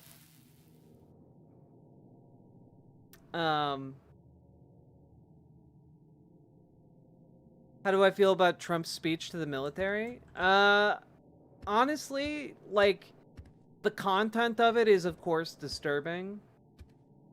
But the military's reaction to that speech, gotta be honest, filled me with a lot of hope.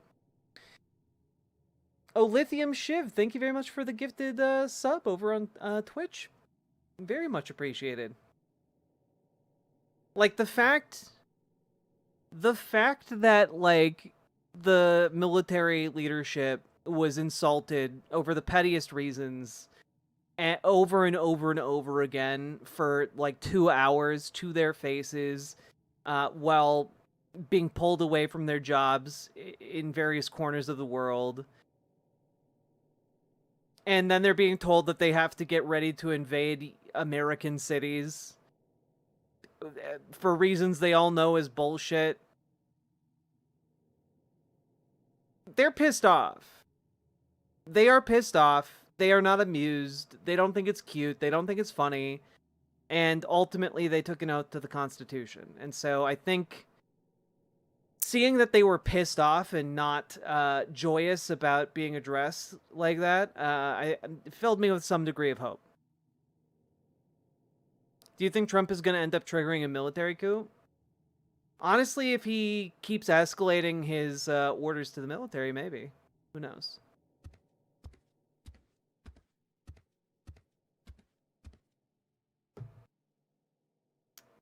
All right. Fuck. Didn't care for that. Oh, was the game I was talking about Diablo 4? No, I was talking about Dark Dreams Don't Die. Well, this is neat. Not gonna lie, I like this void.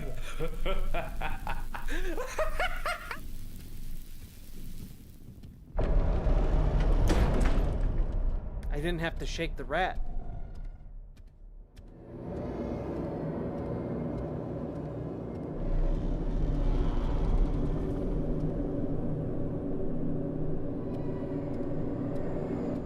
Well, I don't like this. I don't like that one bit. Fucking pieces of bodies and shit. There better not be, like, goobles. There better not be, like, guys. Oh. Crack it?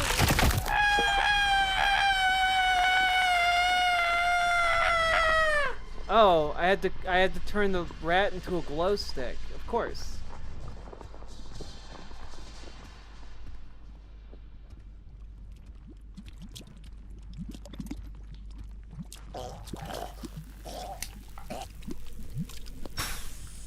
Stop running. No.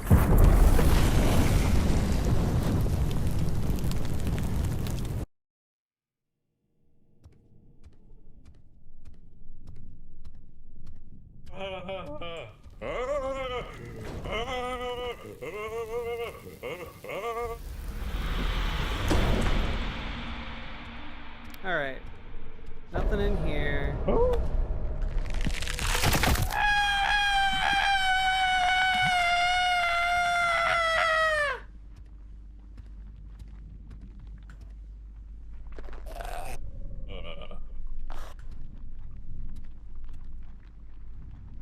Boy, howdy, do I not care for any of this shit.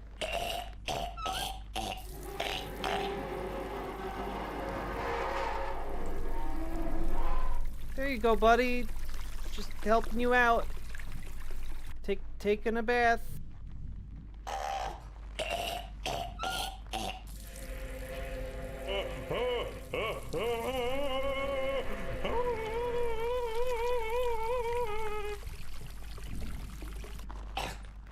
Gotta flush the toilet.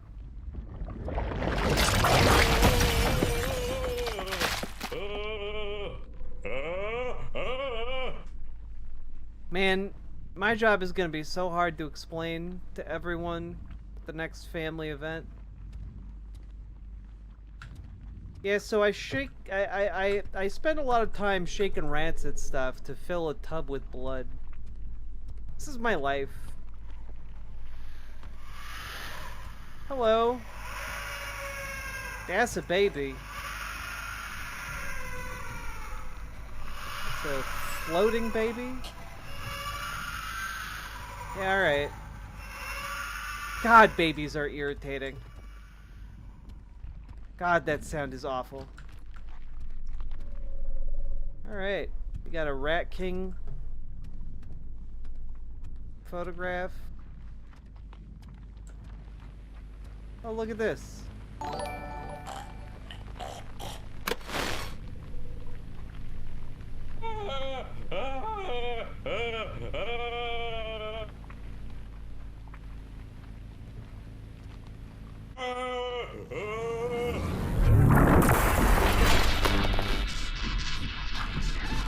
Kill. Oh. I killed the rat.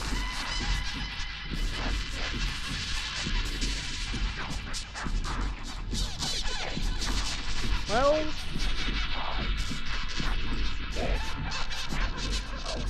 not entirely sure what's happening, to be honest with you. You squeezed too hard, did I?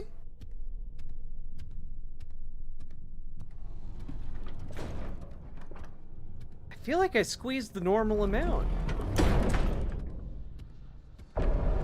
Oh.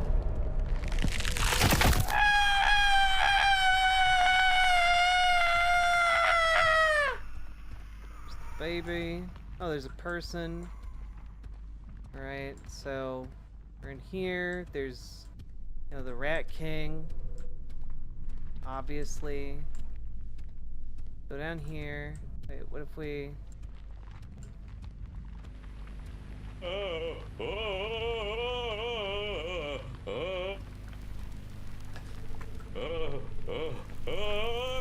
No, I think the TV like exploded.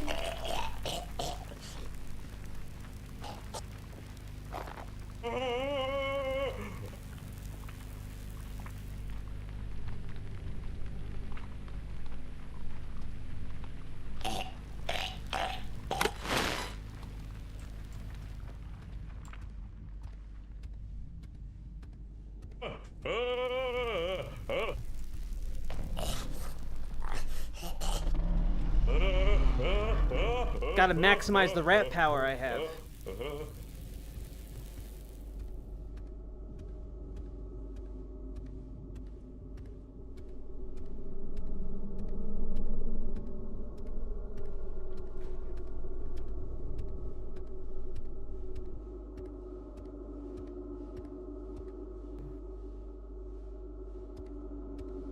Real fucking long descent.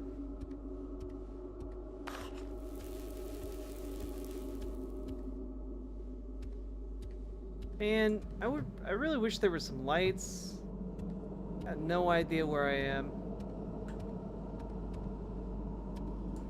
It's so fucking dark.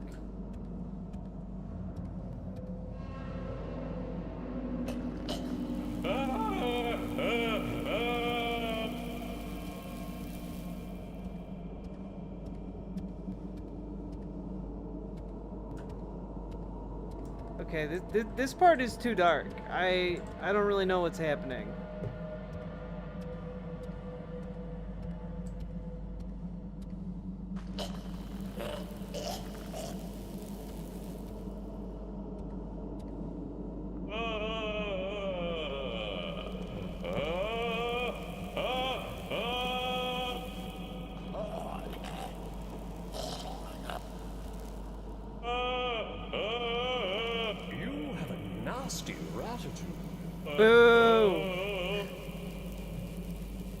throwing out terms like ratitude.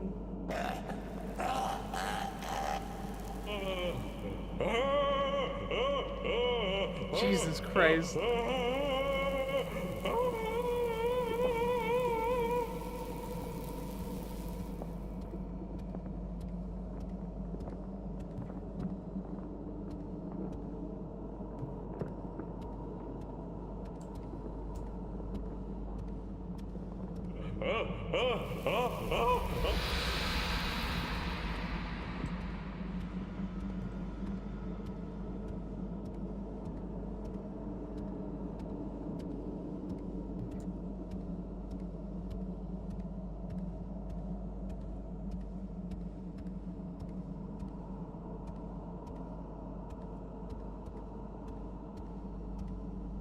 I'm having a real hard time navigating, and it's less spooky and more irritating as fuck.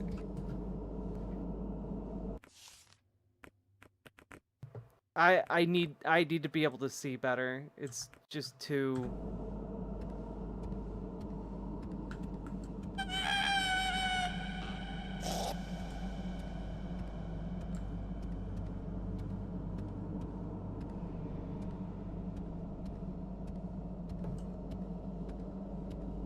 I'm now completely and utterly turned around and have no idea where to go.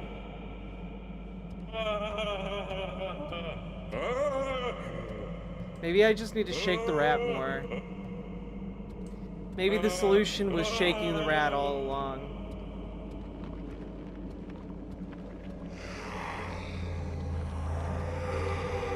Oh, thanks, my dude.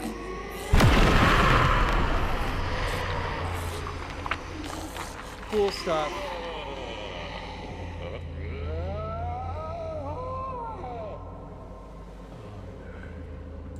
Oh, he likes it. The rat's a kinky son of a bitch. You cannot escape. Yeah, I walked into the house of my own free will, man. Of course, like, yeah. Not trying to escape here.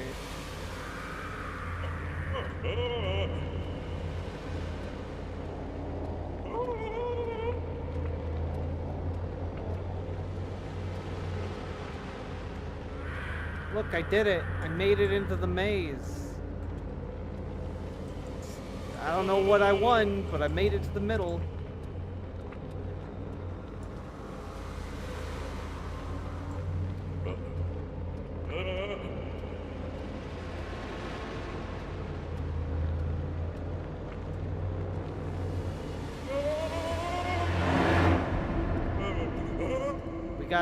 We got the fucking creepy artwork, don't we?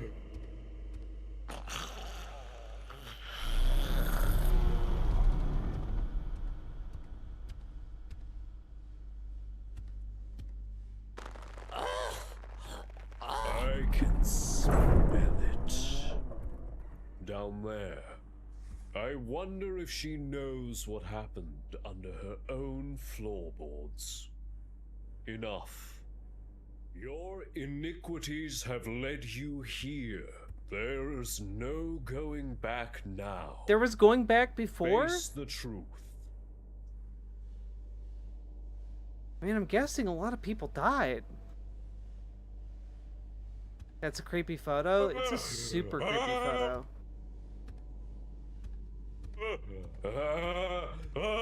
Maximizing my rat shaker abilities.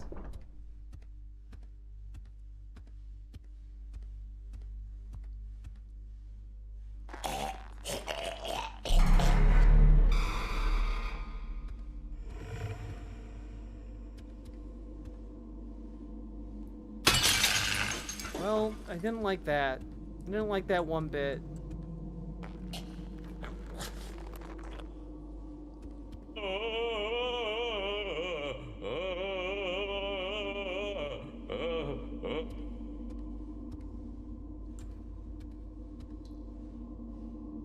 Man, the fact that I'm doing this with mannequins literally right there, don't care for it.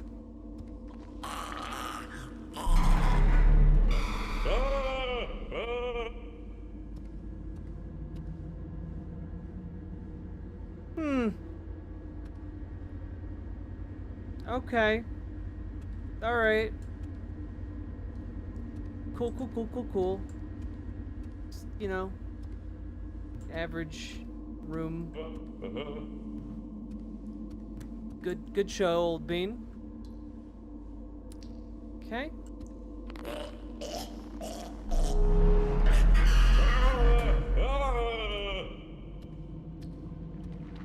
Yeah, we got, this is some house that Jack built shit.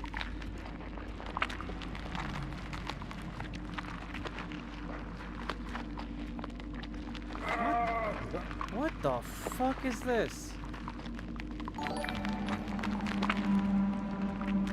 How I wish you could redo audio files to Jordan Peterman's rat speech for the shaking and squeezing.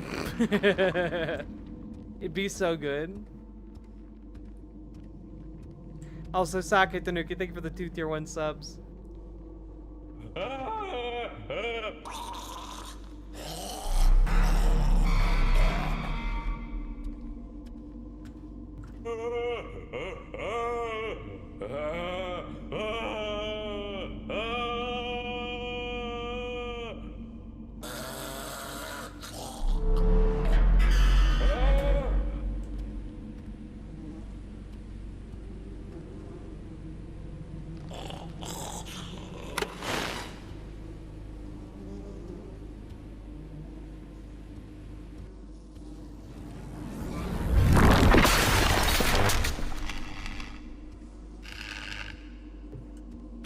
TVs explode. Is this like a barbarian situation? Is this a barbarian situation, chat?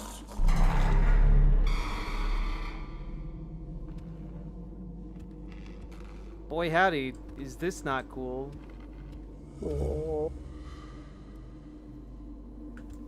Nah. Nah, I don't care for that. I do not care for that. Do not care for that. Do not care for that. Do not care for that. So much cancer from that rat now. Rats don't give you cancer, silly. They give you the plague.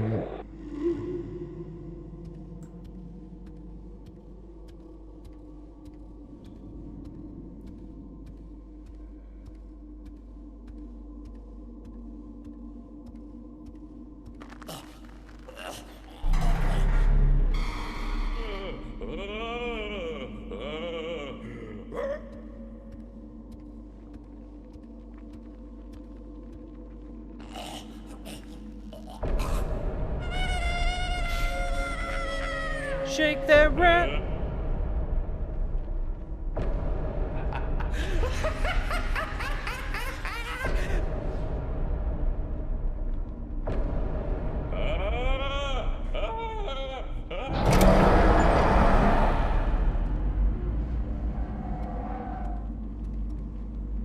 Okay.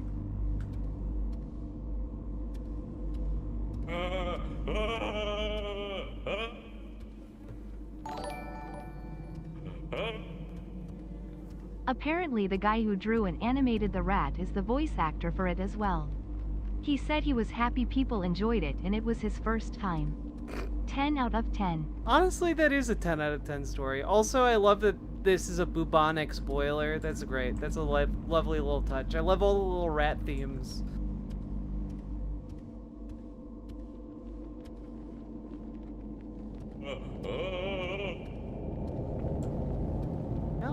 No, those seem bad. I'm not gonna go through those.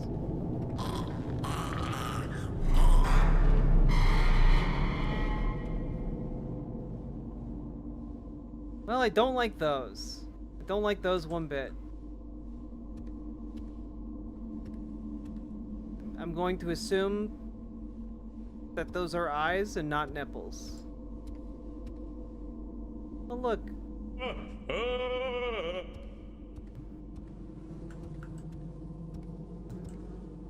Oh, I don't like this. I don't like the doors already being open. Fuck you. Fuck you! I shake my rat upon thee.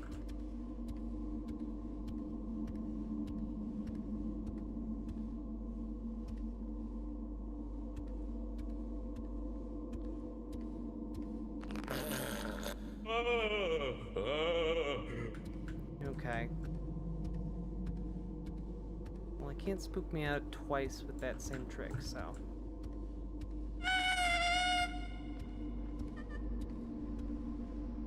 Oh good, we got a fucking angel being birthed. Is this a cult situation?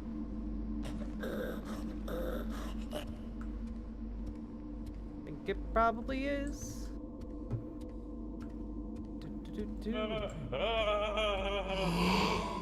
Oh, I did not care for that. Gross. Disgusting. Oh. Well. Nice of them to clean up after themselves, I guess.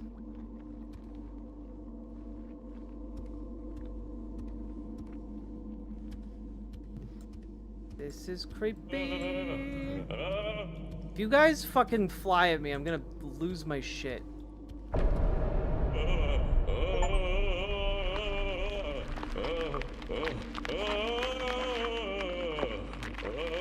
Gotta open that hallway butthole.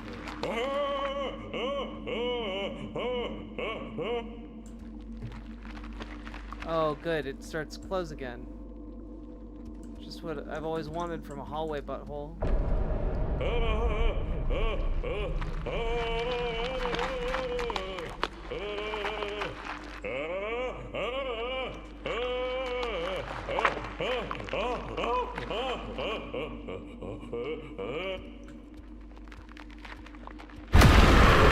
Oh, God.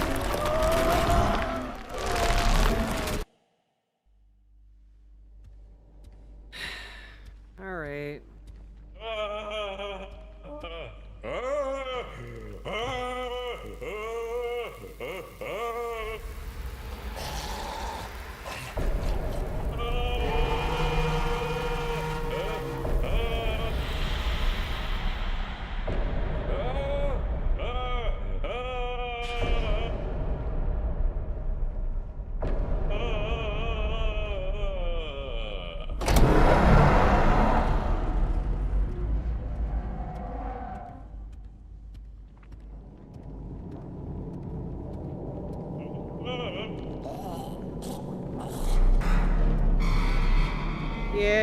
Yeah. All right.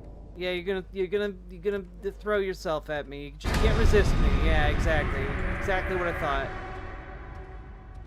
Goddamn piece of shit. All right. I'm very spooked out. This is very unfamiliar. Unfamiliar that the only way I can interact with the world is by shaking a rat. Ah, fuck you guys. Alright, we're back at the sphincter wall.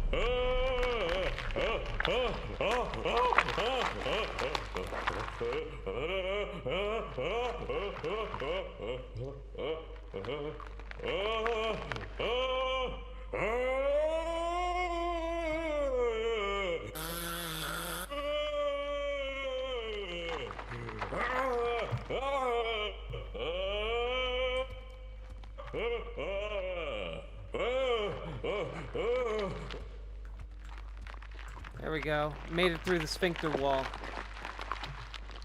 Fuck you, sphincter wall.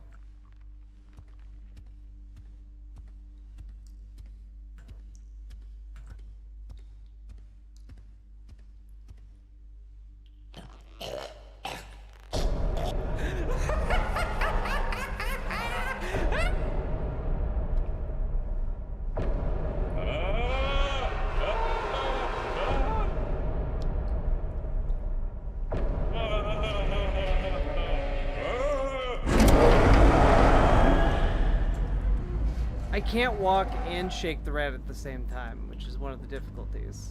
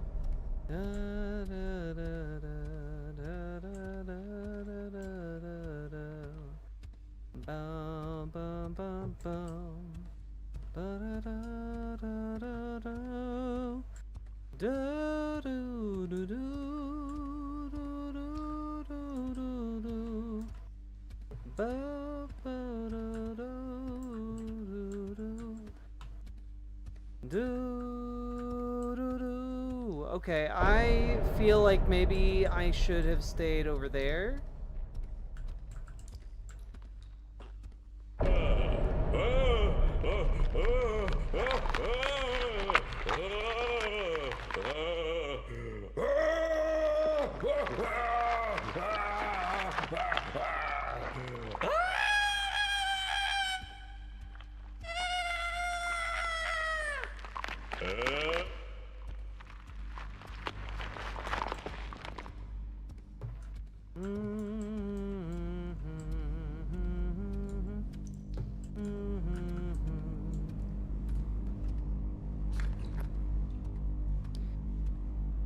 So what did that do, though?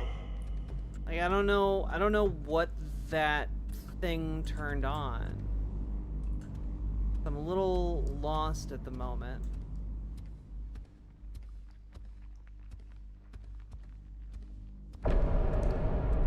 I don't want to shake, though. This is very frustrating.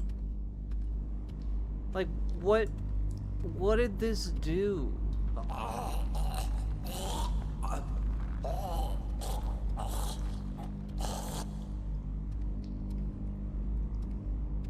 Wait.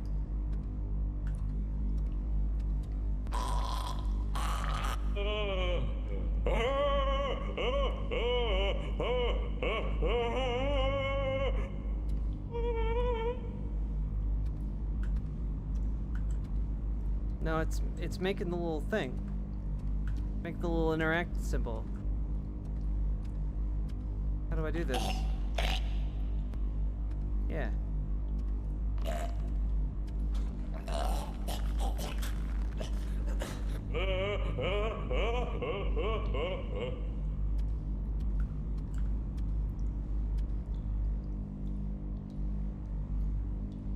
Where is...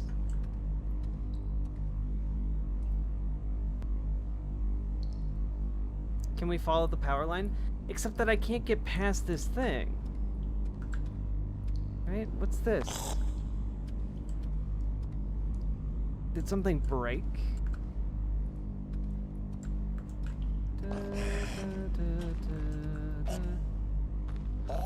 It's right here. What is this? It's very confusing that the interact button keeps showing up.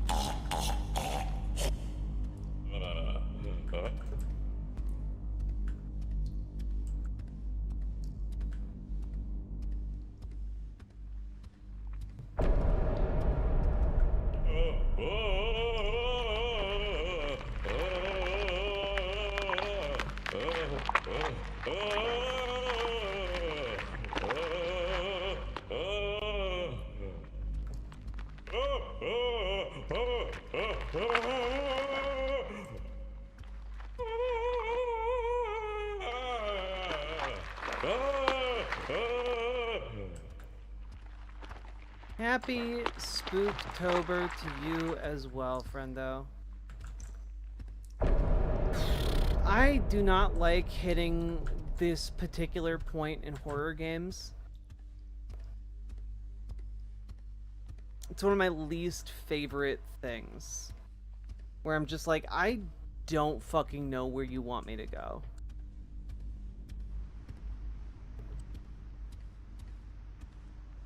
Da, da, da, da, da, da, da, da, da.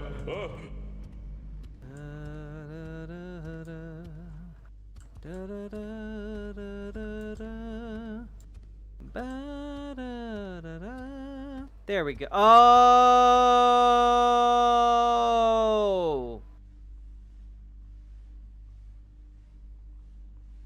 It turned on this switch box.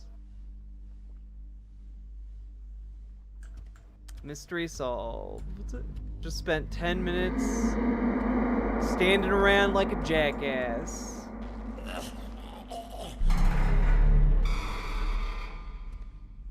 Have I played the TV in that room? Oh look, it's just a bunch of shit. Just shit everywhere. Just... Don't know what I expected.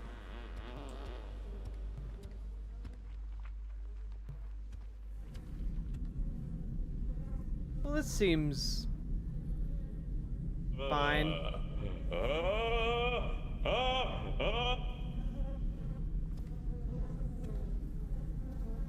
This seems fine. A bit less cheery than the last room.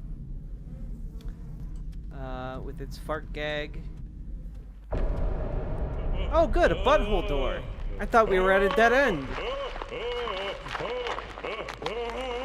A ritual. Come on, champ, we gotta do a ritual.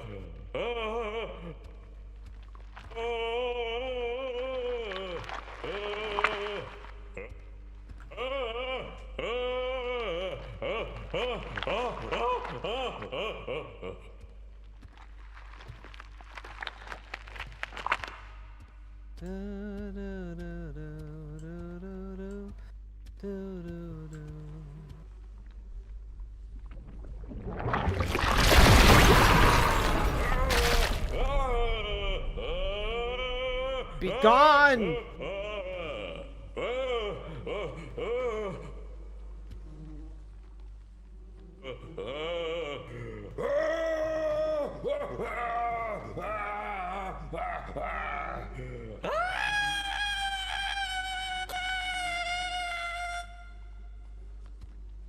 I'm not entirely sure what's happening, but I'm gonna keep on just walking away from that.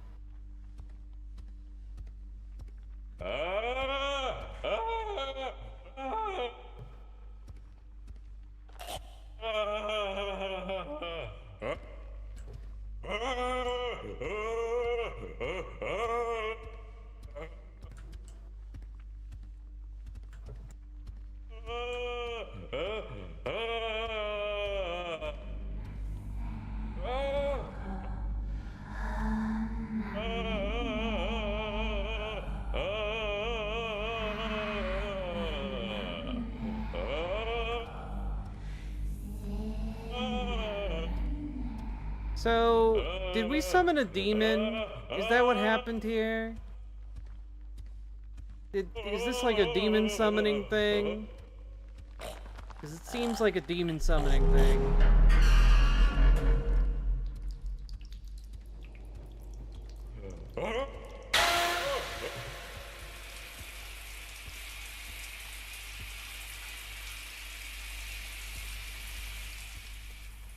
What a waste of flesh. Also, my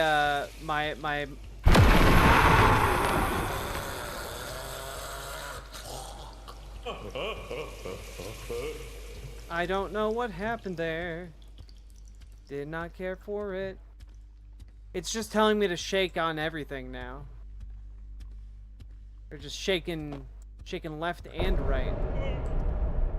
I will shake when I'm good and damn well ready, game. I've got full shake powers. Gross. Also gross.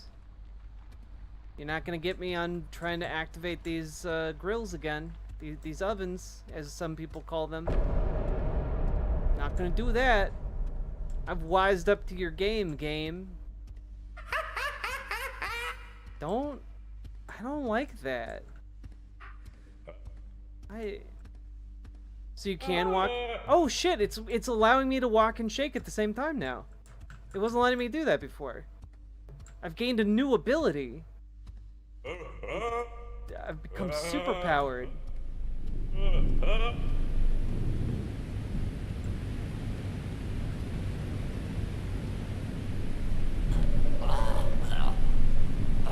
That one doesn't belong with the rest.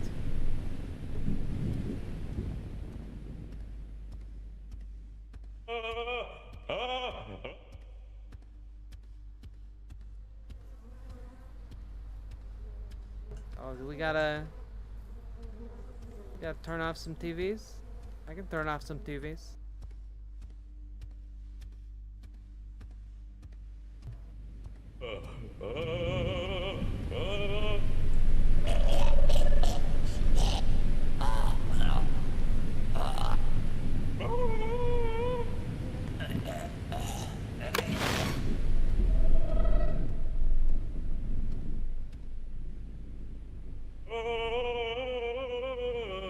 They explode, right?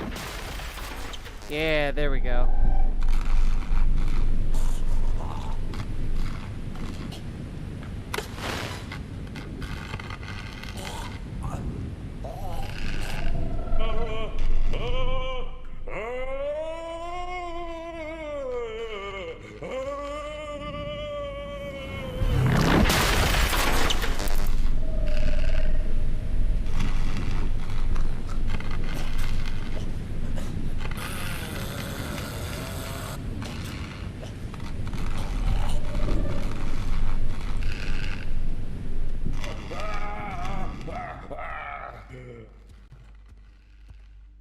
Okay, I don't think blowing up the TVs is helping. Sadly.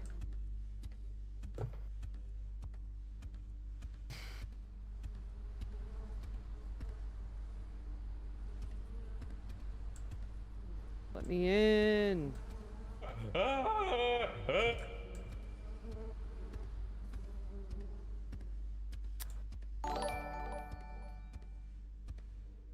If you're ever in the mood for more silly horror games, Chicken Feet and Chicken in the Darkness are gems. Ooh, I think I've heard of Chicken Feet before.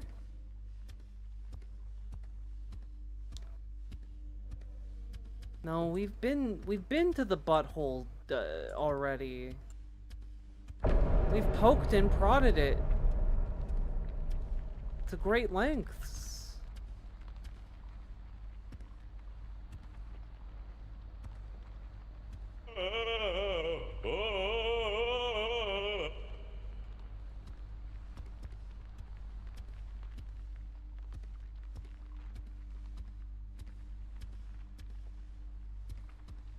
Okay. Butthole. Oh, maybe over in here there's the generator? Did I not explore this area enough?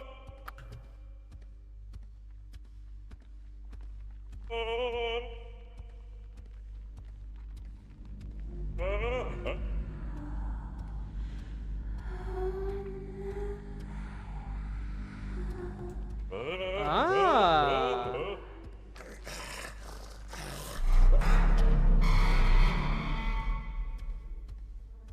Yeah. Oh man, this is creepy as shit.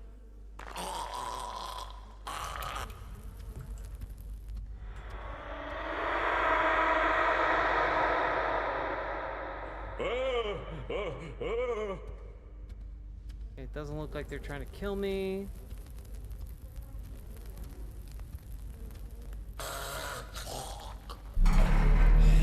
It's rat time! Bagel Rabbit, thank you very much for the raid. Welcome everybody. We're shaking rats here. Shaking our rat things. Shaking what our rat mamas gave us. Oh good, you guys aren't missing a butthole hallway. Whomst among us doesn't like a good butthole hallway?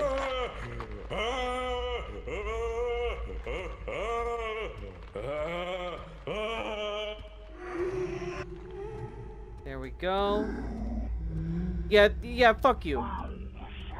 Fuck you with your attempt to intimidate me. I will not be bullied. I will not be belittled by little goblins.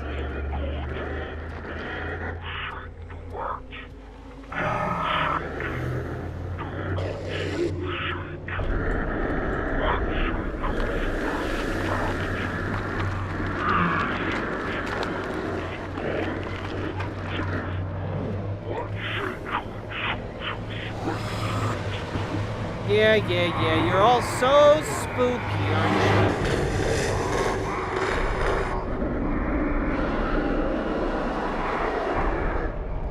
Like I haven't seen this all before. You think this is my first butthole hallway?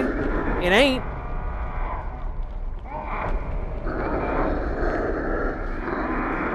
This is just an average day for the maintenance guy.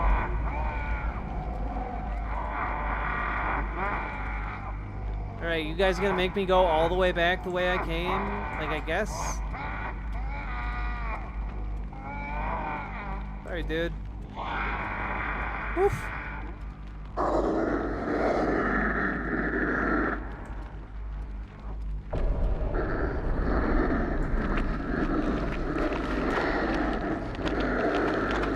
Hey, Rat NR1. What a time to be a chatter with a rat-based username, huh?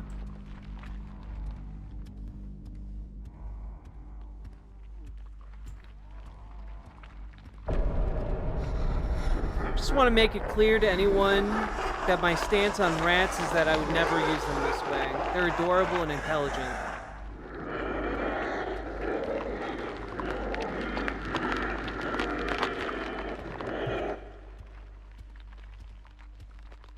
We got one more rat butt hallway to go down. Yeah, I thought so. Shake that chatter.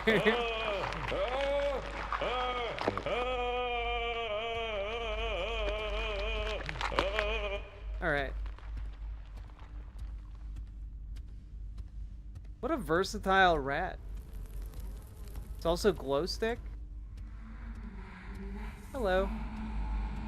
You look like a very nice lady.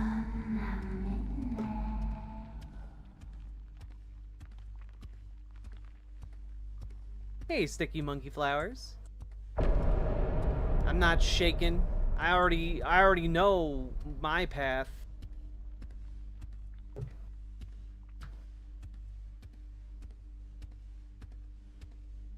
So is it rat butt hallway or people butt hallway? That is the question. You know, that's how the original Shakespeare went. A lot of people don't know that.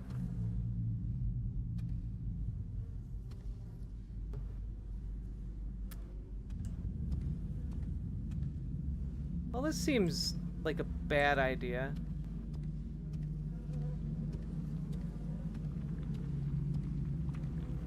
Certainly, going in a more eldritch direction than I initially anticipated. Not mad at it. Was there a sequel to Shakespeare? Yeah, it's called Hamlet 2.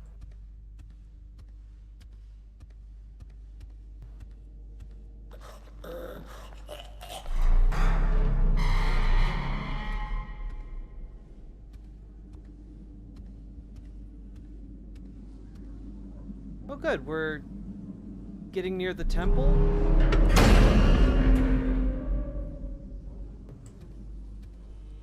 Cool.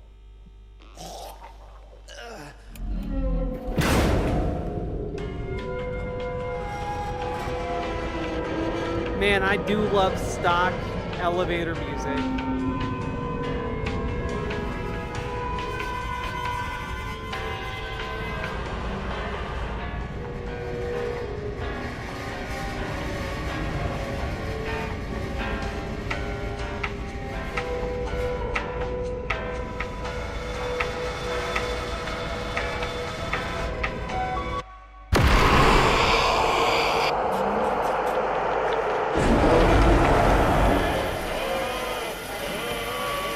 Can't intimidate me.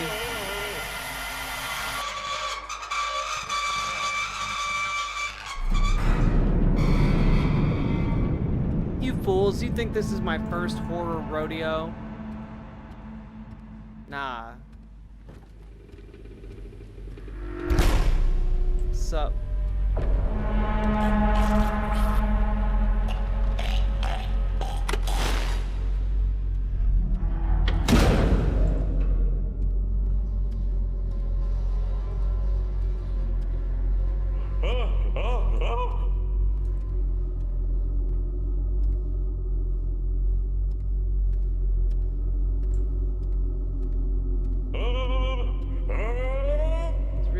hard to see down here, and I hate that.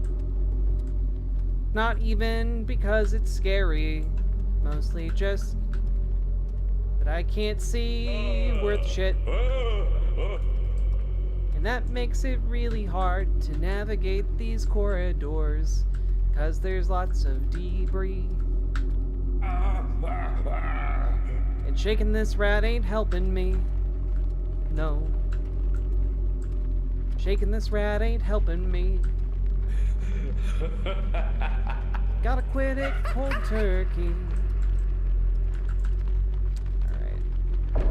Okay, it's a cleverly disguised butthole door.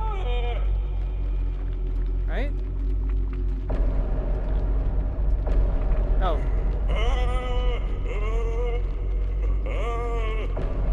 Where's the butthole door?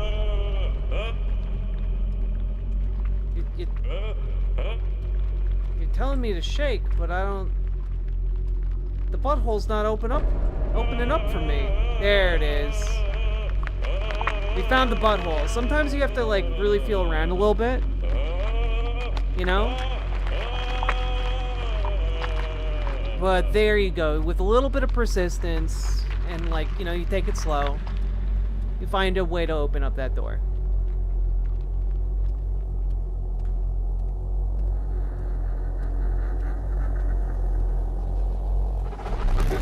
Look at what you've done.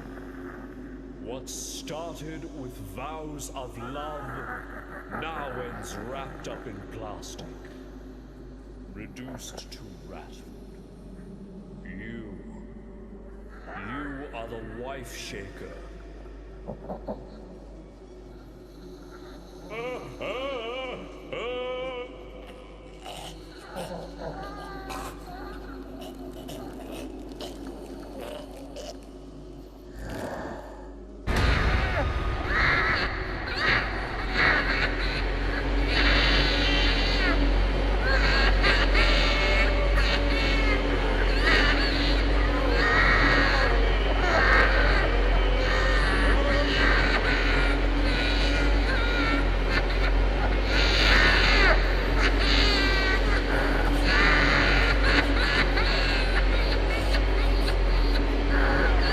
I don't know what I'm supposed to do.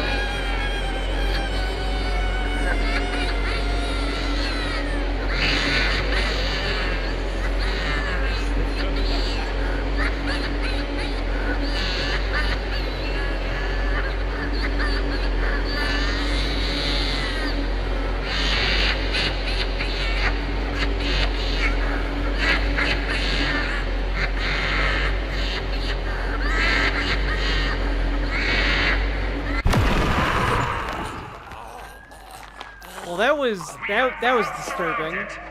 Come out slowly, and we can end this peacefully. Nobody else needs to get hurt. Yeah, I'm so fast suddenly. That's it. Let's get this rat bastard.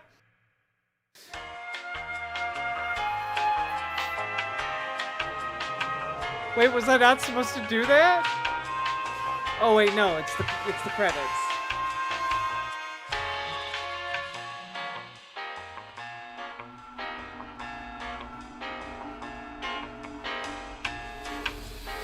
So the twist is that your character is like a serial killer. Like it looks like maybe the main character had like a cult delusions. From like the imagery in the game, it really indicates like, oh, they all have rat names. Oh, that's so cute.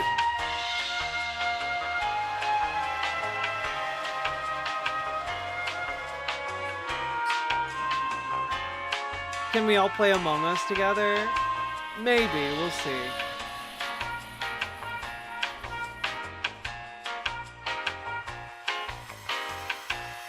Yeah, this is a very, Silent Hill-ass game. Not gonna lie. You should play Mouthwashing. I do own Mouthwashing. I haven't played it yet.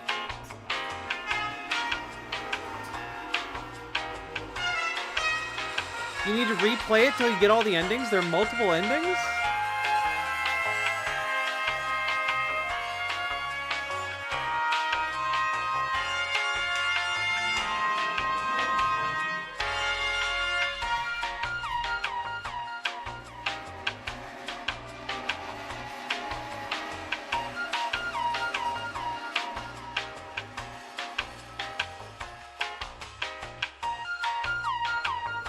Cool. Well, that was definitely an experience.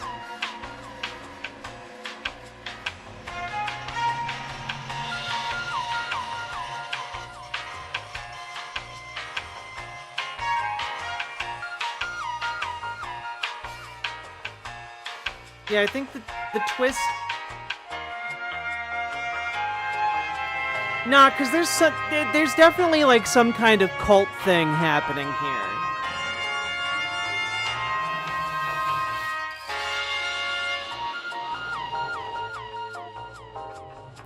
Like,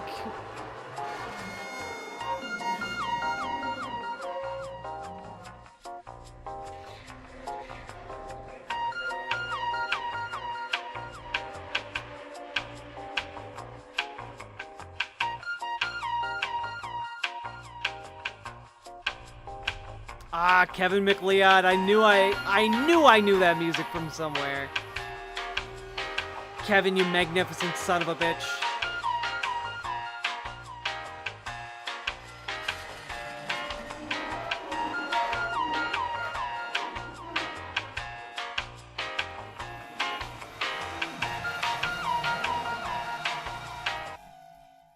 Have a rat-tastic day.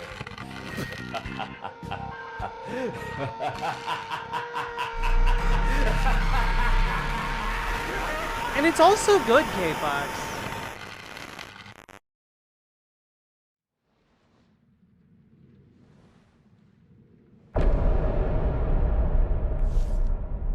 I mean, I'm good. I'm good. We don't need to shake more rats. Whew. Vincent Price laugh vibes. Hell yeah. I think that was the whole game. I mean, I think there are multiple endings. Doesn't have to go that way. Okay, my theory is that there is some kind of cult event happening. And I don't know if like the main character is part of it. It's heavily implied that they are. But I'm not sure how reliable the rat is as a narrator. You know? Like, and it really does seem like there's an awful lot of dead bodies. There's a lot of like implied cannibalism, a lot of angel imagery. You know, there's the church at the end. I think that there's like some implication of like a Lovecraftian, you know, worship going on.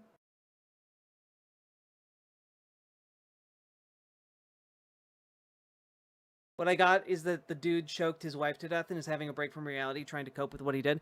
I mean, I think that that's like one of the more like initial impressions that I have, right? But there are way too many bodies and way too much flesh involved that I think like the scale of what is happening is larger than one person. Like, I'm imagining, like, some kind of cult violence or even, you know, serial killer vibes, obviously. But, the first painting we see is Rat Jesus. Yeah, a lot of, like, deified rat images. You know, there are one thing that really stood out to me is the doodle on the fridge. And the fridge gets put all throughout the game, and the doodle that's on the fridge shows like some kind of poorly drawn red figure standing above a bunch of rats that appear to be bowing down and worshiping it. And it's done as in like a childlike rendition, but it doesn't seem like it fits with the narrative. Like it doesn't seem like it fits with a straightforward narrative interpretation, I guess is what I'm going for. Or what I'm thinking. The cult of the Ratman.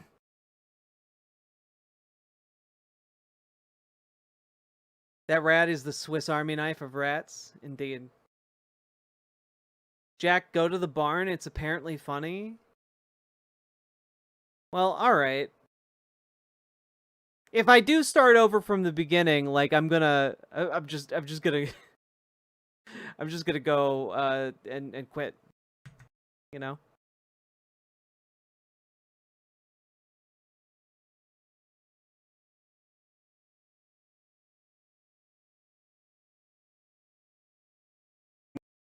We're just rats.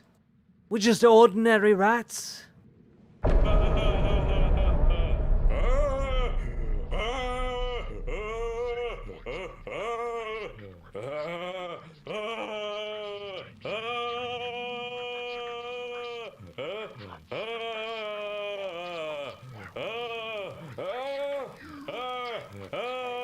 God, so much shaking.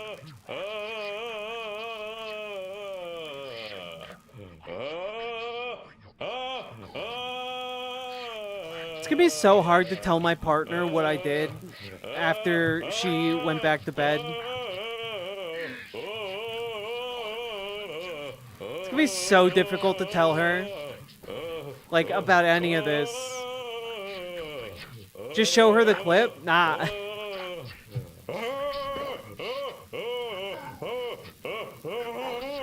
Also, folks, remember to like, comment, and subscribe. Do the things. Drop those subs, donos, memberships, super chats, etc. Can she hear you upstairs? Thank God, no.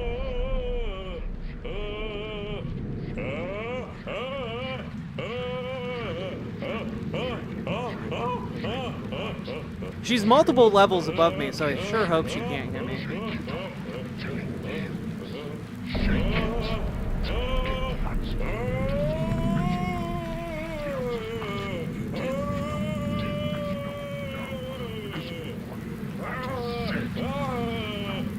Salmon Moose gave me a game and it made me shake rats. Should be plenty. Okay.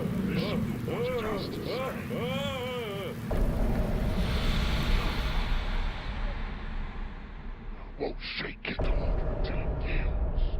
Shake it. Shake it. You can see the world change. Not disaster suplex. There are multiple people, multiple families in this house. Can't undo what has been done. White. The things that are ahead should be obvious to you because what you did, no one did. Listen. Tell us nothing to say. Keep shaking until it gives you the answers that you need to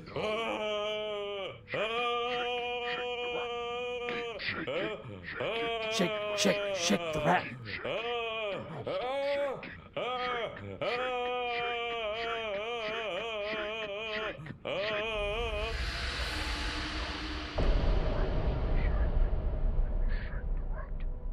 How tall is your house? You guys don't need to know that.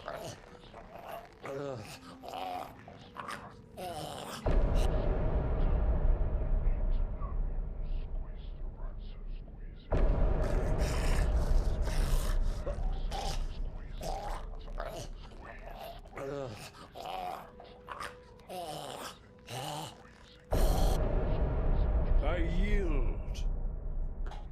The answers you seek are over there. Beyond. Go now, Rat Shaker. Seek what you yearn for.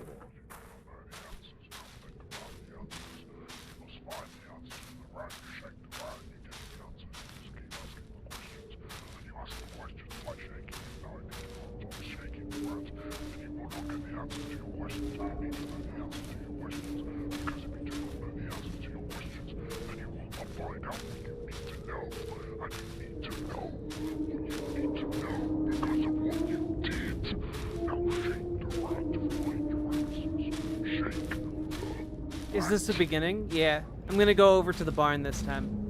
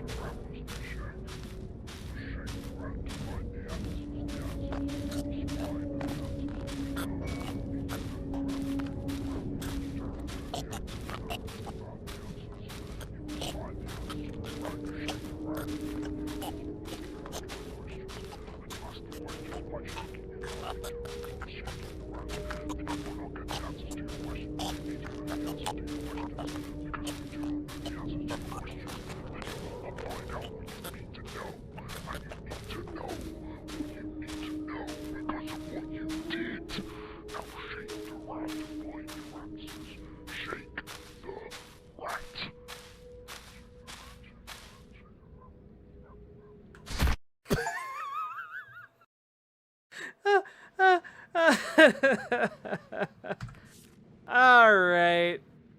Okay. Okay. All right. Okay. Fuck. Oh, fuck, guys. That was funny as hell.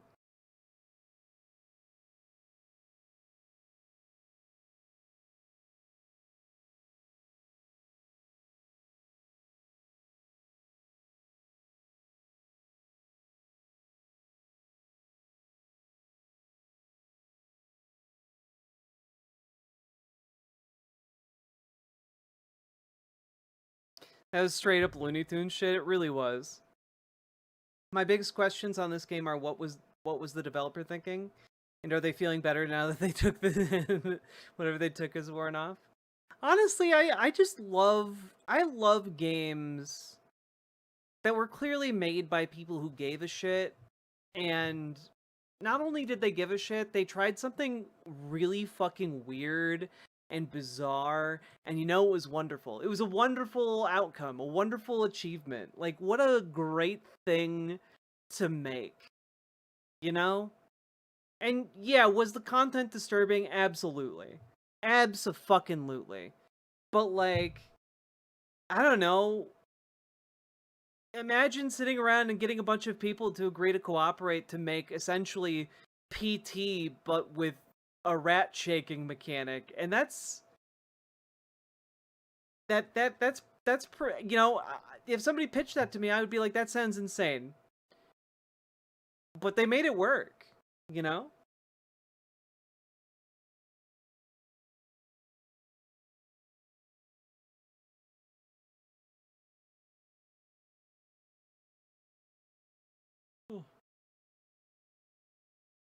Oh god, that looks terrifying, Salmon Moose. I really enjoyed this. We're gonna be playing more games this month. I know it's not everybody's jam, but like, I think I need it to not go crazy. I think that is kind of what I'm coming away with from today. Also, hope we didn't have to ban too many people today. It was disappointing to say the least. But tomorrow's a new day. We'll give it another shot, and hopefully it goes better. You should make a second channel with some gaming clips. Honestly, that might not be a terrible idea, K-Fox. Because I know, like, the gaming content, when I put it up on the main channel, doesn't do what's great. more disturbing than the content a rat shaker? The news. It really, that is kind of my thing. Like, I like horror stuff,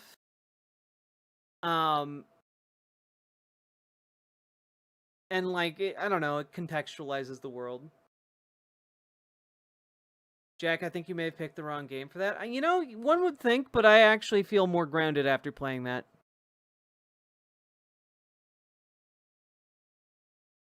Can't save everyone, but it's still inspiring that you still try. Well, I'm not like trying to save them. I don't understand people's like commitment to not being, you know, I don't understand the commitment to being like rude.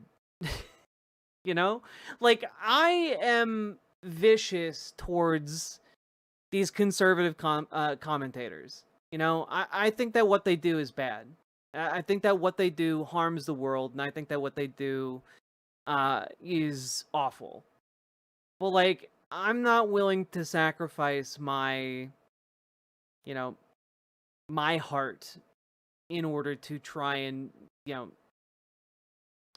trump up my vindictive, you know, comments.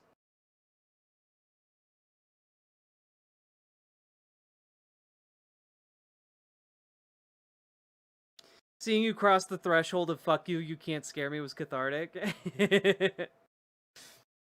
Thank you. I still recommend Teeth of Glass. I have so many spooky games to play. I can't take more recommendations at this time. I literally have... I literally, just from the past 15 years of buying games that I haven't been able to play, somewhere around like 50 horror games that I would really love to play, and if we can knock out a few of these this month, that'd be swell. It's a short 30-minute game? Well, now you've got my attention.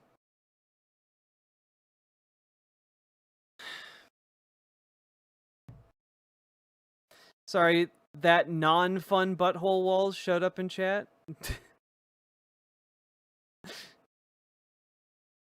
I think the game guy just died and is entering hell. That could also be.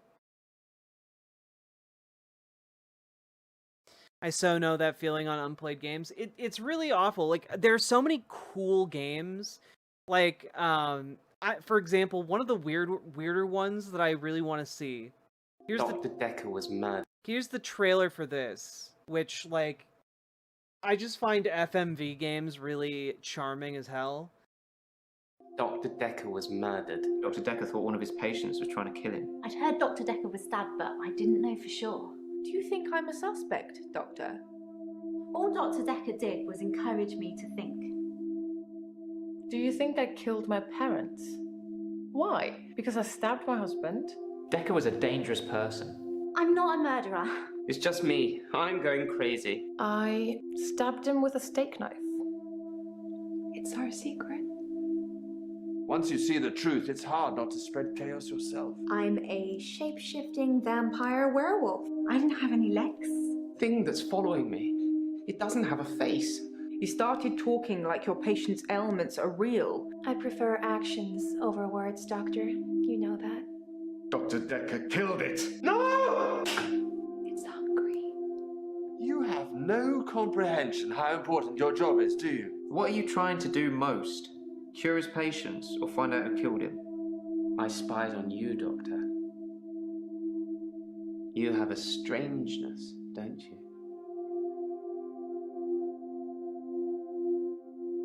It's just a game, Doctor. I like playing games. It just, like, some silly little horror stuff, you know? Dr. Decker was... There are so many little games that I would love to just, like, check out with you guys, you know? Or, you know, I have been meaning to play this for literally, like, years. The thaumaturge. Yet, not everyone is aware of their existence.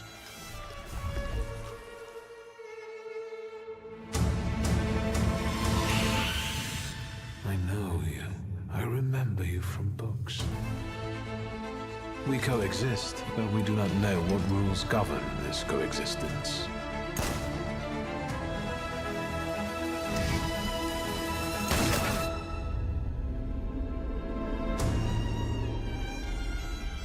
They dwell deep inside you, where they fester, twist, and whisper. Eddic was a perfect tidbit for you. I take her flaw, you get rid of the golem. I can take advantage of these flaws in others. You can feel evil energy creep out from every corner surrounding you. Yet, I am not free from them myself. Being a comatose is a sin?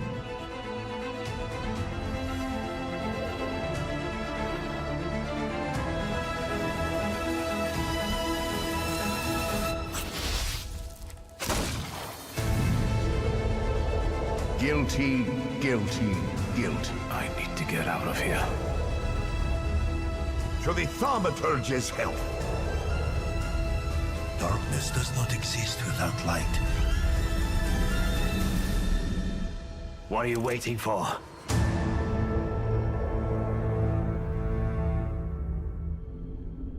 Just seems neat. I haven't been able to play it, you know?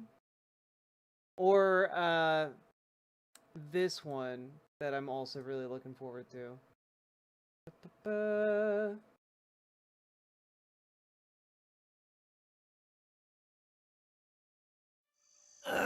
Oh, Jesus. Angela? Angela! Are you there? What is this?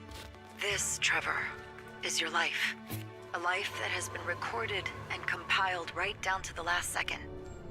We'll get you out of here, I promise. Shit, shit, shit! Keep running, Trevor!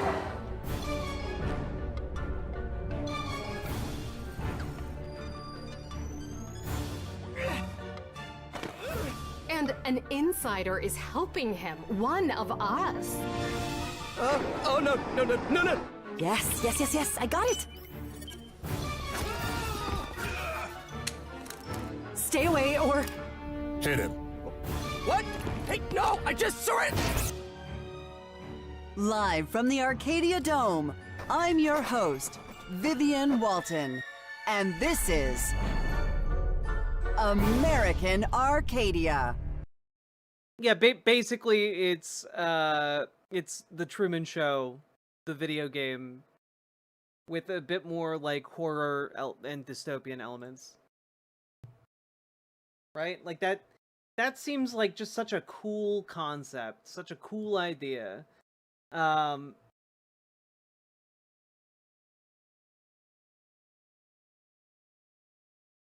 Oh god, this one looks cool as shit, and I want to try it on stream. Strange phenomena, cursed relics, dimensional anomalies, dedicated to unraveling the mysteries behind the inexplicable. The Urban Myth Dissolution Center. Investigate the scene. Gather clues on social media. Use clairvoyance to reveal what's hidden beyond ordinary perception.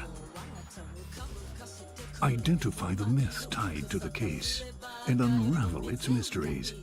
Once the eye-opener is unlocked, the truth will be unveiled. Mysterious cards that foretell a dark future, a tragic case from the past. Witness the shocking truth shrouded in darkness. God, that animation An is good occult though. mystery adventure like no other. Urban Myth Dissolution Center. It just seems cool. You know, it just seemed like I just want to play some like cool art. I want to engage with some cool shit. And honestly, Rat Shaker really scratched a bit of that itch for me, you know? We'll finish the Drifter as well.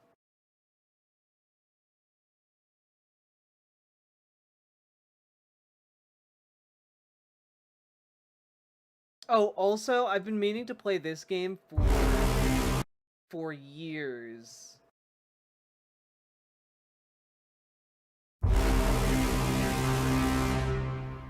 Death clings to this island. The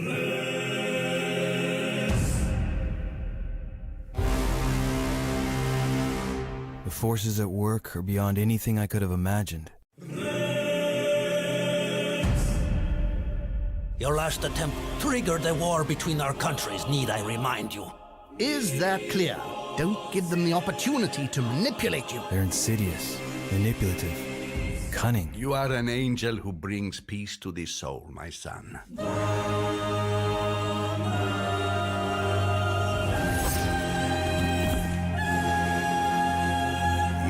are making a big mistake on one point. He has no end of power.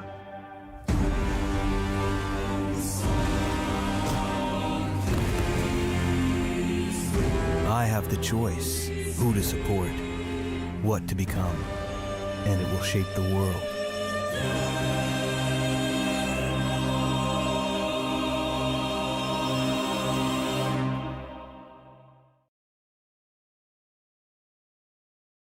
You know, like, I just got a bunch of little cool, like, things that I want to share with you guys and see if they're any good.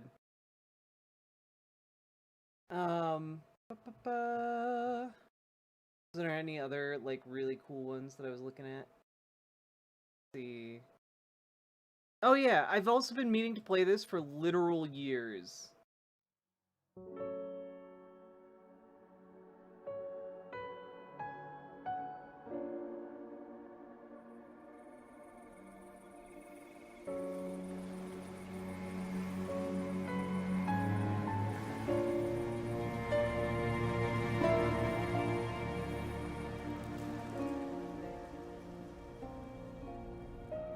Speaking of rats.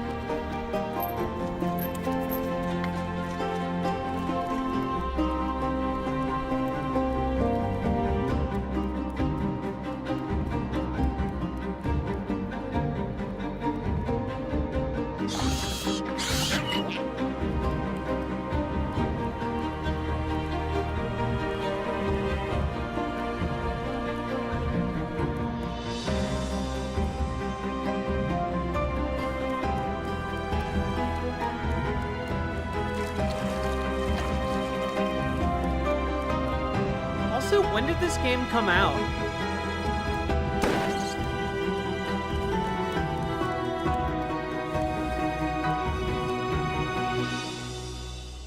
Like, this game came out like 10 years ago? Looks great. It's supposed to be a little spooky. About ghosts and such.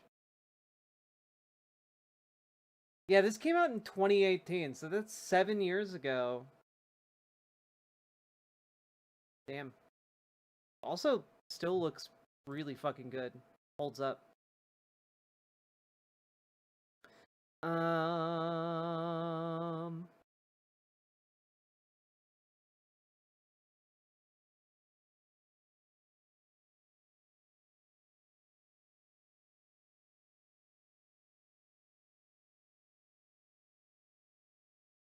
Oh, I also want to play Slay the Princess.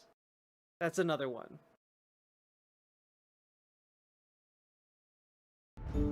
Oh, and fun fact, this is one of the very first games that I ever covered at E3. Like so many years ago, I sat down and played the demo for this game called Pinstripe. And it finally came out. And I just remember being thoroughly impressed by it at the time.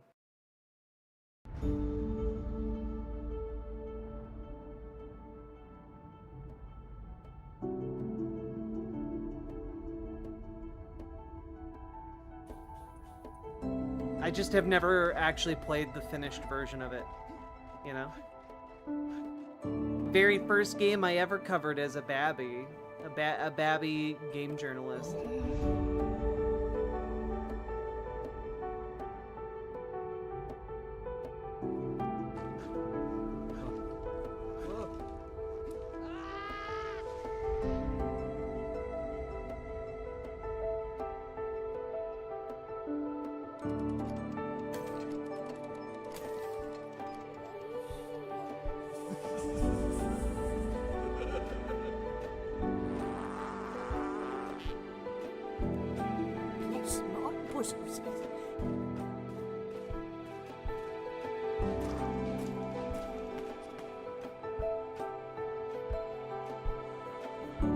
Wake up, Daddy.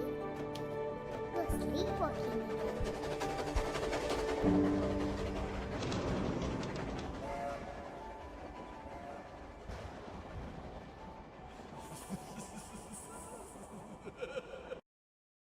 Imagine if your review got quoted. I mean, it wouldn't have gotten quoted because I played it at E3 and it was still in development at the time.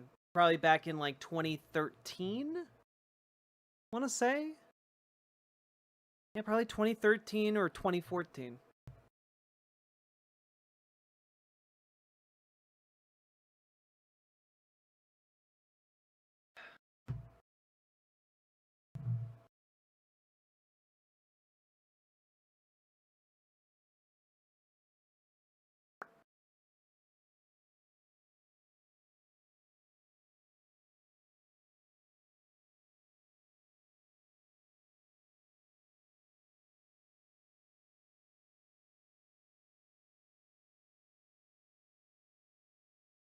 I was a beta tester for the first non-Valve Steam game? Hell yeah. You were but a mere rowboat jack back then? It's true. Over time, I ship of Theseus'd myself into being a riverboat jack.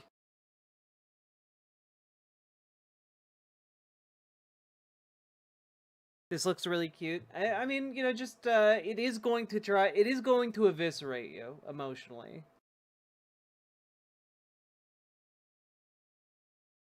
Oh, and also, I don't know if this technically counts as horror, but I would love to play this on stream as well.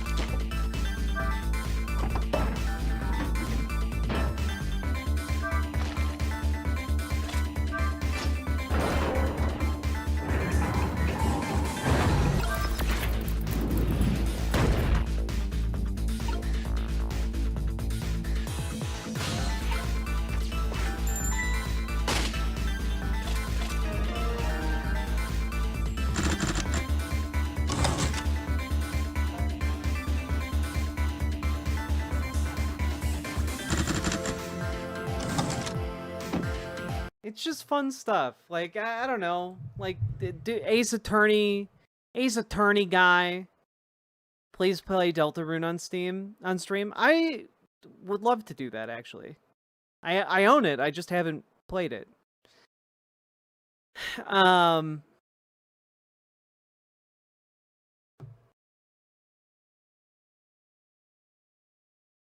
Ghost Trick, Phantom Detective. It's just a good time. Do I play Stellaris? I do play Stellaris, and I have played a lot of Stellaris. Yomawari series for horror. Those games look very fucking scary.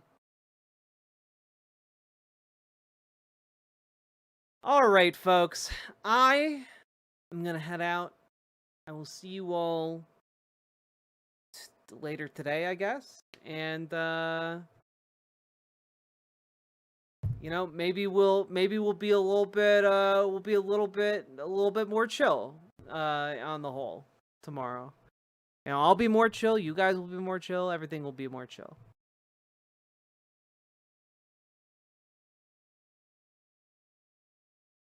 Not much of a gamer, but I like listening to others. That's okay, you know? It's not for everybody.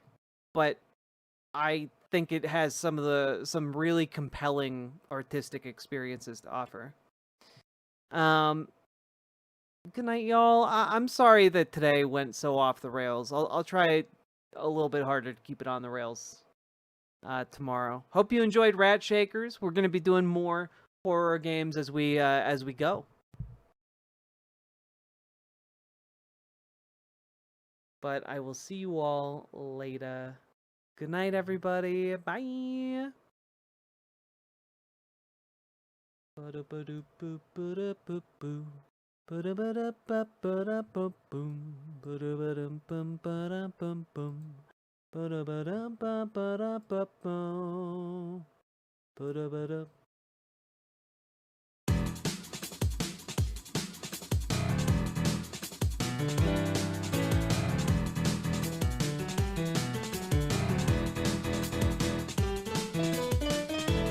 Underground rep-eating sewer hounds prowling around these parts, always hidden in the dark. Suddenly they screech incoherent rodent speech. Such a putrid smell permeates a sewer well. One man stands alone, red beret above his dome. Sleeva was his name, fighting crime and rodent game. Be the rat men who live in sewer rat dens. Taking one last breath, it's time we fight all to the death.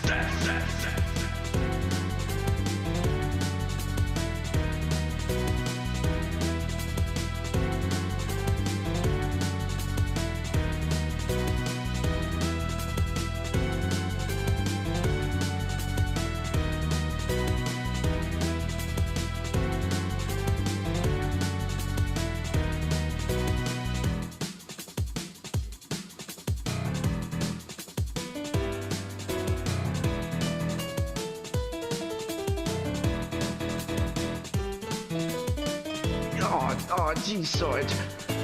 You're telling me that I needed to go after this rat, and I needed to, like, bait him or something. So, I gave him a whole wheel of cheese, Sarge. It cost, like, $2,000, and I used your credit card, Sarge. I'm sorry. I thought it was gonna be a good investment, but, oh, geez. I'm gonna get it now. Oh.